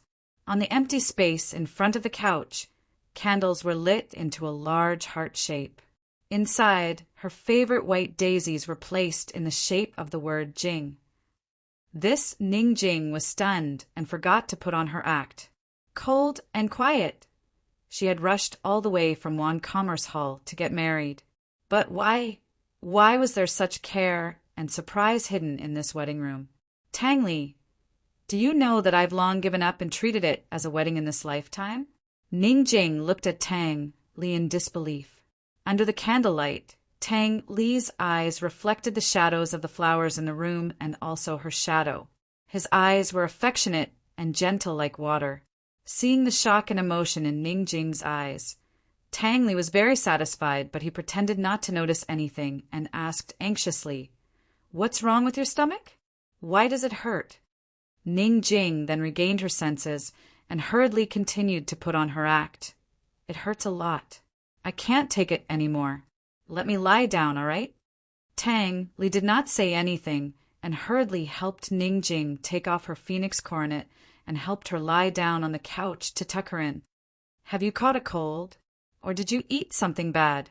As Tang Li asked, he hurriedly went to get some hot water. "Drink some water first. I'll get a doctor." Ning Jing had not drunk a drop of water the whole day and was waiting for the water to drink. She drank and said, "No, maybe my period is coming, so it hurts a lot. I'll be fine after a night's rest."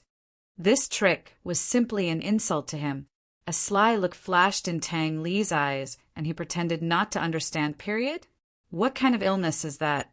Is it serious? I'd better go get a doctor. I'm worried about you." No matter how open-minded Ning Jing was, she would still feel awkward. Tang Li was such a playboy. How could he not understand this kind of thing? He must be faking it. Don't think that she could not see that the decoration of this room was indeed very meticulous. But there was an ulterior motive. Trying to deceive her? No way. "I'm not sick, it's—" Ning Jing motioned for Tang Li to come closer and wanted to explain to him, who knew that she suddenly felt a sharp pain in her stomach, so painful that she suddenly broke out in cold sweat. What was going on? Chapter 680. What was going on with Ning Jing? Her stomachache was not completely faked. She had just secretly taken a poison that she had hidden in her mouth. This poison was called Haunted Night. Once taken, she would have a stomachache at night. However, it was only a slight pain and was not fatal. After 3 nights of pain, the poison would dissipate. After the poison dissipated, the person would be very weak and would need to rest in bed for a month. She had long expected that Tang Li would find a doctor for her, so she had made sufficient preparations. Even if the doctor really came, he would not be able to find the specific cause of the illness after taking her pulse.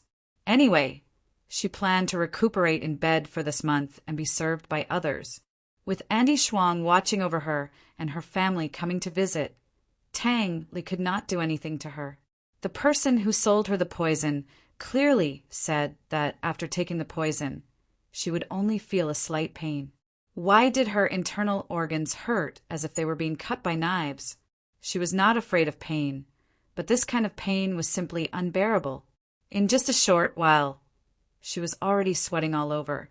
Looking at Ning Jing's pale face and trembling lips, Tang Li's eyes flashed with contempt.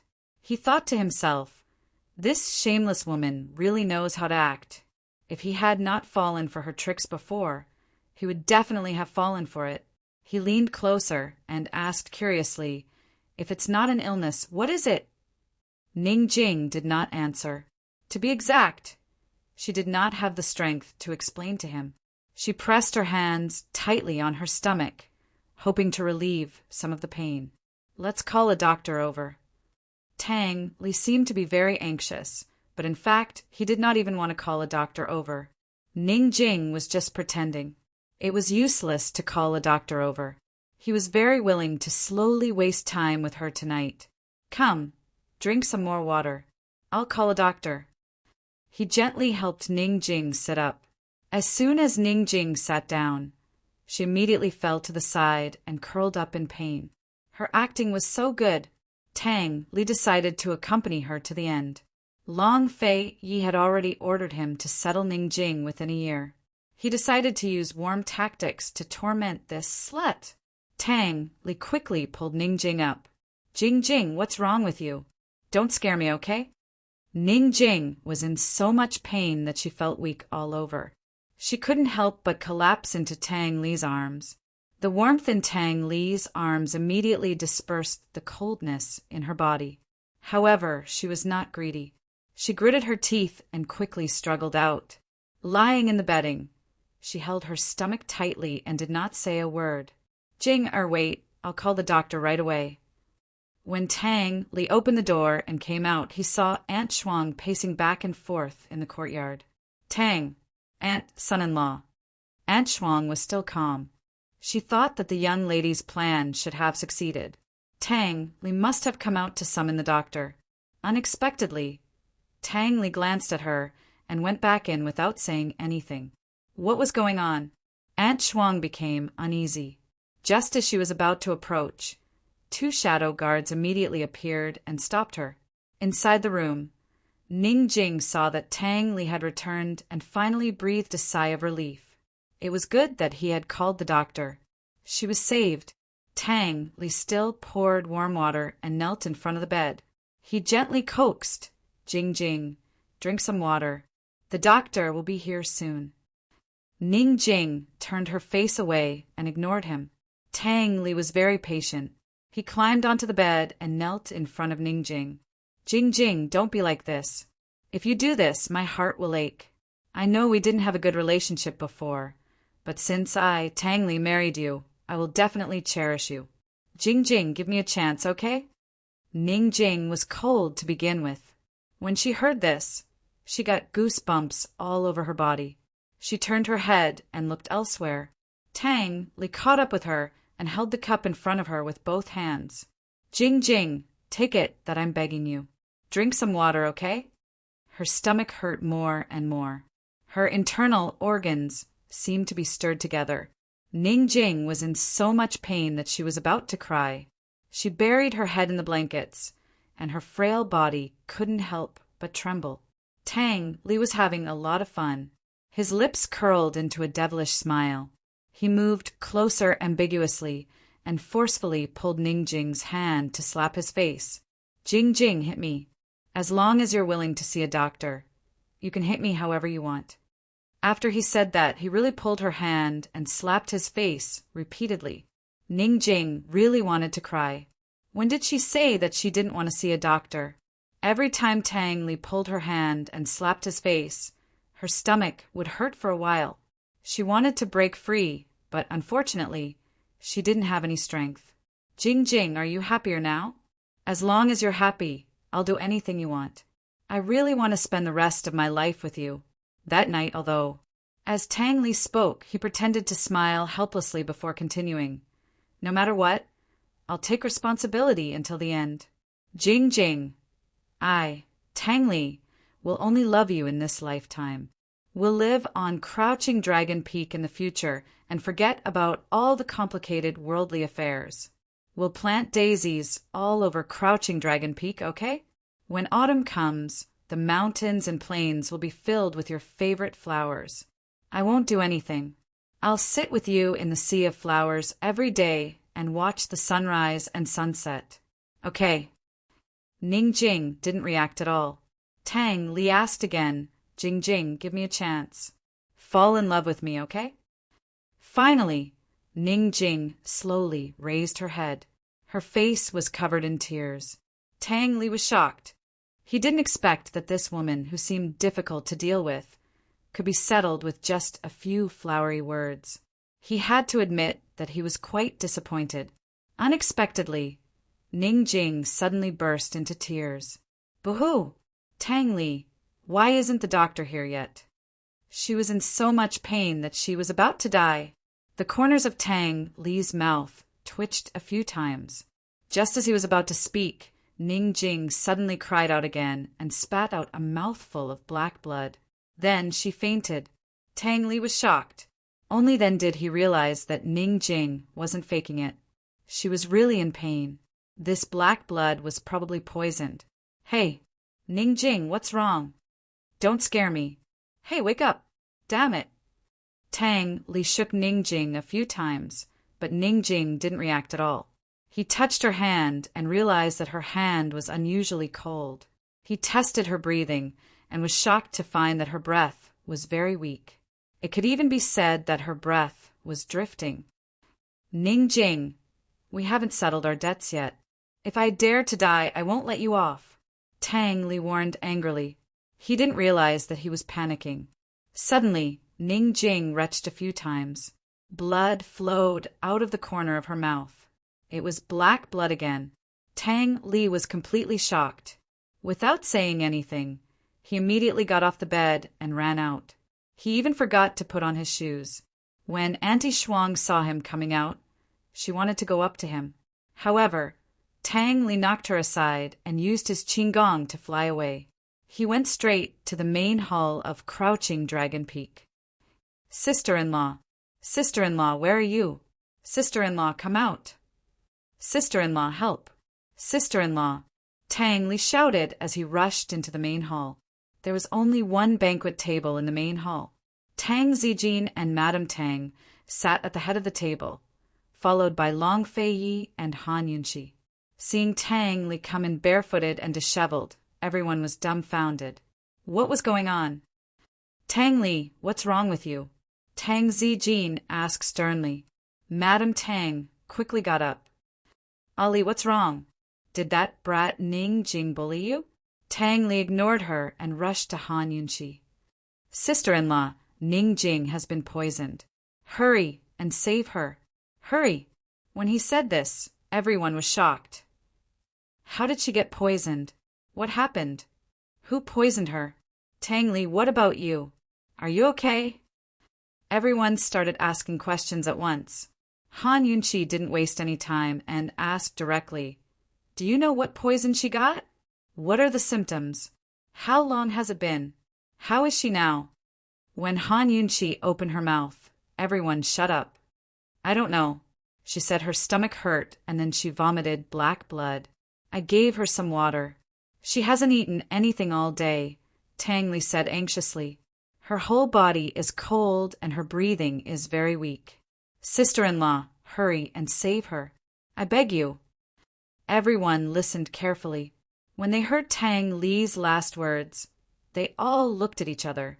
Madame Tang wondered if Tang Li was too pretentious. Why was he still pretending here? She knew her son best. Other than Long Fei Yi, when had this boy ever said the word beg so easily? Let's go and take a look. Hurry! Han Yunqi made a prompt decision. Long Fei Yi stopped her and was about to remind her when Han Yunqi said, Don't worry, I won't go in. Although Ningjing only brought a servant, Auntie Shuang. With her, they still had to be careful to avoid exposing their identities. She told Tang Li, Hurry up and find a doctor to check on her and tell me her pulse. Also, collect the blood she vomited and give it to me as soon as possible. I'll wait outside the courtyard. Tang Li immediately went to do it. Long Fei Yi personally rushed over with Han Yunqi. At this juncture, Ningjing couldn't die, especially not in the Tang sect.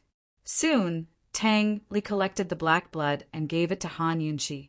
He also told her about the doctor's diagnosis.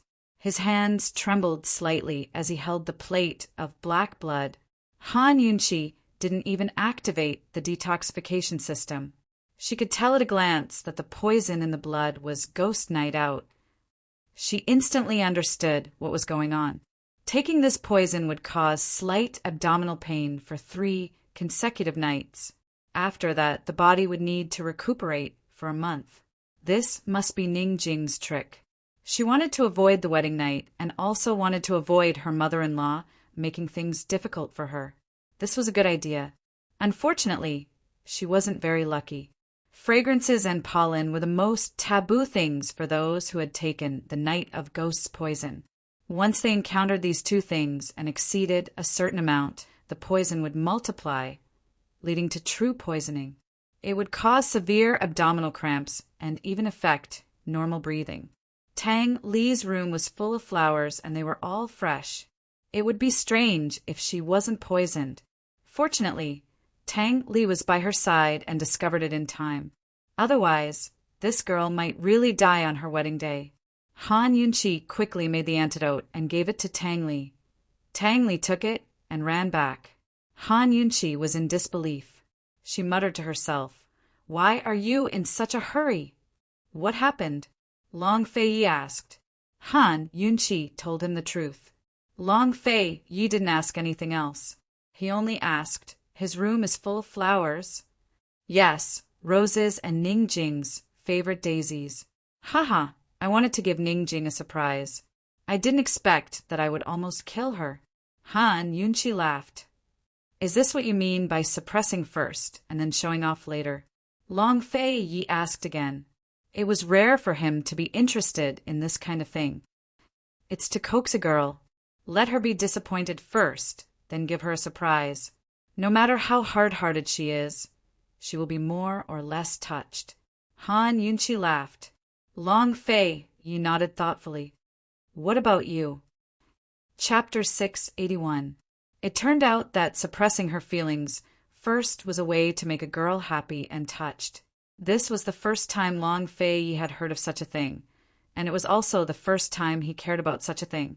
Was this trick effective on Han Yunqi? Han Yunqi didn't expect Long Fei Yi to suddenly ask such a question. She looked at him, and her mind was a little blank. She didn't know how to answer for a moment. Long Fei slowly drew closer and stared at her. He seemed interested and patient, but also impatient and persistent in his desire for an answer. A familiar aura slowly approached. Han Yunqi subconsciously leaned back, wanting to put some distance between them. She didn't reject this man's approach, but his aura was too strong. If he was too close, she would have difficulty breathing, her heart would race, and she would be inexplicably nervous. Long Fei Yi didn't rush her. His tall body leaned forward as she leaned back. Han Yunqi hadn't seen him at such a close distance and looked into his eyes for a long time. These deep eyes weren't as cold and sharp as usual, but they were still bottomless. Han Yunqi clearly knew that she would be addicted, but she still couldn't help but look into his eyes. "Long Fei Yi, looking at your eyes at such a close distance, can I see into your heart?" "Long Fei Yi, how many secrets are hidden in your heart?" Time stood still, and everything seemed to be silent. The two of them stared at each other. He was in her eyes, and she was in his eyes. Suddenly, Han Yunqi lost her balance and instantly fell back. Long Fei Yi grabbed her waist. However, he didn't pick her up. Instead, he leaned in front of her and finally said, "What about you? What do you like?" Han Yunqi had just been frightened and had already recovered from her intoxication. "What do you mean, like what?" She played dumb. "What flowers do you like?" Long Fei Yi asked seriously. "Are you going to give me one?" Han Yunqi smiled. Had Long Fei Yi ever given her flowers? What about the plum blossoms in the Jiangnan Plum Blossom Sea? If he could count the flowers, then this guy was truly unprecedented in the past and would never be surpassed in the future. At most, other people would give him 999 roses. The plum trees in his sea of plum blossoms in Jiangnan were more than 999. If one were to count the number of flowers, it was impossible to count how many there were. Long Fei Yi actually didn't need anyone to teach him how to give things, because no one could teach him how to be so generous. Seeing Han Yunqi smile, Long Fei Yi seemed a little unhappy. He immediately ended the topic of flowers, but did not end the previous topic. He asked again, "What do you like?" He furrowed his brows and insisted on an answer. "I like it." Han Yunqi thought about it seriously. She thought for a long time while he waited patiently. Finally, she asked, "Long Fei Yi, will you give me whatever I like?" "Yes," he answered without thinking. "Then listen carefully." Han Yunqi smiled mysteriously. She was leaning back, and all her strength was on his arm. She actually hooked her finger, indicating for him to come closer. She was almost leaning back at a 90-degree angle. If Long Fei Yi got any closer, the two of them would definitely fall together. Long Fei Yi suddenly scooped her up and pushed her into his arms. He tilted his head and put his ear close to hers. "Say it." "I like it." Han Yunqi kept him in suspense again. She smiled faintly. "I like it. Long Fei Ye's patience seemed to have no limit in front of this woman. "I like Long Fei Yi. Can you give him to me?" Han Yunqi finally gave an answer. Although it wasn't her first time confessing, her ears were still a little hot. Long Fei Yi stared blankly. Han Yunqi gently pinched his good-looking chin and smiled. "You have to keep your word. You can't go back on it."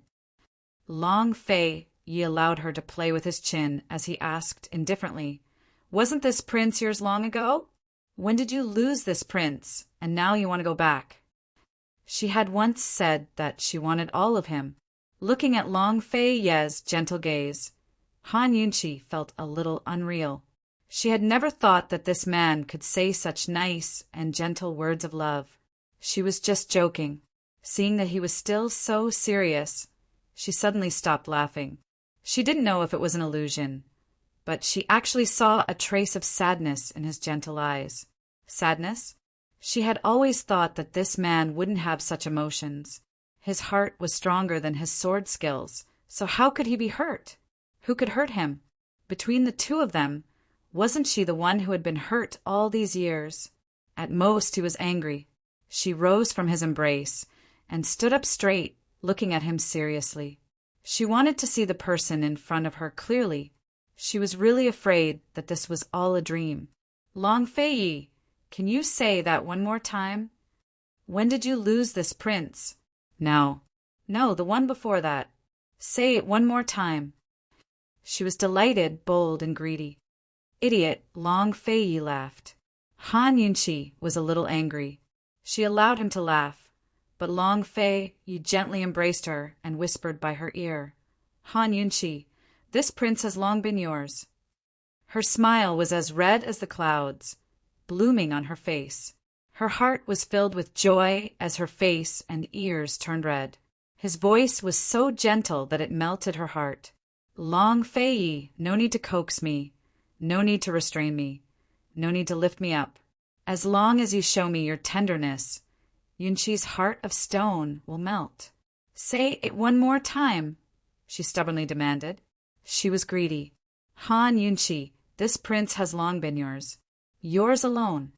His hot breath blew by her ear. Han Yunqi was immersed in happiness when he said domineeringly, "Han Yunqi, you can only have this prince." As soon as he finished speaking, he nibbled on her earlobe and kissed his way down her jade neck. Han Yunqi trembled as a numbing sensation spread throughout her body. "Long Fei Yi, you're naughty!" She thought he'd become gentler, but he was still so domineering. She used all her strength to push him away, but he restrained her hands.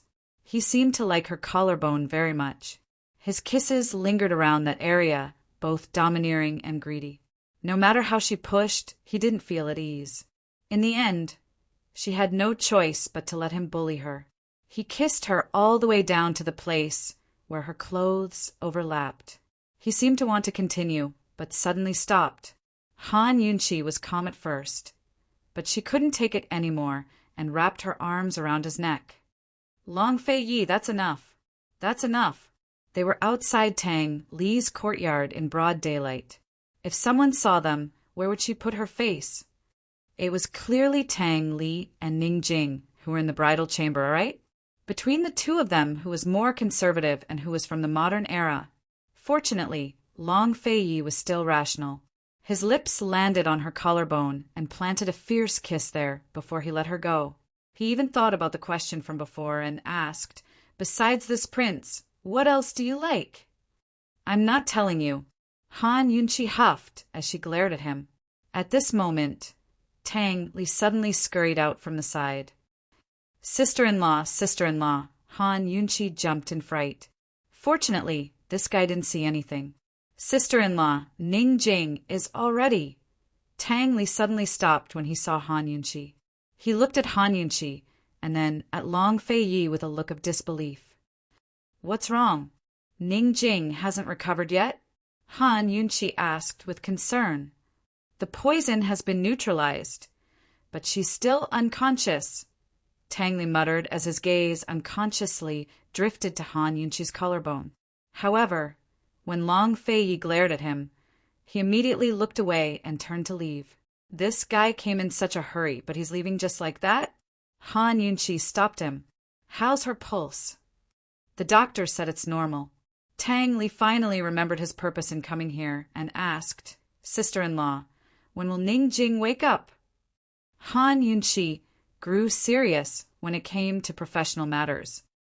Once the ghost rampage night's toxicity increases, it'll cause serious damage to the body, especially to the respiratory tract. How can her pulse be normal? I had the doctor take her pulse 5 times. They were all normal, Tang Li said hastily. 5 times. Han Yunqi looked doubtfully at Tang Li.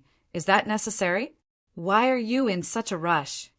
I'm just suspecting that the pulse isn't right," Tang Li hastened to explain. "Sister-in-law, that slut just married into our family. If anything happens to her, we won't be able to explain things to Cloud Realm Trade Consortium. She asked for it herself," Han Yunqi said coldly. "She won't admit it either. She might even accuse me of poisoning her," Tang Li added.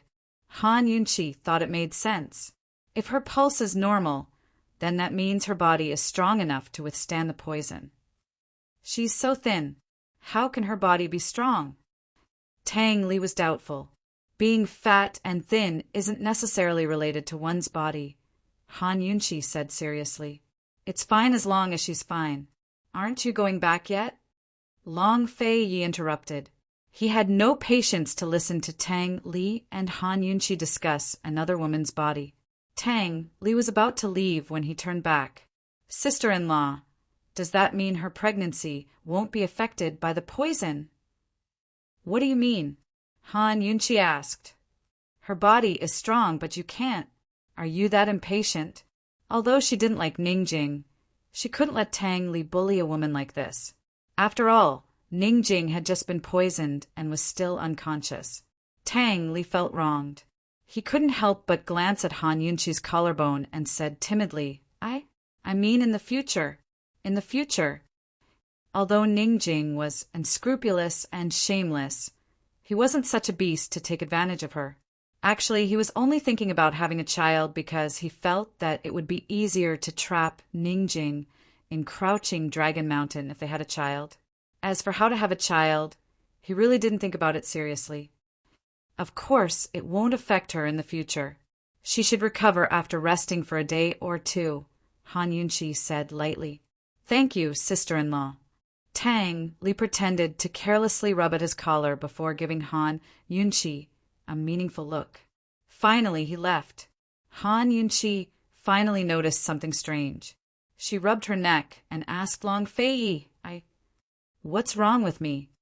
"Nothing much. Go rest. We'll be leaving tomorrow," Long Fei intoned. Han Yunqi didn't ask any questions. By now, Lady Tang and Tang Zijin had arrived. As soon as they saw Han Yunqi's neck, Tang Zijin averted his eyes, while Lady Tang gave Long Fei Yi a meaningful look without saying a word. She smiled and asked, "Yunqi, is that little slut all right?" "It's nothing serious," Han Yunqi said mildly. "Then that's good. Hurry and go back. Plenty of dishes have been served, all of Fei's favorites," Lady Tang chuckled. Fortunately, Han Yunqi didn't go back to the main hall, or else she wouldn't dare to come to the Tang clan again. When she returned to her room and sat down in front of the mirror, she immediately discovered that there was a... Chapter 682. Han Yunqi discovered that there was a conspicuous red mark on her collarbone. This was clearly Long Fei Ye's mark, a kiss mark. No wonder Tang Li was acting so strangely. No wonder Lady Tang's smile was so ambiguous, and Tang Zijin turned his head away immediately. Heavens! She'd listened to Lady Tang's words and returned to the main hall. All the elders of the Tang clan were there. If they saw this red mark, where would she hide in the ground? She'd almost stolen the limelight from Tang Li and Ning Jing and become their most memorable wedding day. Just the thought of it was terrifying. Lady Tang didn't even warn her before pushing her into the fire pit. How abominable! Like son, like mother. Han Yunqi couldn't figure it out. She remembered that Long Fei Yi hadn't used much strength. So how did he leave a mark? Of course! Han Yunqi calmed down after her initial excitement. She gently caressed the redness. No one knew what she was thinking, but she suddenly smiled. Mine. The exhausted Han Yunqi was destined to lose sleep that night. She spent an entire night cutting out a dress to make a silk scarf to hide the mark. Otherwise, how was she supposed to face anyone tomorrow? She couldn't figure out why she never realized that Long Fei Yi was such a bastard. Han Yunqi didn't sleep at all, nor did Long Fei Yi. Although he was at the Tang clan, he kept an eye on the battles between Tianing, Western Zhou, and Tian, and less than a day later, news of the induced labor had shaken Medical City. The Medical Academy had personally investigated the matter and ordered the arrest of head Elder Ling and Lady Lianxin. Academy head Gu wanted to keep the scandal within the Medical Academy and prevent it from spreading. Still, Gu didn't let go of such a good chance. It wasn't clear where Gu found his connections to spread the news, but it only took half a day for Cloud Realm Continent to become a hot topic of discussion. Even if Academy head Gu punished head Elder Ling and Lady Lianxin, he still had to give the world an explanation. Otherwise, the Medical Academy's reputation would be ruined. It had to be said that Gu Qishao's contributions this time were the greatest. Because of the haste, many of Emperor Tianhui's old retainers in Tianing country had raised their troops and rebelled. Some used the excuse of supporting the third and fourth imperial princes, but were actually trying to take advantage of the chaos to establish their own factions and take a share of Tianing's food.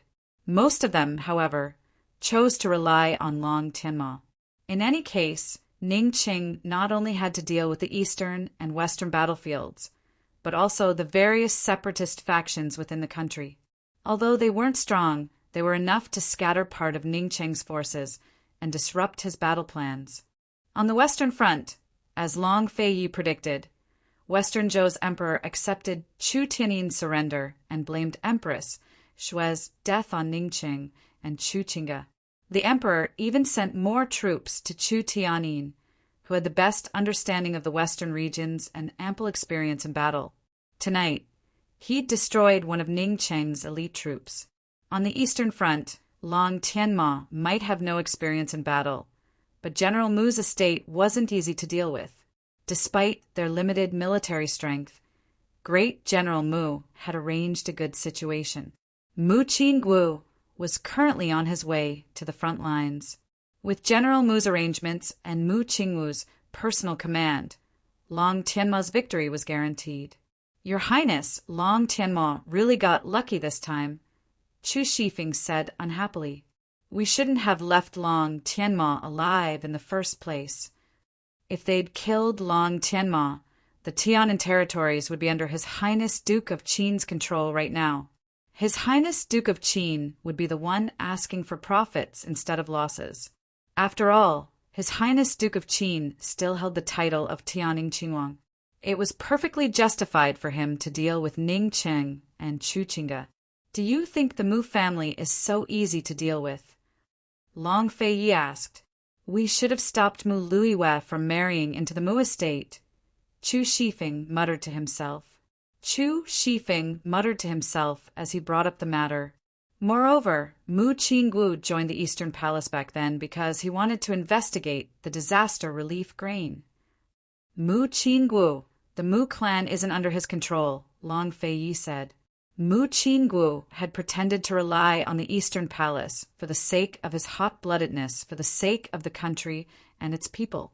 He wanted to uncover evidence of the imperial uncle's embezzlement of relief grain, but who knew that Great General Mu would actually side with Long Tianma for the sake of Mu Luiwe?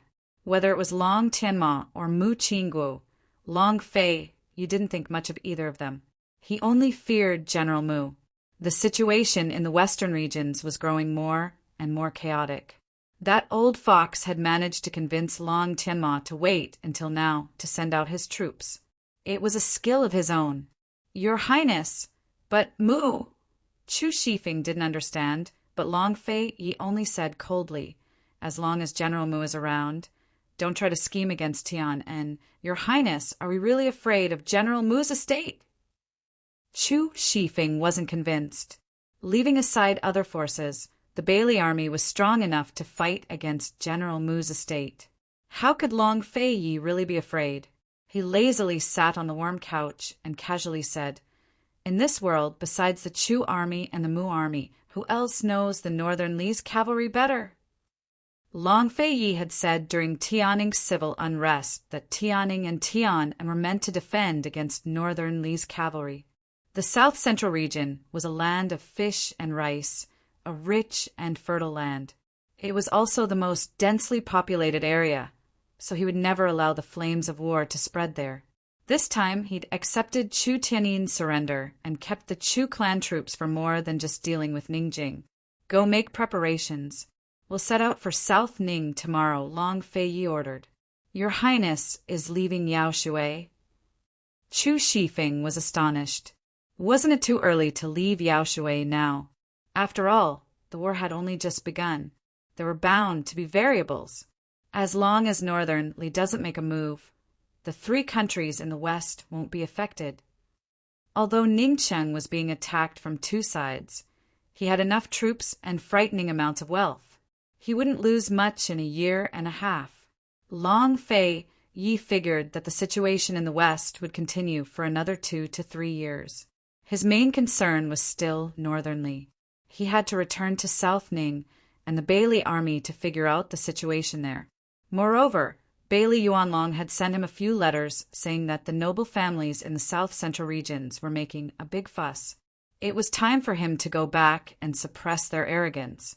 The central regions of Cloud Realm Continent were home to the noble families.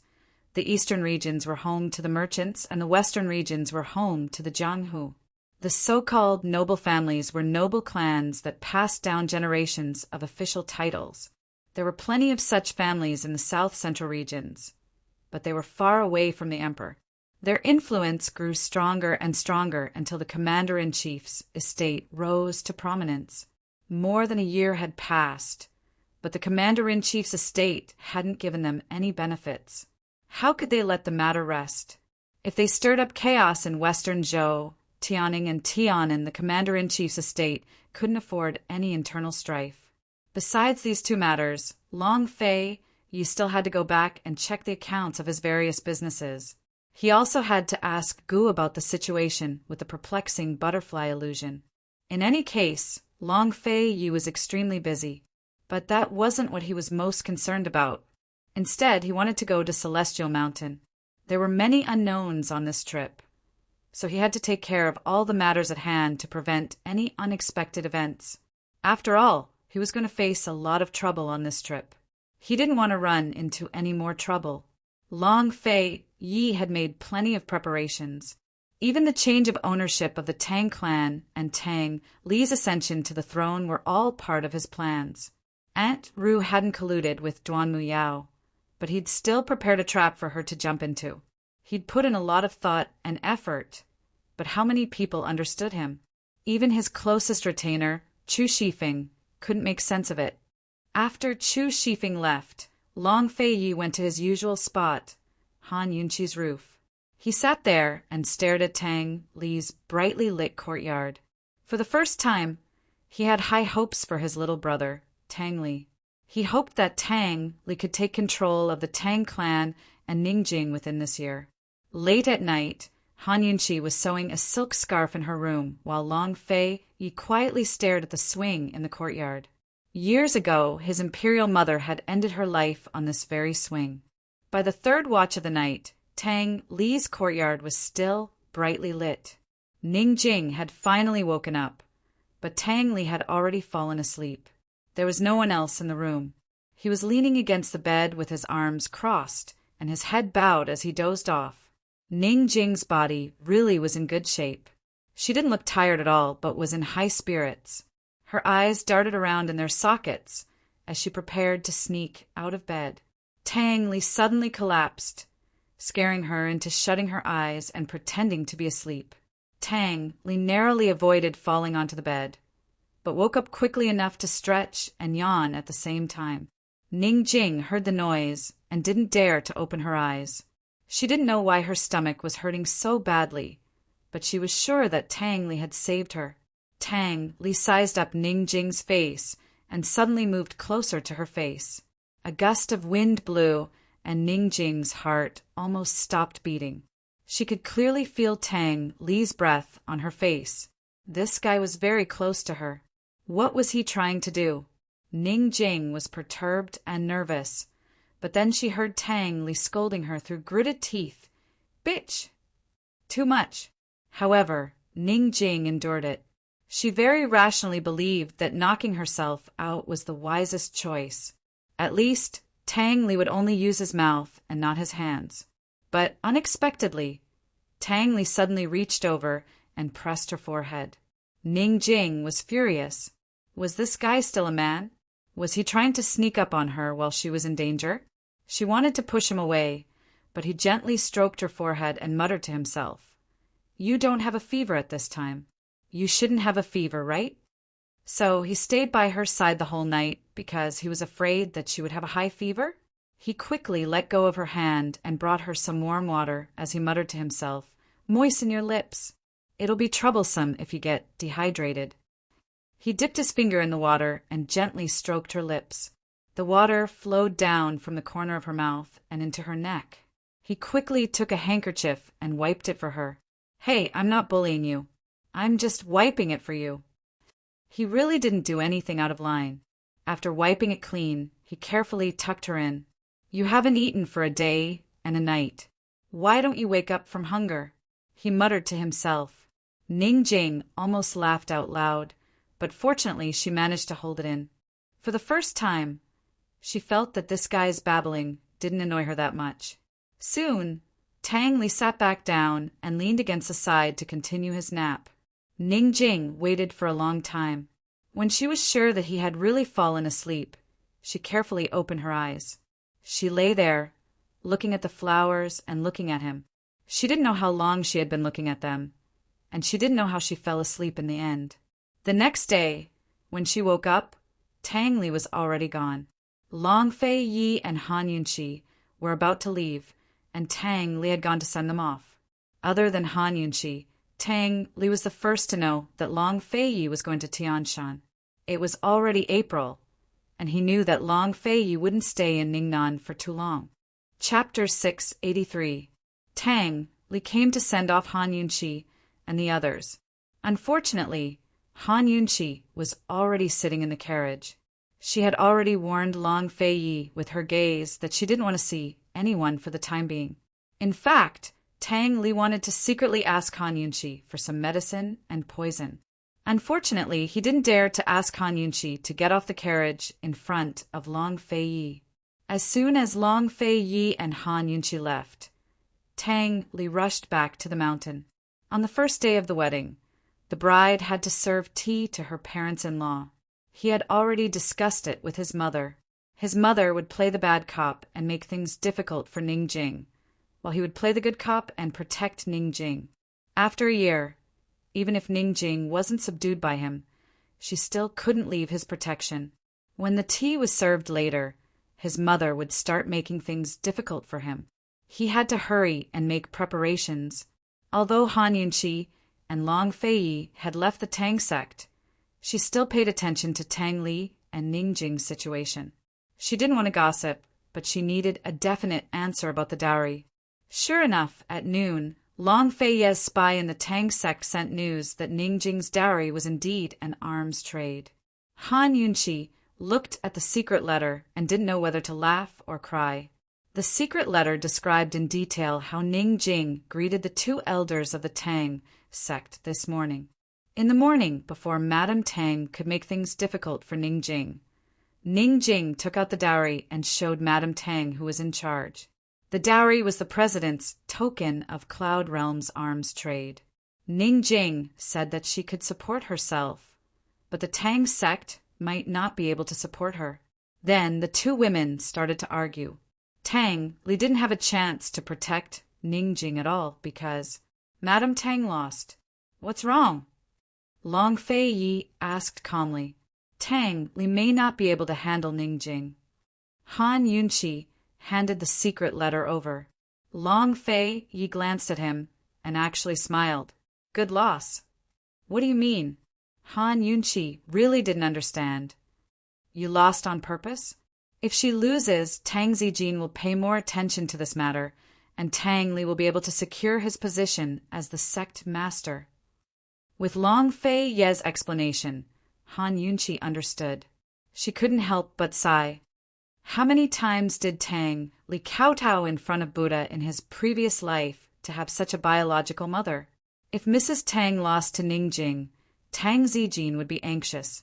He would give Tang Li more support, be it power, wealth, or even force, to deal with Ningjing. In this way, Tang Li, the new sect leader, would live up to his name. Everything that Mrs. Tang did was for the sake of her son. Han Yunqi thought that with Mrs. Tang around, Tang Li wouldn't lose out.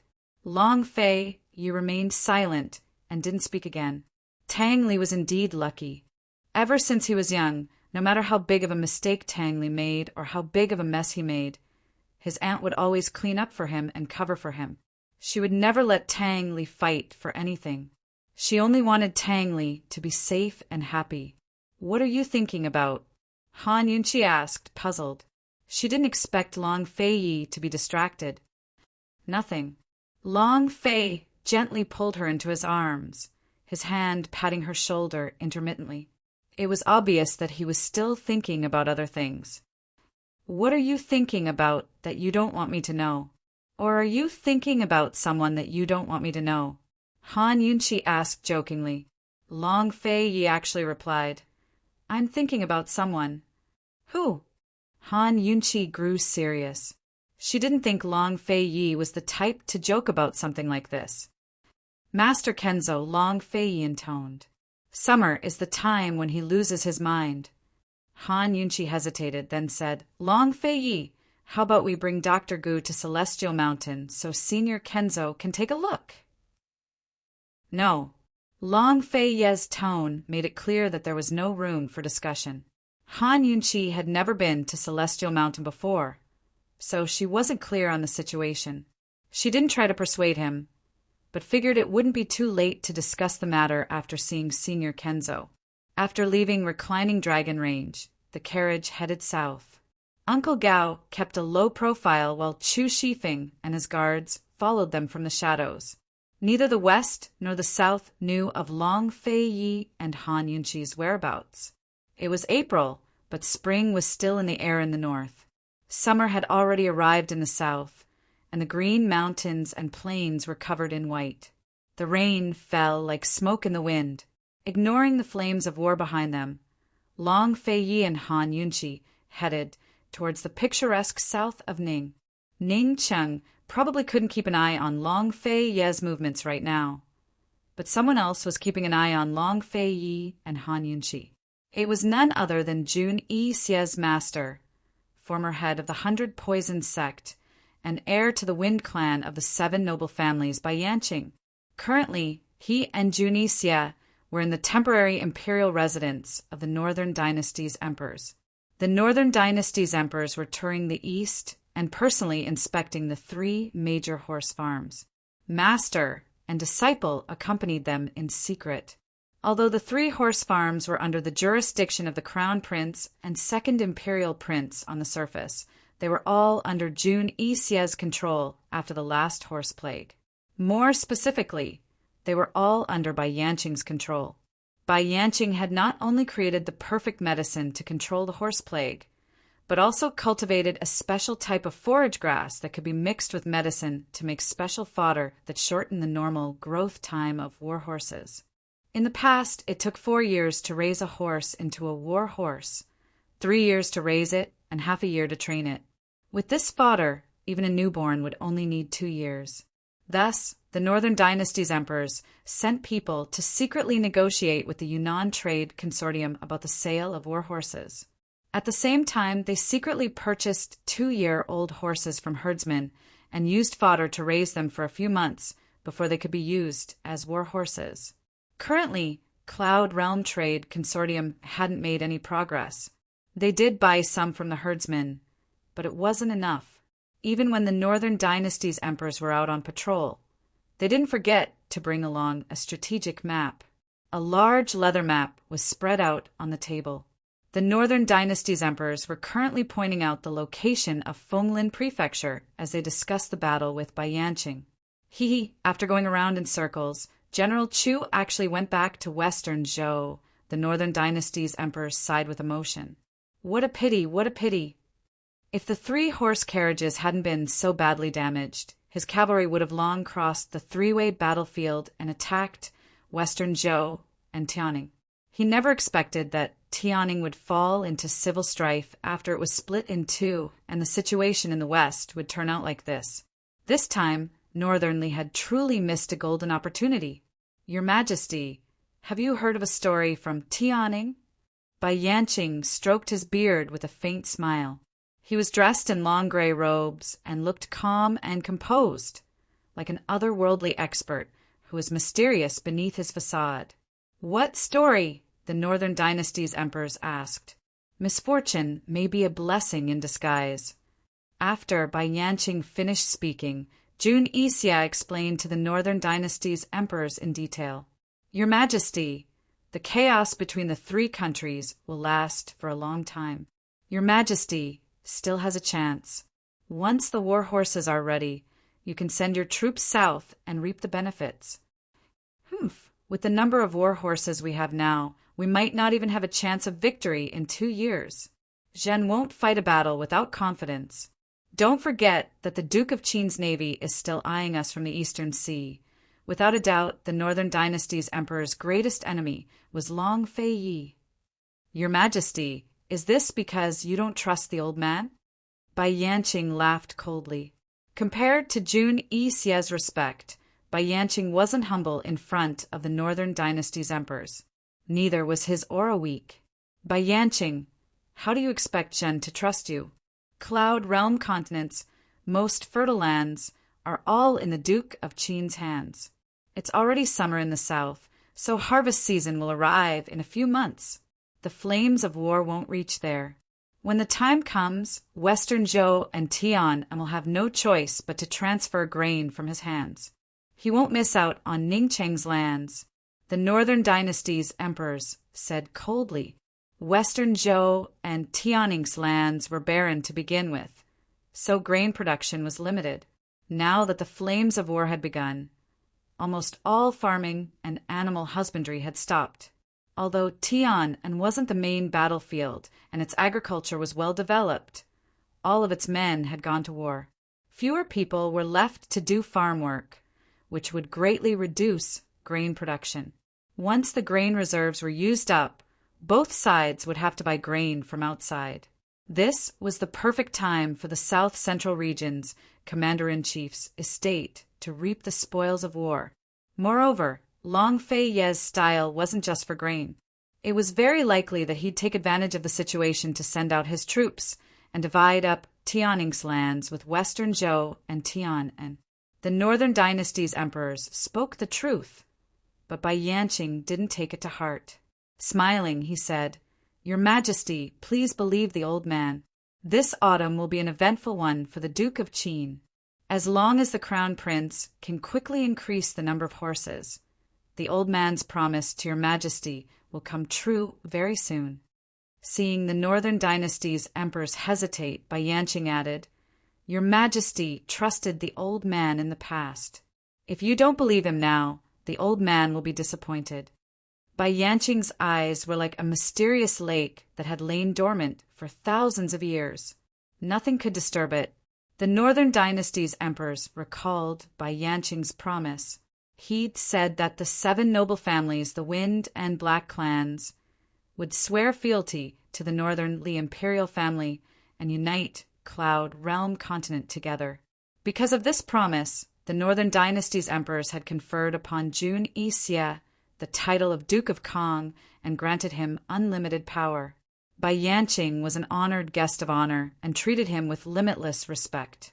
The Northern Dynasty's emperors stared at Bai Yanqing for a long time before coming to a decision. "Someone come, send orders to the second imperial prince to cross the snowy mountains and recruit soldiers and horses. Zhan will give him 3 months. If he doesn't bring back the horses, then he doesn't need to come back." Beyond northern Li's lofty snowy mountains was the northernmost part of Cloud Realm continent. It was also the last piece of undeveloped land, home to a tribe of primitive slaves called the Winter Crow clan. 3 years ago, the Northern Dynasty's emperors had sent out envoys to bypass the snowy mountains and reach the Winter Crow clan for the first time. There, they discovered the best breed of horses, the Winter Crow horses. Over the past 3 years, Northern Li had already built a winding mountain path that allowed them to reach the Winter Crow clan in a short time. However, the Winter Crow clan was fierce and untrustworthy, making it difficult to communicate with them. Even a small business deal with them could put one's life in danger, much less a major horse trade. Northern Li had sent out 10 envoys in total, but none of them had returned. Thus, the Northern Dynasty's emperors hadn't held out much hope. But now that the 3 nations were at war, he had no choice but to try. If Bai Yanqing was confident he could keep the Long Feiyi in check, then he could catch them off guard when autumn came and the 3 nations ran out of food supplies. No matter what, he had to have enough war horses in reserve. A crafty look flashed past Bai Yanqing's eyes before he crossed his arms and said, "I wish His Second Highness good luck." "Imperial Father, this son is willing to go as well to protect the second Imperial Prince." Jun Yixia volunteered himself. The Northern Dynasty's emperors looked at him hesitantly. To the readers, welcome to Jean Mo's public WeChat account, Jimomo 2015. There's a small drama, character chronicles, and the heavenly concubines, sweet words to read. Chapter 684. This trip to the Winter Crow clan would be fraught with danger. However, the Northern Dynasty's emperors weren't worried about Jun Yixia's safety. But who would take over the horse farms and snow mountains once Jun Yixia was gone? If Jun Yixia died in the Winter Crow clan, then who would get the farms and snow mountains? The Crown Prince had always been in charge of recruiting soldiers and buying horses, but the Northern Dynasty's emperors had sent the second Imperial Prince, this time precisely because they didn't want the Crown Prince to take any risks. A country couldn't go a day without a ruler or heir apparent. With the second Imperial Prince and Jun Yixia going, it was inevitable that the horse farms and snow mountains would fall into the Crown Prince's hands. The Northern Dynasty's emperors valued the Crown Prince, but didn't want him to have too much power. After all, Crown Prince Long Tianma had set up his own house to serve as a warning. In the midst of her hesitation, Bai Yanqing spoke up. The second Imperial Prince might not be able to handle this. If Yixia goes, old man won't have to worry. The barbarians are afraid of supernatural powers, so Yixia's poison skills should be enough to deal with them. The Winter Crow clan was extremely backward, especially when it came to medicine. Many of their incurable illnesses were attributed to supernatural beings. If Jun Yixia used his poison skills there, he might even be worshipped as a god. In the Winter Crow clan, anyone who was worshipped as a god could order them around as they pleased. Poison skills, that's a good idea. Beloved subject, why didn't you say so earlier? The Northern Dynasty's emperors suddenly realized. I just thought of it, Bai Yanqing explained. Just like that, the Northern Dynasty's emperors agreed. After Bai Yanqing and his disciple left the palace, Bai Yanqing instructed in a low voice, "Find someone to tell the Crown Prince the news in a few days. He won't miss out on a chance to fight for merits." Jun Yixia's lips curved up in a ruthless smile. Master is wise and brilliant. This disciple definitely won't disappoint you. No matter who it was, as long as they could bring back the horses, they would be considered meritorious and would be able to directly take charge of the warhorse warehouse. The crown prince would not easily give this opportunity to the second prince. Jun Yixia had plenty of ways to lure the crown prince to the Winter Crow clan. Once he was there, he would be able to decide how the crown prince and the second prince died. Once the Northern Dynasty's emperors lost the crown prince and the second prince, it was as if they had lost their left and right arms. Even if they supported another prince, they would not be able to fight against him in a short period of time. In the future, when the Northern Dynasty's emperors grow old, it would be hard to say who would take control of Northern Li. Previously, Jun Yixia had never understood why his master wanted him to keep an eye on the internal affairs of Northern Li and not be distracted by interfering with external affairs. Now he was more or less obvious. If he did not lose to Long Fei Yi and Han Yunqi, perhaps he would be more relied on by the Northern Dynasty's emperors. His master had set up a big picture, but the most important thing was to control Northern Li. Bai Qingyan and Jun Yixia returned to their own tents before Bai Qingyan spoke up. Cloud Realm Trade Consortium is the biggest variable. The grain and horses in their hands can't be underestimated. Master, just what is the relationship between the Ning clan and Cloud Realm Trade Consortium? In the past, Cloud Realm Trade Consortium sold quite a few redcoat cannons to the Ning clan during their war with Western Zhou. Jun Yixia reminded. Bai Yanqing shook his head. There's definitely something fishy going on. Also, Ning Jing actually married into the Tang clan. Because of her marriage, the plans to grow medicine in the Snow Mountains were all put on hold. What do they have to do with the Tang clan? Jun Yixia muttered to himself. You don't need to worry about that for now. Make your preparations well and be careful when you go to the Winter Crow clan, Bai Yanqing instructed. Don't worry, master. It's just a trivial matter. Jun Yixia was as confident as ever. At this moment, Jun Yixia's junior sister and Bai Yanqing's adopted daughter, Bai Yuqiao, walked in. Go and make your preparations. We'll set out tomorrow for a trip back to Imperial City. Bai Yanqing waved his hand, clearly shooing them away. Jun Yixia didn't want to leave so soon. Master, about Long Fei Yi and Han Yunqi. Dear Partwell, Bai Yanqing was unhappy. Jun Yixia was both unsatisfied and curious. His main concern was how his master was going to deal with Long Fei Yi and Han Yunqi. What he didn't understand the most was why his master had warned him not to touch Han Yunqi so casually. Just what kind of medicine was he selling? Every time he asked, his master would either change the topic or chase him away. He had endured it for a long time. Master, do we still have secrets between us? His usually cold and insufferably arrogant eyes were filled with stubbornness and even a hint of grievance. Are you suspecting your master? Bai Yanqing's face fell. Bai Yuqiao silently retreated to the side. Seeing her usually arrogant senior brother being as stubborn as a child, she felt her heart ache. She knew all of her master's plans and had wanted to secretly tell him several times, but she didn't have the courage. That's not it. Since master doesn't want your disciple to interfere, your disciple will obey. Jun Yixia finished speaking and turned to leave. When he reached the door, Bai Qingyan said coldly, You've already been defeated by a woman over and over again. What right do you have to interfere? Don't worry. Master will avenge you for the humiliation Long Fei Yi gave you. Don't be anxious. Hearing this, Jun Yixia's dim eyes immediately lit up. He turned and respectfully bowed. Thank you, master. Seeing this, Bai Yuqiao felt extremely helpless. She knew that her senior brother must have been too happy and didn't notice that master only mentioned Long Fei Yi and not Han Yunqi. What her senior brother wanted the most was to get revenge on Han Yunqi. After all, he lost every time because of Han Yunqi. What are you still standing there for? Bai Qingyan's stern voice broke Bai Yuqiao's train of thought. She quickly ran over and handed over a secret missive. Master, the City of Daughters sent this over at top speed. The City of Daughters had long been under Bai Yanqing's control. Even Jun Yixia didn't know about this. Bai Yanqing opened it and suddenly laughed.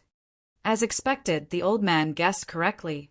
Bai Yuqiao was curious, but didn't dare to ask. Only when Bai Yanqing threw the letter on the table did she catch a glimpse of the words inside. She was extremely shocked. The letter said that the Tian and country's Empress Dowager had offered an extremely high price for the #1 expert in the City of Daughters. The city lord, Madame Lingyu, had personally taken action to kidnap a person.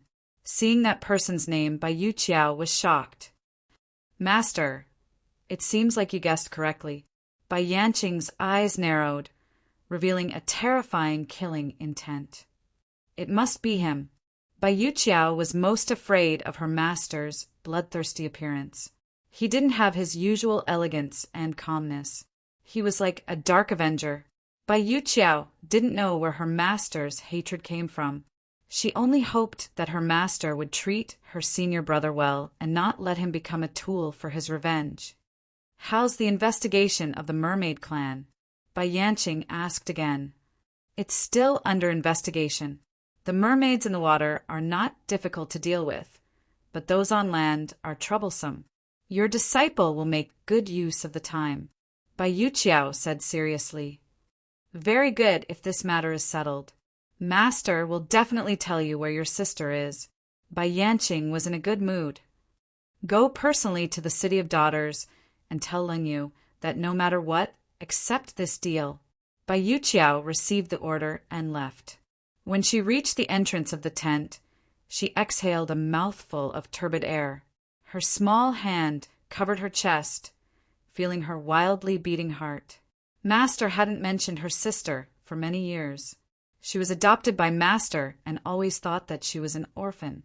However, many years ago, Master accidentally mentioned that she had a sister with eyes as big as hers. Master said that he only knew that much, but she knew that Master wasn't telling the truth. She knew Master better than her senior brother. Little sister, Bai Yuqiao muffled her mouth. Although she was overjoyed, her eyes were wet. She hadn't cried in a long, long time. Little sister, where is she? Was this what it felt like to have family? She suddenly felt like she wasn't so lonely anymore. Northernly seemed peaceful, but there were huge movements. Who knew if Long Fei Yi would be able to sense them in the short span of a month? Yes, 1 month. May was the best season to climb Celestial Mountain. The mountain paths were easy to traverse, and the weather was just right. Besides taking care of matters in South Ning, they could reach the foot of the mountain by the end of the month. They were in a hurry from Reclining Dragon Range to South Ning Prefecture, but just as they were about to enter South Ning Prefecture's borders, a guard came with bad news. Even though it was the middle of the night, Chu Shifeng didn't hesitate to wake Long Fei Yi. Your Highness, something big's happened. Grand Concubine Yi's gone. Long Fei Yi's eyes flew open. Han Yunqi was startled awake as well. What do you mean? Long Fei Yi asked coldly. This evening, a servant girl went to deliver food, but she was already gone. All of the shadow guards in the ancestral hall were killed with sword wounds. Judging from the scene, they were probably robbed. The attackers' martial arts were extremely high, Chu Shifeng reported. Are there any other clues? Long Fei Yi was still calm, but this was no small matter. During the chaos in Tianning's capital, Grand Concubine, he had been rescued by the shadow guards and sent to South Ning Prefecture. After the Duke of Qin's estate was built, Grand Concubine, he had been living in the ancestral hall of the estate. She spent her days chanting scriptures and worshipping Buddha until she faded out of the public eye. Grand Concubine, he wasn't just an old imperial concubine. Although she wasn't clear on Long Fei Yi's origins, she knew Long Fei Yi was an emperor, Tianhui's son. That fact alone was enough to threaten Long Fei Yi. Thus, Long Fei Yi hadn't agreed when she asked to become a nun at the nunnery. Instead, he'd placed her under house arrest in the ancestral hall and sent 3 groups of shadow guard to guard the place. Over the past year, she'd been safe and sound. Who knew that something would happen now? What were the kidnappers' motives? None at the moment. Your Highness, should this subordinate hurry back first? Chu Shifeng was very anxious. Before Long Fei Yi could reply, Han Yunqi said, "We'll go back together. If the kidnappers aren't trying to use Grand Concubine to threaten us, then they must be suspecting your Highness's identity." "I'm afraid it's the latter." Long Fei Ye's eyes flashed sinisterly. Long Tianma. Emperor Tianhui and Empress Dowager Qin had both suspected this in the past. They'd even hired assassins from the City of Assassins to fight over Mama Su. Without any other clues, Long Tianma was the prime suspect. Long Tianma had fled to the west, but Empress Dowager Qin and the imperial uncle's estate had all stayed behind in Tian and to follow him. Besides Emperor Tianhui, the only other person who knew was Empress Dowager Qin, the current Empress Dowager of Tianan.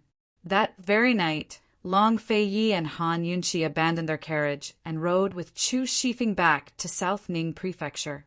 Chapter 685. Just who had kidnapped Grand Concubine Yi? What were their motives?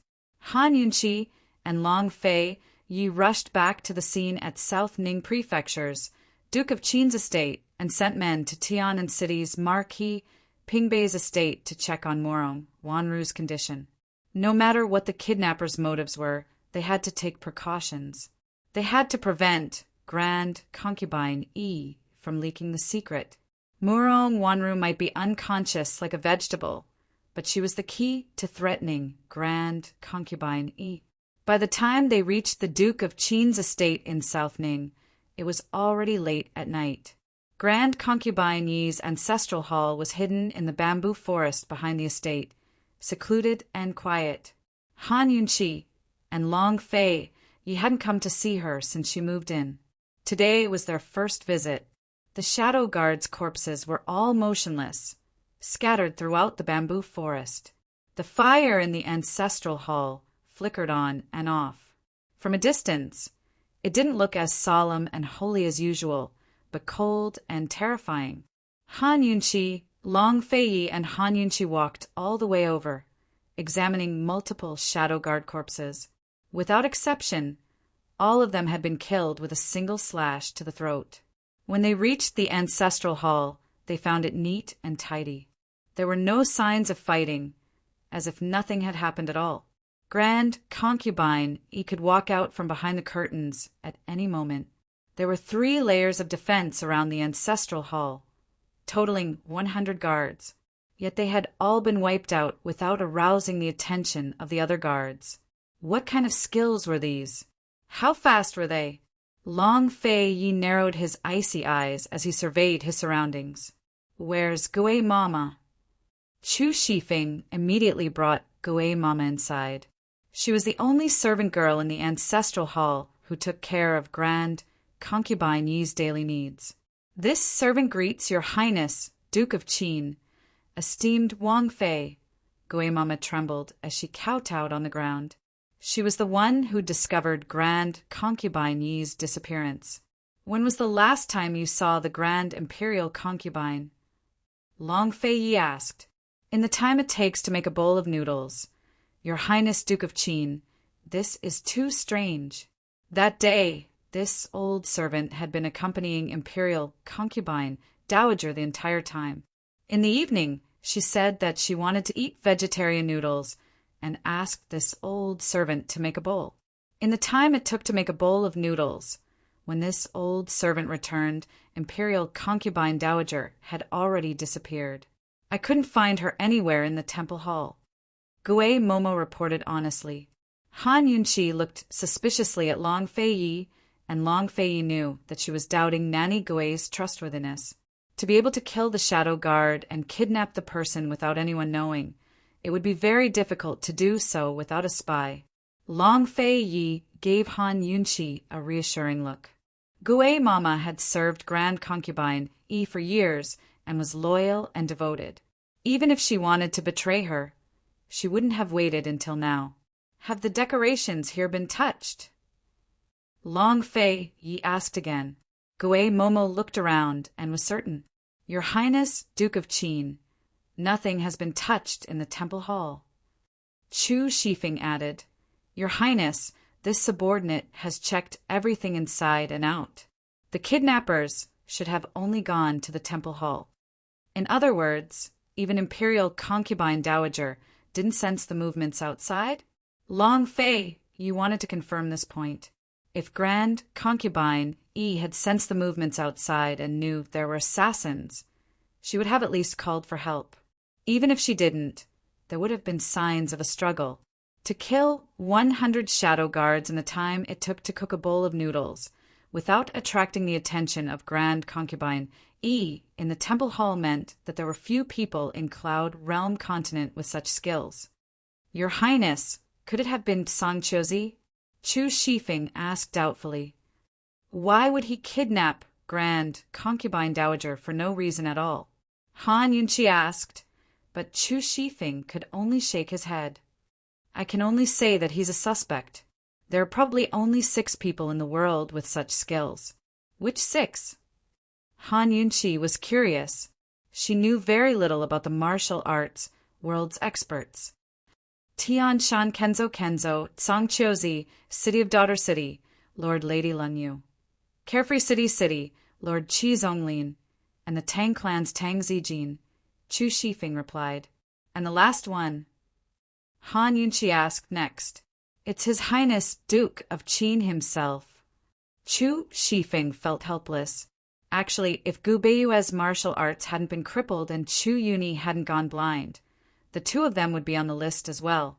Both His Highness Duke of Qin and Tang Zijin could be eliminated, leaving only Songchozi, Lady Lunyu, and Qi Zonglin as the biggest suspects. Unfortunately, all 3 of them used swords. The shadow guards had all been killed with a single slash to the throat. It was impossible to tell what kind of sword skills the culprit had used, and the wounds were very ordinary. There was nothing special about the sword, either. Thus, it was impossible to eliminate the 3 suspects. Of course, it wasn't certain that the culprit was one of the 3, but they were the biggest suspects. If it was Songchozi, then it'd be fine. But if it was Lady Lunyu or Qi Zonglin, then things would get even more complicated. The City of Daughters and Carefree City were both paid to do business. If the culprit really was one of the 2 city Lord's flowers, then they'd have to find out who hired them. Your Highness, we should have silenced them ages ago, Chu Shifeng muttered. He'd never had a good impression of Grand Concubine Yi, an old woman who coveted glory and was afraid of death. Long Fei Yi was cruel and heartless. He'd placed Grand Concubine Yi under house arrest and forbade her from leaving the ancestral hall.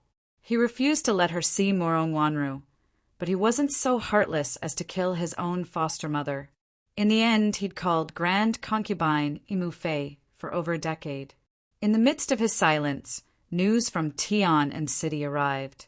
Morong Wanru was still at Marquis Pingbei's estate, lying there perfectly fine without any abnormalities. Long Fei Yi thought it over before he said coldly, Chu Shifeng, go personally and set up an ambush. Morong Wanru had teamed up with Empress Dowager Li to kill Grand Concubine Yi and frame Han Yunqi, but ended up suffering the consequences of her own actions. She'd been poisoned and left in a vegetative state. She'd always assumed that Han Yunqi's monthly supply of medicine was enough to keep her alive. As long as Morong Wanru hadn't fallen into the kidnapper's hands, Grand Concubine Yi would have some scruples. Also, arrange for people to ask around in the City of Daughters and Carefree City, Long Fei added. This subordinate understands. I'll do it immediately. Chu Shifeng obeyed and left. You don't seem to suspect Songchozi, Han Yunqi remarked. Long Fei nodded. Songchozi didn't have enough motives. Moreover, the man wouldn't go so far as to threaten him by kidnapping Grand Concubine Yi. News of his plans to ascend Celestial Mountain hadn't spread, so Songchozi wouldn't be on guard against him. Right now, Songchozi's biggest headache should be his engagement with the Tang clan. He wasn't stupid enough to make both the Tang clan and Cloud Realm Trade Consortium his enemy, so he could only find a way out for himself. If the culprit is after your birth, then I'm afraid there won't be any news of Grand Concubine Yi. If not, Han Yunqi's eyes flickered with a complicated look. Let's just wait for the ransom letter to come to our door. Although the situation was serious, Long Fei Yi and Han Yunqi could only wait and see how things developed. Take care of the corpses and make arrangements for the funeral. Don't talk about the ancestral hall again. Long Fei Yi instructed the guards before leaving the ancestral hall with Han Yunqi. Hand in hand, they walked along the quiet paths of the Duke of Qin's estate. Soon enough, they reached the hibiscus courtyard and walked up the wooden, winding corridor. South Ning Prefecture's Duke of Qin's estate was exactly the same as the original one. Walking here, Han Yunqi felt as if she'd returned to the Duke of Qin's estate 2 years ago in Tianning's capital city. 2 years ago, they'd often walked the long corridors together, one in front of the other. Today, he was holding her hand while she walked shoulder to shoulder with him. Everyone said that the affairs of the world were hard to predict, but people were the hardest to predict. Once again, they reached a fork in the road. To the right was his sleeping quarters, while to the left was her leisurely cloud pavilion. He didn't stop to accompany her all the way to her room. In the middle of the night, the only light on was in the courtyard. The entire building was shrouded in darkness. Han Yunqi assumed that Zhao Mama and the rest had all gone to bed, but she heard sobbing as soon as she reached the courtyard gates. Someone was crying. "Who is it?" Han Yunqi asked in a low voice. Long Fei Yi didn't speak, but kicked the door open. Grand Concubine Yi's kidnapping proved that the Duke of Qin's estate wasn't completely safe. "Who is it?" Han Yunqi recognized the voice as Bailey Mingxiang's. Very soon, Bailey Mingxiang walked out from the corner of the room. As soon as she saw Long Fei Yi and Han Yunqi, she gave a start. By the time she recovered her senses, Han Yunqi had already walked in front of her. "Mingxiang, what's wrong? Who bullied you?" Han Yunqi asked seriously. Although there wasn't enough light, she could still see that Bailey Mingxiang's eyes were swollen from crying. Heaven knows how long she'd been crying. Before Bailey Mingxiang could reply, Long Fei Yi said to Han Yunqi in a cold voice, "Rest early. Tomorrow we'll make a trip to the South Central Region's Commander-in-Chief's estate." So speaking, he turned to leave. At the door, he called for a guard and ordered in a low voice, "Increase the defenses, especially around the hibiscus courtyard." Bailey Mingxiang hung her head, her hands clenched into fists. She told herself not to look anymore. She was lucky enough to hear his voice, so she couldn't look anymore. But in the end, she couldn't help but lift her head. Unfortunately, his cold figure had long disappeared from sight. Seeing esteemed Wang Fei staring at her, she quickly averted her eyes. "Esteemed Wang Fei, when did you come back?" "Who bullied you?" Han Yunqi asked unhappily. "How long have you been crying? Don't you want our eyes anymore?" Bailey Mingxiang finally realized her loss of self-control and hastily wiped away her tears. "No, I just missed my mother. Today's the anniversary of her death." "Really?" Han Yunqi asked doubtfully. "Did you suffer grievances at Pill Fiend Pharmacy? Or did Xiao Yuer do something to you?" Han Yunqi asked again. That stinky girl, Su Xiaoyu, had a vicious mouth. It wasn't as if she hadn't made things difficult for Bailey Mingxiang before. No. Bailey Mingxiang immediately denied it. "Esteemed Wang Fei, Xiao Yuer is still a child. She wouldn't make me cry. I really do miss my mother." In reality, Su Xiaoyu had humiliated her again tonight and chased her away. Ever since Gu Beiwe left South Ning, Su Xiaoyu had caused her no small amount of trouble.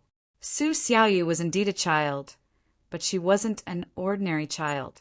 In just a few short months, Su Xiaoyu had doused her with cold water, caught a snake to scare her, put dead rats on her bed, and even tripped her several times. She could endure and forget about it, but that little girl's mouth was truly too vicious. She could humiliate someone to death with just her mouth. Although she had been raised in a boudoir since she was young, she still wouldn't be bullied to this extent by a child. Unfortunately, Su Xiaoyu had something on her. Han Yunqi thought that no matter how bad Bailey Mingxiang was, it was impossible for that little girl, Su Xiaoyu, to bully her to this extent. She believed in Bailey Mingxiang. At this time, Su Xiaoyu suddenly opened the door and came out. Chapter 6, 86. When Su Xiaoyu opened the door, she was stunned for a moment before she cried out in surprise, "Master!" Zhao Mama and Bailey Mingxiang both called Han Yunqi, Her Highness the Princess Consort. Su Xiaoyu used to call her that as well, but one day after she lost her memory, she suddenly stopped calling Han Yunqi Her Highness the Princess Consort and started calling her master. She didn't care about Han Yunqi's identity. She only knew that Han Yunqi was her savior. She rushed out in disbelief and circled around Han Yunqi, sizing her up from head to toe. "Master, you're finally back? You've lost a lot of weight." Her tone, expression, and gaze didn't match her age at all. She was so mature that she could compete with Zhao Mama. Fortunately, she didn't have Zhao Mama's nagging, and she didn't know how to make chicken soup. "You're the one who's lost a lot of weight." If the Long Fei Yi heard this, Zhao Mama's stew would probably be busy again. Han Yunqi knocked Su Xiaoyu's forehead. "Did you do anything bad during this time?" Su Xiaoyu blinked her large eyes and was about to answer when she suddenly exclaimed, "Bailey Mingxiang, are you crying? Although the masters are back, do you have to be this excited?" Bailey Mingxiang knew that this girl was putting on an act and that her words were full of thorns. She smiled and took advantage of the situation. "Of course, I'm excited that Her Highness the Princess Consort is back." "So you're not excited that His Highness Duke of Qin is back?" "Humph. I'll tell His Highness Duke of Qin," Su Xiaoyu jokingly threatened. Bailey Mingxiang was about to explain when Han Yunqi stopped them. As Bailey Mingxiang, Han Yunqi didn't want Su Xiaoyu to know about her mother's death anniversary, so she didn't say much. She only instructed, "You two be quiet. Don't wake Zhao Mami up. Go to sleep." Bailey Mingxiang chased after her and asked, "Esteemed Wang Fei, this servant will bring you some snacks. What do you want to eat?" "Mistress, I'll make your favorite mango drink. It'll be ready soon. You rest first," Su Xiaoyu said and went to the kitchen. Bailey Mingxiang felt helpless. Han Yunqi asked her to come in and sit down. "Has Pill Fiend Pharmacy been doing well recently?" Han Yunqi asked seriously. Pill Fiend Pharmacy was originally managed by Gu Beiwa, but after Gu Beiwa left, it was handed over to Mu Ling. Since Mu Ling had left for a while, most of the matters in the pharmacy had fallen to Bailey Mingxiang. Bailey Mingxiang wasn't as capable as Mu Ling. But when it came to other matters, Bailey Mingxiang was much more reliable than Mu Ling. Esteemed Wang Fei, everything in the pharmacy is going well. Medicine City is supplying medicine on time, and all of the branches are running smoothly. It's just that a lot of merchants have come to see us recently to discuss large business deals. Bailey Mingxiang reported truthfully. Han Yunqi sneered. Wouldn't they go to Medicine City to discuss large business deals? Why would they go to Pill Fiend Pharmacy? Bailey Mingxiang smiled. Who else would Medicine City do business with besides Pill Fiend Pharmacy? Han Yunqi also smiled. The Western region is in chaos. If these people don't want to sell medicine there, then they're from the military. They're here to prepare medicine. Then we won't sell. Bailey Mingxiang understood. But Han Yunqi said seriously, "There's no such thing as not selling medicine in this world. Pill Fiend Pharmacy is not Medicine Ghost Valley. We'll sell them as much as they want, as long as they can afford the price." The war in the western regions had just begun, so the three nations should still have plenty of medicine in stock. If they were in a rush to prepare medicine so early, then it had to be Ningqing. Cloud Realm Trade Consortium had plenty of silver, so why wouldn't she take the chance to extort them? This servant understands. Bailey Mingxiang smiled, his red eyes bright and beautiful. Han Yunqi looked at Bailey Mingxiang and couldn't help but sigh with emotion. "You're not destined to be a servant girl. You might as well be a shopkeeper at Pill Fiend Pharmacy in the future. Don't stay here to serve tea. Bailey Mingxiang sprang to his feet. No. Esteemed Wang Fei, we already agreed that you'd save Mingxiang's life, so Mingxiang would serve you for the rest of my life. Han Yunqi felt a little helpless. Actually, she quite liked having Bailey Mingxiang by her side. Compared to Su Xiaoyu, Bailey Mingxiang knew how to take care of the big picture and knew when to advance and retreat. Compared to Zhao Mama, Bailey Mingxiang was younger and more flexible. She needed servants like this by her side.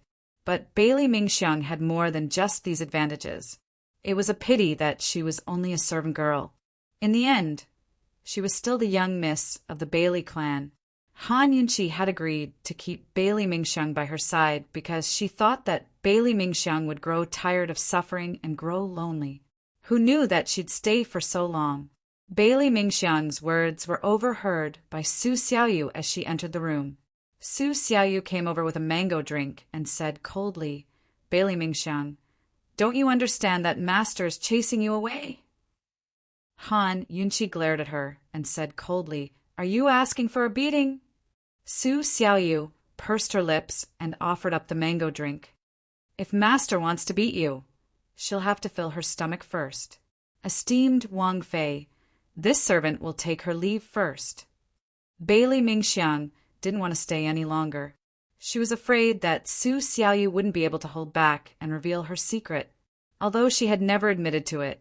As long as Su Xiaoyu revealed it, she wouldn't have the face to stay in the Duke of Qin's estate. She wouldn't even have the face to stay in the Bailey clan. Han Yunqi was tired as well. After downing the mango drink in large gulps, she had Su Xiaoyu withdraw as well, but the girl only murmured, Mistress, if you want her to leave, why do you have to be so ruthless? Do you want me to help you? Who said I'm chasing her away? I just want her to be the shopkeeper of Pill Fiend Pharmacy. If you don't watch your mouth, I'll sew it up for you. Han Yunqi narrowed her eyes as she coldly warned. If you sew it up, I won't be able to speak. Can you change it to something else? Su Xiaoyu chuckled as if she was joking. In reality, she swore to herself that she would definitely scheme to chase Bailey Mingxiang away. Therefore, she wanted to know what kind of punishment she would face when the time came so that she could mentally prepare herself. Han Yunqi was still tired and didn't answer. Instead, she walked up to the loft. Su Xiaoyu hurriedly pulled her back. Master, just before she could finish speaking, Han Yunqi interrupted her. If I chase you away, what will you think? Su Xiaoyu immediately became agitated. She grabbed Han Yunqi's hand so tightly that it hurt Han Yunqi. Little you, Er's life was saved by Master. Little you, Er will live and die as Master's ghost. In life or death, little you, Er will never leave Master's side. Han Yunqi had just returned from the eerie bamboo forest after seeing a pile of corpses. Hearing about ghosts and whatnot made her hair stand on end. She rolled her eyes at Su Xiaoyu. Let go. Su Xiaoyu became even more nervous. Master, if you chase little you, or away little you or won't live anymore. I mean what I say. Then, what right do you have to chase Bailey Mingxiang away? Han Yunqi countered with a question.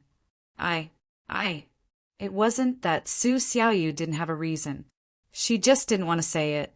Everyone in the world thought that Qin Wangfei was the smartest woman in Cloud Realm. But in her eyes, her master was the stupidest woman in Cloud Realm. She couldn't even tell that Bailey Mingxiang liked His Highness Duke of Qin and even kept her by her side. You're still not letting go. Han Yunqi was dead tired. Leisurely Cloud Pavilion was a place for her to clear her mind. Why did she feel so vexed the moment she returned? No matter how bold Su Xiaoyu was, she didn't dare to be more unreasonable than Han Yunqi. She could only obediently let go. The next day, Han Yunqi wanted to sleep in, but who knew that she would be woken up by Zhao Mama early in the morning. Zhao Mama didn't dare to go upstairs, so she shouted from the staircase, Esteemed Wang Fei, are you awake? Esteemed Wang Fei, when did you come back? Why didn't you say anything? This old servant could have gone to buy an old hen to make soup. Esteemed Wang Fei, are you awake? This old servant made His Highness's favorite breakfast. His Highness hasn't woken up yet. Why don't you go over and wake him up? Han Yunqi covered her head and pretended to be asleep. But when she heard this, she immediately lifted the covers and got out of bed. Wake Long Fei up? That's a must. Definitely a must. She quickly washed up and went downstairs.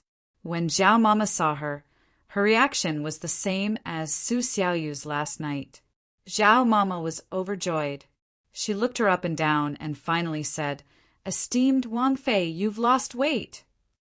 Han Yunqi immediately covered her mouth. Coldly, she warned, If you say the word lose weight again, I'll send you to the countryside to retire as hens. She didn't lose weight at all. She couldn't lose weight when she was with Long Fei Yi. She felt that she didn't lose to Duan Muyao in terms of looks, but she wasn't as skinny as Duan Muyao. Losing weight was a big problem in her heart. Zhao Mama was frightened and nodded repeatedly. Only then did Han Yunqi release her. Go prepare breakfast first. I'll go wake Long Fei Yi up. It had to be said that Zhao Mama was not used to hearing esteemed Wang Fei directly call His Highness by his name. Su Xiaoyu glanced at Bailey Mingxiang and chuckled. Only Master can call His Highness by his name. Do you know why? Nonsense, because His Highness only allows esteemed Wang Fei to call him that. Zhao Mama was grinning from ear to ear. She always felt that her days were meaningless when her two masters weren't at home. Now that her two masters were back, she could busy herself in the kitchens again. Bailey Mingxiang, what do you think? Su Xiaoyu was clearly doing this on purpose, because His Highness only loves esteemed Wang Fei. Bailey Mingxiang was very serious. She continued, Don't go to Pill Fiend Pharmacy today. Stay here and wait upon esteemed Wang Fei and His Highness. I'm leaving. She really did leave without hesitation. Unfortunately, Su Xiaoyu still snorted at her. Although Han Yunqi hadn't slept enough, she was still in good spirits. When she arrived at the door to Long Fei Ye's sleeping quarters, she discovered that the door was locked from the inside and she couldn't enter. She knocked on the door a few times, but there was no response at all. Han Yunqi thought that Long Fei Ye's sleeping quarters were so big that he might not be able to hear her knocking. It wasn't easy for her to wake up earlier than him and wake him up, but it was gone just like that. Actually, she was wrong. Long Fei Yi had always been very vigilant. Even when he was asleep, he still maintained a high level of vigilance. He was aware of every movement around his sleeping quarters. Just as she was about to leave, the shadow guard appeared. Greetings, esteemed Wang Fei. Is His Highness still asleep? She asked casually. His Highness is at the ancestral hall, the shadow guard replied truthfully. That guy woke up so early. Did he find a new clue? Han Yunqi had just arrived at the bamboo forest when she saw Long Fei Yi coming out to greet her. You found a clue? She asked anxiously. Long Fei Yi tossed her a letter that shocked Han Yunqi. A blackmail letter? Actually, she was more inclined to believe that the Empress Dowager of Tian and country had hired assassins to kidnap Grand Concubine, so she could figure out Long Fei Ye's origins. But she never expected to receive a blackmail letter. So this had nothing to do with Long Fei Ye's origins? Han Yunqi opened the letter and read, 3 days after noon. Bring the profound frost sword to Lost Void Lake to redeem the person. You're only allowed to come alone. If you don't meet the deadline, you'll have to bear the consequences. What bold words! Han Yunqi said cold. Just who is it? Chapter 6, 87. Only Long Fei Yi was allowed to go by himself? He even wanted Long Fei Ye's treasured sword, Profound Frost. If he missed the deadline, he didn't have to come? Take responsibility for the consequences? In just a short blackmail letter, there were 4 conditions. Back when Ning Cheng kidnapped Gu Beiwa to threaten them, he hadn't spoken so boldly, nor did he have so many demands. Just who was this man? He wants you to exchange your treasured sword for a hostage? Could it be Tsang Chosi? Han Yunchi was puzzled. That's not very likely. He wouldn't go so far for Profound Frost, Long Feiyi remarked. His master had given him Profound Frost, the first sword of Kenzo. Master had said that he and Profound Frost shared the same aura, so only he could wield it. Tsang Chosi should understand this logic. If it's not Tsang Chosi, then someone must have hired assassins from the city to kidnap the hostage. Then they came to talk business with you, Han Yunchi mused. Long Feiyi agreed with her guess. After some hesitation, he added, "This is very fishy. Why did they choose Grand Concubine Yi as their hostage? Grand Concubine Yi had long been forgotten by the world. Even Ningqing knew to kidnap Gu Beiwa, but the real target should be Pill Fiend Pharmacy. Kidnapping Pill Fiend Pharmacy was much easier than kidnapping Grand Concubine Yi." Long Feiyi added, "If they hired someone to kidnap the hostage, they could only ask Lady Lanyu and Qi Zonglin. It'd take more than silver to get those two to show up. It looks like we'll have to meet them to find out the truth," Han Yunchi said solemnly. 3 days. Make preparations and have Chu Shifeng hurry back. What if the other side had set up an ambush? What if they not only hired assassins to kidnap Grand Concubine Yi, but also lay in wait at Lost Void Lake for Long Feiyi to walk right into their trap? What if the other side's true goal was to kill Long Feiyi? This trip was extremely dangerous. Han Yunchi was very serious, but who knew that Long Feiyi would raise his eyebrows and look at her asking, "This prince will not bring the Profound Frost Sword, but will bring you. Do you dare to follow?" Han Yunchi smiled helplessly. Even if she was worried, she knew Long Feiyi's temper. How could this man be threatened so easily? Approved. She smiled. What kind of danger had they not experienced? They had all walked out of the medicine requesting cave alive, hadn't they? 3 days. In these 3 days, Long Feiyi did not make any preparations. Everything was still going according to plan. His time was very tight to begin with. That day, he brought Han Yunchi to the Commander-in-Chief's manor in Zhongnan. Bailey Yuanlong oversaw the South Central Commander-in-Chief's office, and 6 other departments were set up. In reality, it was like a small imperial court governing the fertile land of South Central. Although Bailey Yuanlong held great power, the other 5 out of the 6 departments were controlled by aristocratic families, and the position of minister was held by someone they nominated. The aristocratic families more or less kept Long Feiyi in check. Aristocratic families had been officials for generations and were of noble status. These aristocratic families had not interfered with government affairs for a long time and only enjoyed their salaries. They were so arrogant that they disdained government officials and members of the imperial family. But now, the aristocratic family heads were actually recommending someone to take up the position of minister. This was enough to see the ambitions of these aristocratic families. Their most direct goal was to keep Long Feiyi in check. However, Long Feiyi was still fighting for power and had yet to establish an empire. Thus, they were only biding their time and did not dare to be too arrogant. When Long Feiyi truly ascended the throne, these people would definitely want a share of the profits. They needed the new regime's recognition, respect their status, and continued to protect their interests. Bailey Yuanlong, the 5 aristocratic family heads, and the ministers of the 5 departments were all present in the main hall. As soon as Long Feiyi and Han Yunchi entered the hall, they all rose to pay their respects. Bailey Yuanlong was the most respectful and gave up his seat of honor. Long Feiyi didn't have them rise immediately, but led Han Yunchi over. Han Yunchi discovered that the seat of honor was for one person, but there was another chair next to it. It was very out of place, probably prepared for her by Bailey Yuanlong. Great General Bailey really is considerate, she mused. Although she didn't have the concept of men being superior to women, everyone present was a man.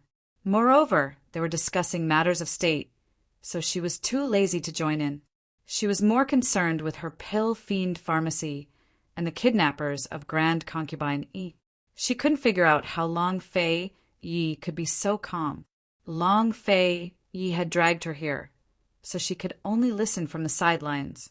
When she reached her seat, she prepared to sit down, but Long Fei Yi didn't let go. He carried her to sit on the seat of honor, no, on his lap. In a flash, everyone in the room looked over. "What are you doing?" Han Yunqi murmured. Long Fei Yi only pretended not to hear as he wrapped his arms around her waist. Han Yunqi could clearly feel the 5 old clan heads' gazes turn fierce and fierce. Just what did Long Fei Yi want to do? Did he think there were too few people cursing her for being a disaster? Bailey Yuanlong shot Long Fei Yi meaningful looks, but Long Fei Yi pretended not to notice. Han Yunqi didn't understand, but Bailey Yuanlong knew all too well. These aristocratic families all wanted to cling onto His Highness Duke of Qin. Therefore, they all wanted to marry their legitimate daughters to him in the future. Although they knew His Highness Duke of Qin doted on Han Yunqi and couldn't change the fact that Han Yunqi was his official consort, they still planned to marry off their daughters to him. Once the Duke of Qin became emperor, he'd have an empress and 4 consorts in his harem. Han Yunqi might not be able to become empress even if she was his official consort. Thus, these people were filled with enmity towards Han Yunqi. His Highness Duke of Qin's actions were clearly for the 5 clan heads to see, warning them to give up any unnecessary thoughts. But Bailey Yuanlong was worried. After all, now wasn't the time. There was no need for His Highness Duke of Qin to offend these people. This was a critical period. If he didn't calculate wrong, the Duke of Qin would make his move this autumn. All of Cloud Realm Continent would be thrown into turmoil. He was looking forward to the arrival of autumn, but he had to be careful now. Nothing could happen to the South Central regions. Seeing His Highness Duke of Qin so willfully embrace Han Yunqi in front of everyone, Bailey Yuanlong was both worried and angry. Of course, he didn't dare to be angry at the Duke of Qin, but Han Yunqi. This woman was indeed unusual, but she was still a source of calamity. "All of you, rise and sit." Long Fei finally spoke up. Everyone rose to their seats, but all eyes were on Han Yunqi's face. Han Yunqi felt uncomfortable and murmured, "Long Fei Yi, just what's going on?" "Nothing. I just don't like you sitting by yourself," Long Fei Yi murmured as he buried his head in her neck. Han Yunqi's heart warmed. She was about to speak when the Shao clan head stood up and clasped his hands in a graceful gesture. This one has long heard of esteemed Wang Fei's illustrious name. Meeting you today is the good fortune of 3 lifetimes. Today, the 6 ministries have gathered here to discuss the war in the West and seek peace and prosperity for the South Central regions. Since esteemed Wang Fei has come, you must have something to teach us. I don't know what esteemed Wang Fei has to say about Cloud Realm Continent's current situation. We are all ears. Aristocratic families really were different. Even their bows were so graceful and their words so refined. But so what? Han Yunqi knew they were here to cause trouble. In Han Yunqi's eyes, these people didn't have the bearing of an aristocratic family at all. Han Yunqi didn't want to get involved in politics because she was too busy. She didn't like it either. Unfortunately, Long Fei Yi had pushed her into the position of calamity. She couldn't lose face for him, could she? Just based on those heartwarming words of his just now, she had to do her best. She had been uncomfortable sitting there, but now she relaxed and leaned lazily against Long Fei Yi's chest. Then all of you listen well. This Wang Fei will only say this once. These words angered the elders so much that their faces turned green. The Shao clan head had been polite just then, but Han Yunqi really didn't hold back. When had they ever been so rude to? This woman was indeed spoiled and arrogant. If they didn't suppress her arrogance now, what would happen in the future? Please speak. Shao family's patriarch suppressed his anger and stood, not sitting down. Western Zhou, Tianing, and Tian are at war. For the South Central regions, This is a golden opportunity that cannot be missed. Han Yunqi's words made the Minister of Revenue laugh. Esteemed Wang Fei, everyone knows about this. Naturally, the 5 clan heads couldn't mock Han Yunqi in public. They had to maintain the demeanor of an aristocratic family, but the ministers they'd elected were their spokespeople. Then you know about it too? Han Yunqi asked with interest. Of course. Our South Central Region's Commander-in-Chief's estate will be the fisherman who reaps the benefits from the war between the 3 countries. The Minister of Revenue said seriously. What kind of fishermen's benefits are there? Han Yunqi asked again. Once the 3 countries are weakened, it'll be time for our South Central Regions to set out on an expedition. At that time, not only will we be able to swallow up Tianning's territory, we can also expand to western Zhou and Tiannan. Han Yunqi interrupted him. Everyone knows about this too, right? These are matters for the Ministry of War. You don't need to worry about them. What this Wang Fei wants to know is what your Ministry of Revenue is planning to do, and what benefits do you seek? The Minister of Revenue didn't hesitate to say, our headquarters will naturally assist the Ministry of War in recruiting soldiers, buying horses, and preparing rations. The Ministry of Revenue was the most important thing in a country. It was in charge of the country's territory, farmland, household registration, taxes, salaries, and all other financial matters. It could be said that it was the country's finance minister. The Minister of Revenue's answer was full of confidence, but Han Yunqi only laughed out loud. Doesn't everyone already know about this? The Minister of Revenue had been choked twice by Han Yunqi, and she was even using his own words. He was very unwilling to accept this and retorted. Then, esteemed Wang Fei, what brilliant ideas do you have? Please enlighten me. I was just about to say it, but you interrupted me, didn't you? Here, let's agree that you're not allowed to interrupt me this time. No matter how good your ideas are, I'll have to trouble you to endure until this Wang Fei finishes speaking. Why don't you tell me again? Han Yunqi asked patiently. The 5 clan heads' expressions turned even uglier. On the side, Bailey Yuanlong couldn't help but laugh. Meanwhile, Long Fei Yi was holding Han Yunqi's hand and patting her waist from time to time. It was obvious that he was in high spirits. Esteemed Wang Fei, please enlighten me. The Minister of Revenue was the most embarrassed of all. He waited, refusing to believe that Han Yunqi would have any brilliant ideas. Han Yunqi said, Chapter 688. Han Yunqi said, Your Excellency, it's still too early for you to recruit soldiers by horses and prepare provisions. In this regard, instead of preparing for war, it's better for the Ministry of War to spend a month or 2 observing the situation and pondering whether there's a way to subdue the enemy without fighting. After all, war is the most hopeless solution. Moreover, even if we do send out troops in the end, it's just to clean up the mess. There's no need to prepare too much. Hearing this, the Minister of War felt helpless. Unfortunately, he was afraid of Bailey Yuanlong and didn't dare to speak. Unexpectedly, the Minister of Personnel next to him spoke up with a smile. Esteemed Wang Fei, it's easy for you to say that. Based on the current situation, Han Yunqi unhappily interrupted. Are you the Minister of Revenue? This lowly official is in charge of the Ministry of Personnel. The Minister of Personnel quickly revealed his identity. This Wang Fei is instructing the Minister of Personnel, not talking to you. Why are you interrupting?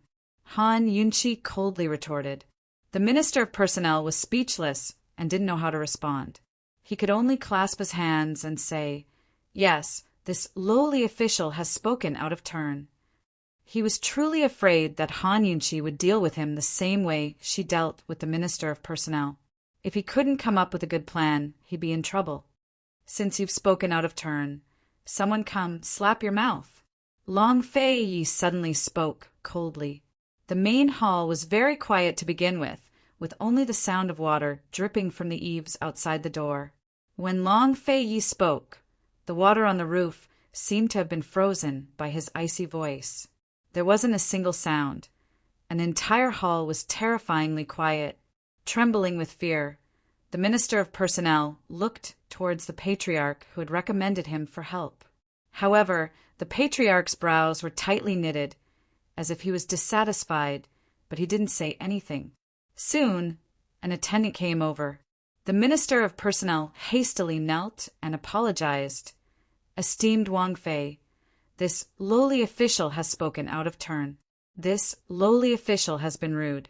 Please be magnanimous and forgive this lowly official this time." Han Yunqi waved her hand, dismissing the attendant. The Minister of Personnel finally let out a sigh of relief. "Many thanks, esteemed Wang Fei." Bailey Yuanlong was extremely worried as he watched from the side.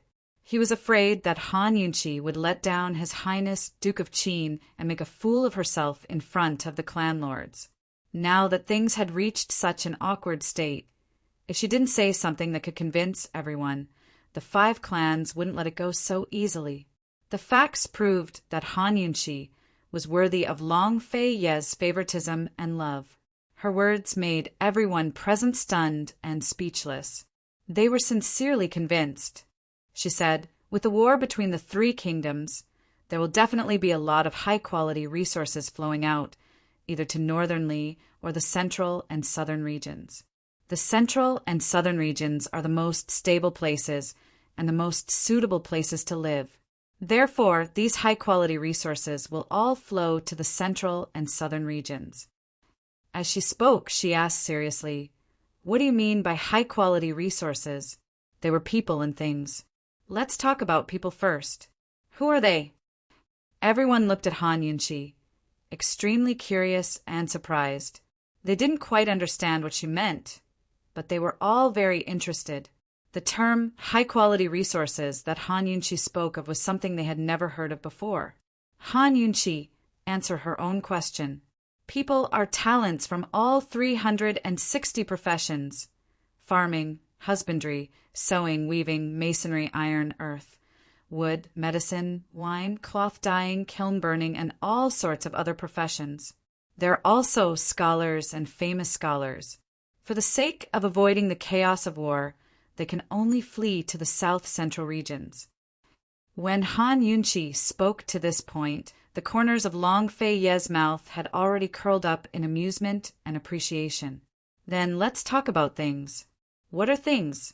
"Rare beasts, gold, stones, and antiques. Heroes emerge in troubled times, and treasures emerge in troubled times. These things will either flow to the central and southern regions with the refugees, or they will be sold," Han Yunqi said seriously. Everyone nodded unconsciously. This was indeed the truth. Instead of rushing to recruit soldiers and buy horses, why don't the Ministry of Revenue think about how to retain these high-quality resources, how to seize the opportunity to make good use of these resources, how to gather treasures, how to retain people to strengthen oneself, and how to prosper 100 industries. The prosperity of 100 industries is the foundation of a strong country's stability. A strong country can subdue the enemy's soldiers without fighting. When Han Yunqi finished speaking, the entire place became even quieter. It was so quiet that even the sound of falling leaves could be heard. No one would have thought that such a pampered and arrogant woman, lying lazily in the Duke of Qin's embrace, could actually say such words. She wasn't the least bit inferior to the grown men present. How was she an imperial concubine? She was practically a talented general. Moreover, she was a genius. In the history of Cloud Realm Continent, every time there was a war, all the countries would think about sending out weapons and rations. No one had ever considered the things that Han Yunqi had said. The curve of Long Fei Ye's mouth was very beautiful. He finally let go of Han Yunqi's small waist, but he didn't let go of her. His hands went past her waist and clapped. "Good. Excellent. Esteemed Wang Fei is brilliant. This general admires you." Bailey Yuanlong was overjoyed. His hanging heart finally settled down. He thought that even if esteemed Wang Fei really was a source of trouble for His Highness, he would accept it, submit, and submit. Brilliant. Truly brilliant. I was right to come today, hee hee. Listening to esteemed Wang Fei's words is better than studying for 10 years. Esteemed Wang Fei, seeing is better than hearing. This old man can be considered to have learned something today. Lord Gao, esteemed Wang Fei has pointed out the way for the Ministry of Revenue. You must go back and think about it carefully. If you miss this opportunity, this old man will hold you accountable. In the future, I ask esteemed Wang Fei to give me many pointers, many pointers. The attitudes of the 5 patriarchs had completely changed. Of course, they didn't forget that behind Han Yunqi was Long Feiyi, so they flattered Long Feiyi as well. The 6 ministers asked many questions, and Han Yunqi answered them all fluently. Coming from the modern era, she had gathered thousands of years of wisdom in her brain. Although she wasn't a professional when it came to governing a country, her perspective and foresight were far beyond what anyone present could imagine. It wasn't until noon that everyone asked to be excused. Long Fei, you didn't have any intention of keeping them for lunch, so they were quite tactful. During lunch, Bailey Yuanlong found an excuse to invite Long Feiyi to the side hall. His Highness's eyes really can't be wrong. Esteemed Wang Fei, before Bailey Yuanlong could finish, Long Feiyi interrupted him coldly. Is there anything else? Hadn't he heard enough flattery this morning? Long Fei, you was already tired of it. Bailey Yuanlong had no choice but to be blunt. Your Highness, it's too early to offend the aristocratic families. Although esteemed Wang Fei had convinced the patriarchs today, they were only convinced because of today's topic. Esteemed Wang Fei's performance today would only make them even more dissatisfied and wary. What? I've already given them the 5 ministries of civil service, rights, punishment, and works. Are they still not satisfied? Long Feiyi questioned. He couldn't make a move for the time being, nor did he have the time to make a move against these aristocratic families.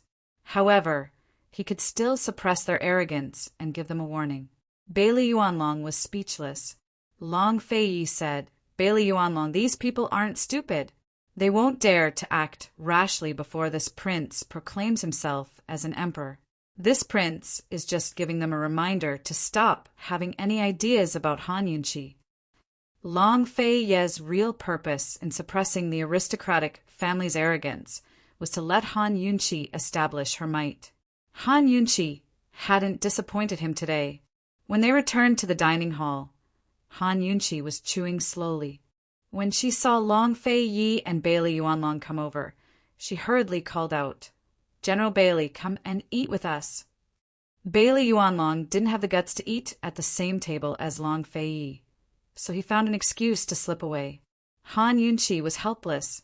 She'd originally wanted to talk about some things in the South Central Military Governor's manor. After all, there were outsiders present, so it wasn't appropriate for her to say too much.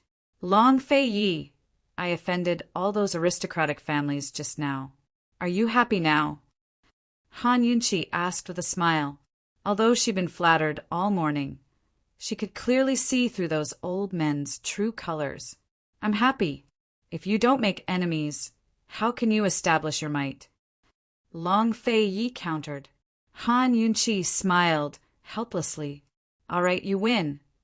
She was born to offend people easily, so one more time wouldn't make a difference. Even if today's matter hadn't happened, she'd already offended them all with her status as Qin Wang Fei. What was the most glorious thing a daughter of an aristocratic family could do?